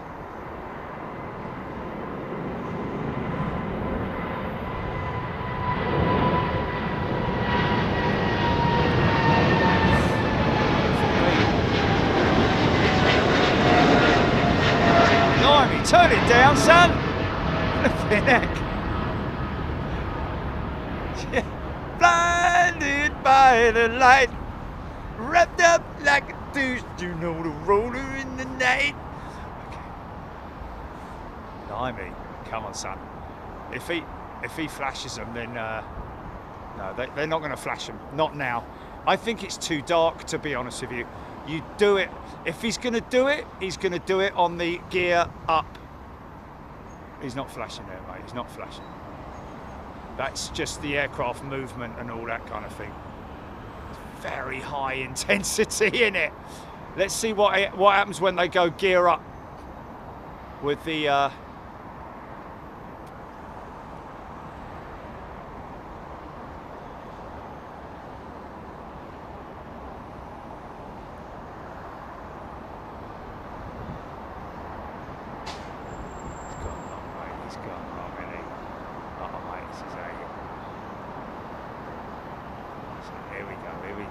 Watch the nose lights. Watch the front gear light. No. That's all right. That's okay.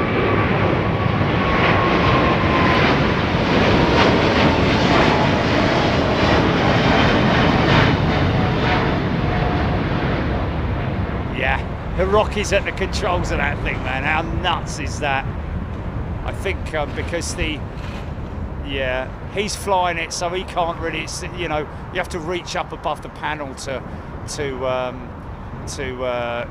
flash the lights. And we were standing talking to that bloke less than 5 hours ago, or however long it was, 6 hours ago maybe,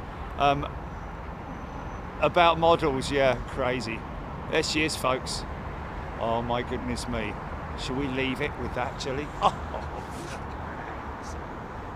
Plane flying through the moon, don't we? We've got to have a plane. Never going to get it though. Never going to get it. It's too low in the sky, man. Yeah. Wow. Matt C, awesome GE90 sound. Fly SSC. It's a long flight with the Ukraine rerouting. And he's still number one.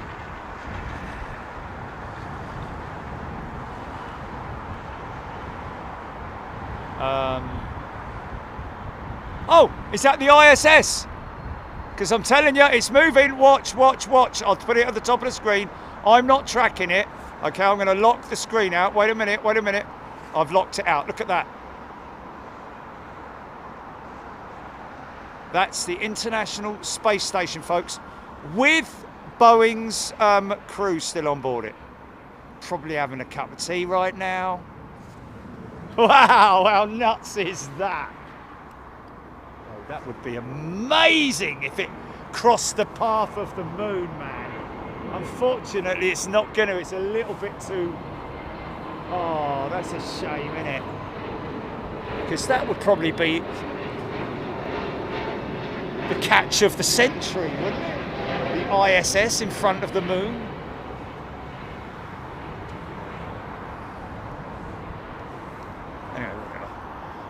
Okay, so what? Right, is it? Let me just have a look over here. I see somebody mentioning about Korean Jumbo. She has pushed back. Come on, then. All right. Oh. Hey.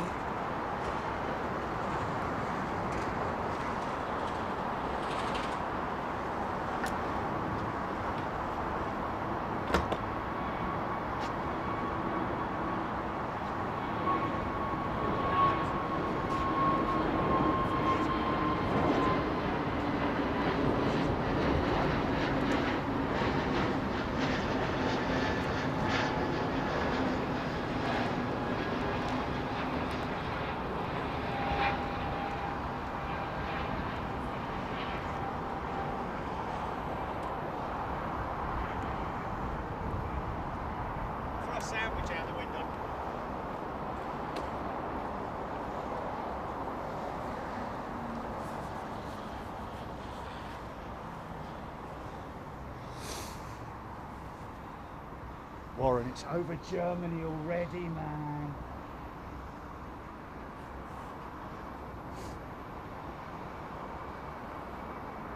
Oh, really? Well, we've got a jumbo jet though. Cheryl Wales, thank you.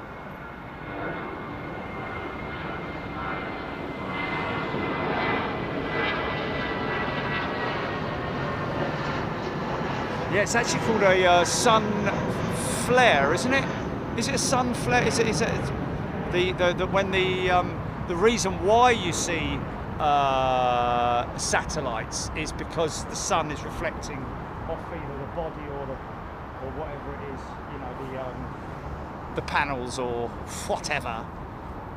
Probably is the panels actually, I'd imagine.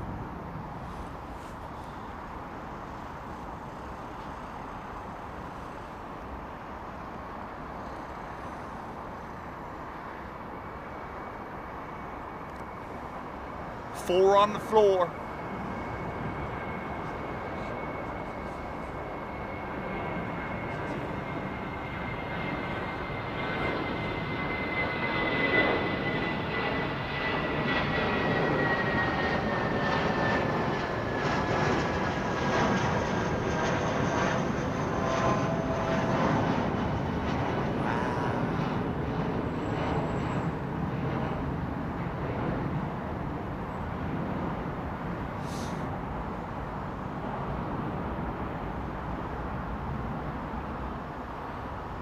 Yeah, but when you are tracking the ISS or any other satellite or whatever it might be for that, you know, because a lot of the satellites also have solar panels, and I think most of them do, or they're just square, literally like boxes with solar panels all the way around them. But that moment when it shows there's a particular name for it. Remember? Oh, have they got? Is the park open tonight or something? There'll be a Halloween there this year, won't there? Well, there is every year, but.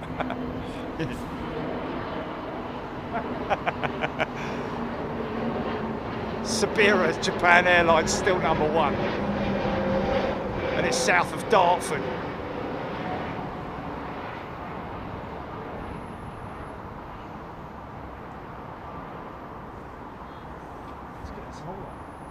It's getting smaller. The moon is getting smaller.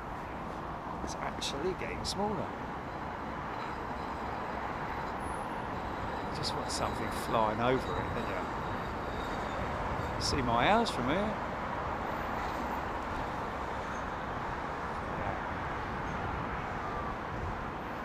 I just want something to fly through it that's not even, it's hundreds of miles away or whatever it might be. It's just crazy, isn't it, man?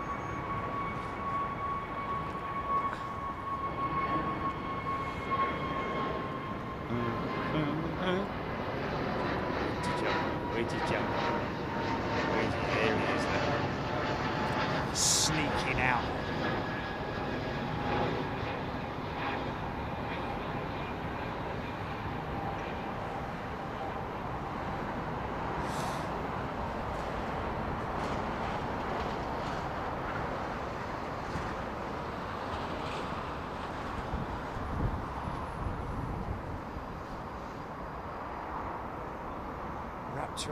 Emirates getting their first 350 next month. Well, yeah, because there was one parked up down there, wasn't there, at the on the flight line. All the other ones are sort of like, you know, waiting engines and all that kind of thing. But yeah, it's imminent, isn't it? The Emirates 350 delivery. Wow.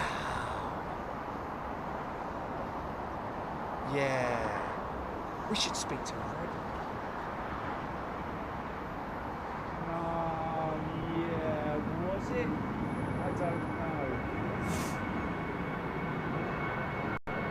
Yeah, speak to. Yeah. Okay.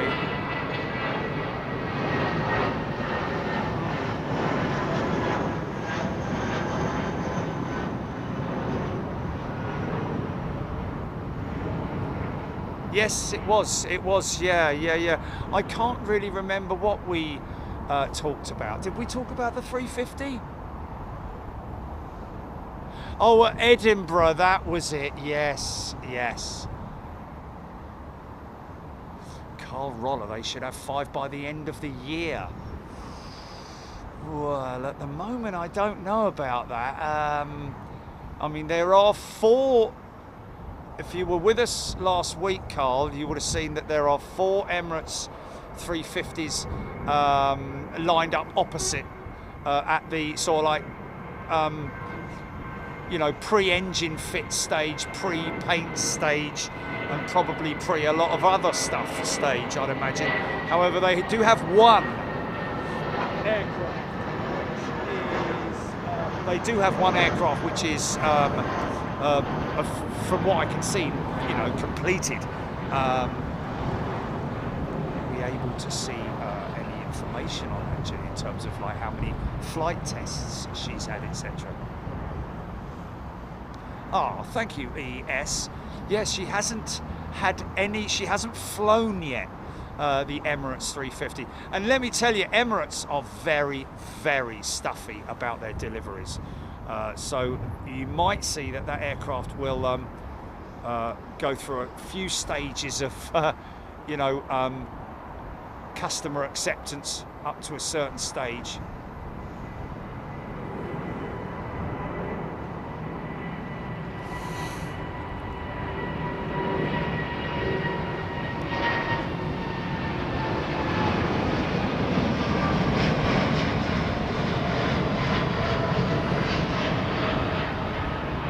Engine run and taxi test on the 12th of this month. So she has now, she hasn't flown yet though. So, no, hold on, oh, okay. Yesterday had another engine run because they're very finicky about their engines, are Emirates. And not only that, but they were nervous ordering these 350s. They said, we're not going to order the 1000 yet. We want to see how well the 900 performs in terms of the dusty climate where they are. But be aware, folks, these Emirates 350s that you're hearing about now were ordered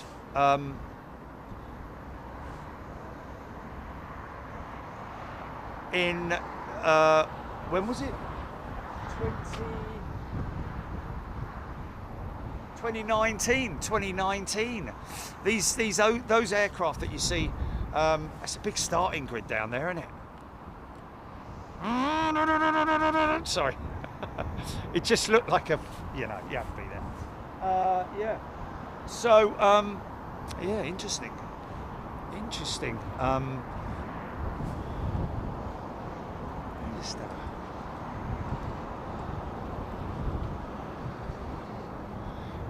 It was Red Agency, wasn't it? Have you got anything that's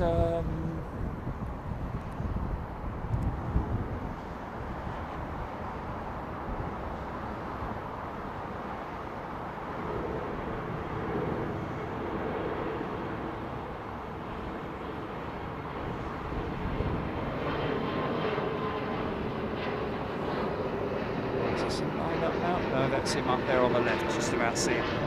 Auto plus replace. Sorry, just seen it on my emails.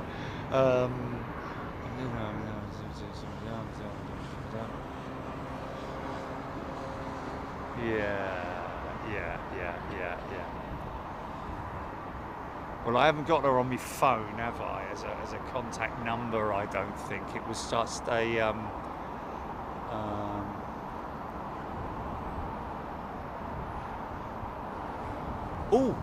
Oh, Chile, War Child. Oh, folks, tomorrow night. No, I just saw one of her emails. Tomorrow night, you're probably aware of it if you're, maybe you're not, but War Child is a charitable organisation, and tomorrow some very famous YouTubers are getting together to fly a simulator from London Heathrow to, where is it, Chile? Kiev. Is it Kiev? Yeah. And it's going to last about 2 hours, I believe. And so I'm gonna join the live feed tomorrow, folks. But just look under War Child, spelt as it sounds, War Child. Yeah, but surely on their homepage they're going to have some kind of a. Okay, we're just checking for you now, folks. But I'm joining in anyway tomorrow night because we want to support them and.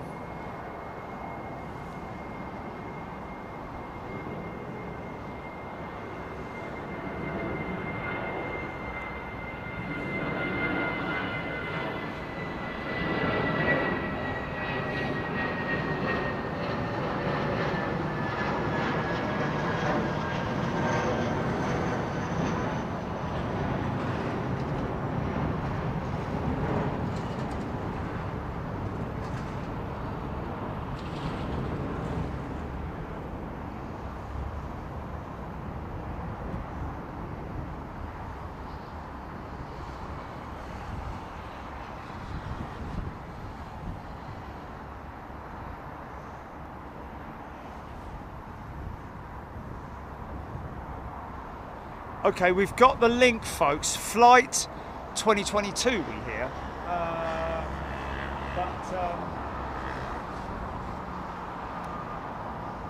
Duncan, I think it's Aussie, in it. Duncan, Aussie, and friends are going to be flying this different segments, we believe, but flying from London Heathrow to Kiev. Not sure exactly what the format is going to be, but it might be a bit of fun. I think we should all join in if you can.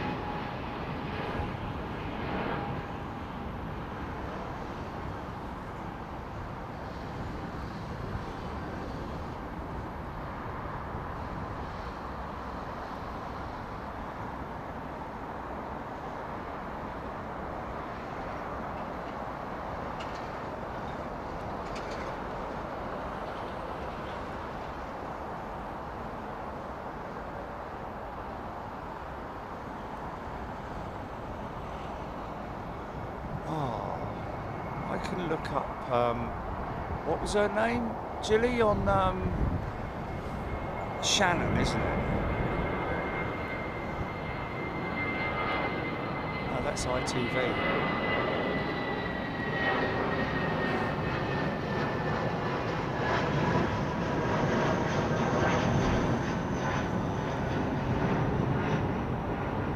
No, that was Shannon from ITV, who we work with on Britain's busiest airport.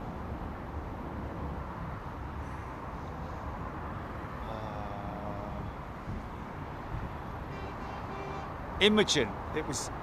Oh, here we are. I got her. Oh, okay. Well, I've got her on WhatsApp, mate. I've got her on WhatsApp.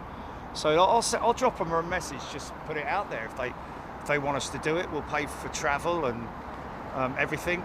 They don't need to do anything other than get us airside. Blah blah blah.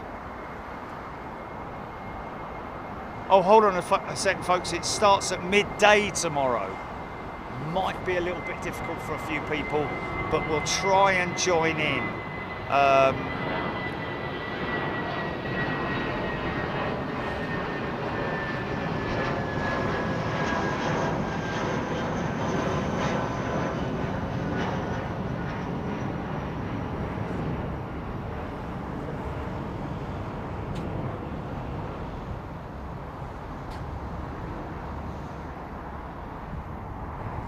2 hours. I've got a 380 on the runway, mate. Is there a 380 coming out? It is, isn't it? Is this the Singapore-bound BA 380? Hey! 8 on the floor, then. Korean's not on radar.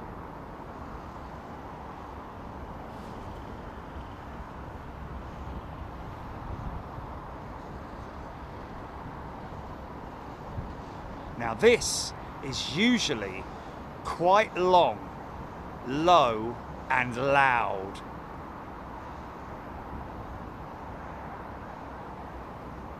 What's that?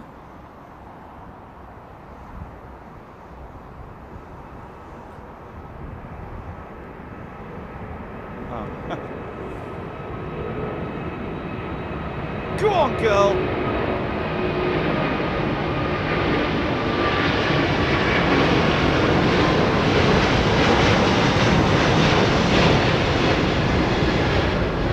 Wow. Don't mind doing what, GP? What's that?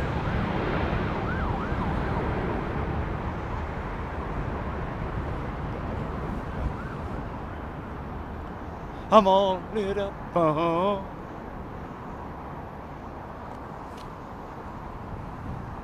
Korean back on radar. She's moving. Is that difficult to spot? I see a bulk of an aeroplane there. I think that's it. Intersecting. Wow. Interesting. She's intersecting. She's lined up. Look a minute. Okay, so she's scrubbed off.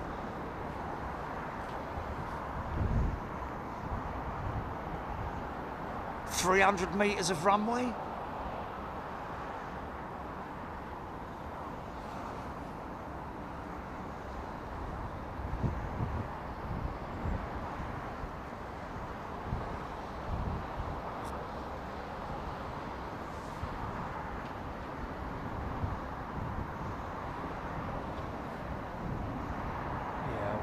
See anything. Well, folks, thanks for your company. Thanks, GP. Thank you to everybody for getting involved. Thank you, Captain Kanamori. Thank you to everybody getting him to flight radar, to #1 on flight radar 24, which was quite a challenge, but wow, just by the power of Big Jet TV, I guess. We'll see you on Wednesday. No, Sunday, sorry. Yeah, I told you she's long, man. Look at this.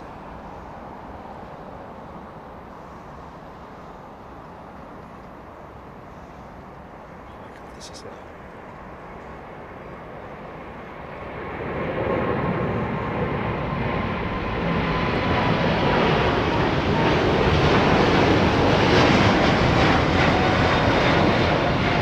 Yeah.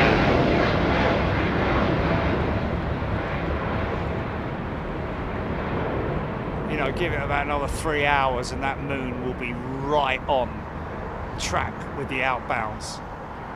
But in the meantime, folks, thank you to everybody. I don't know what that is off in the distance, but I'll leave you to figure that one out. And we will see you on Sunday.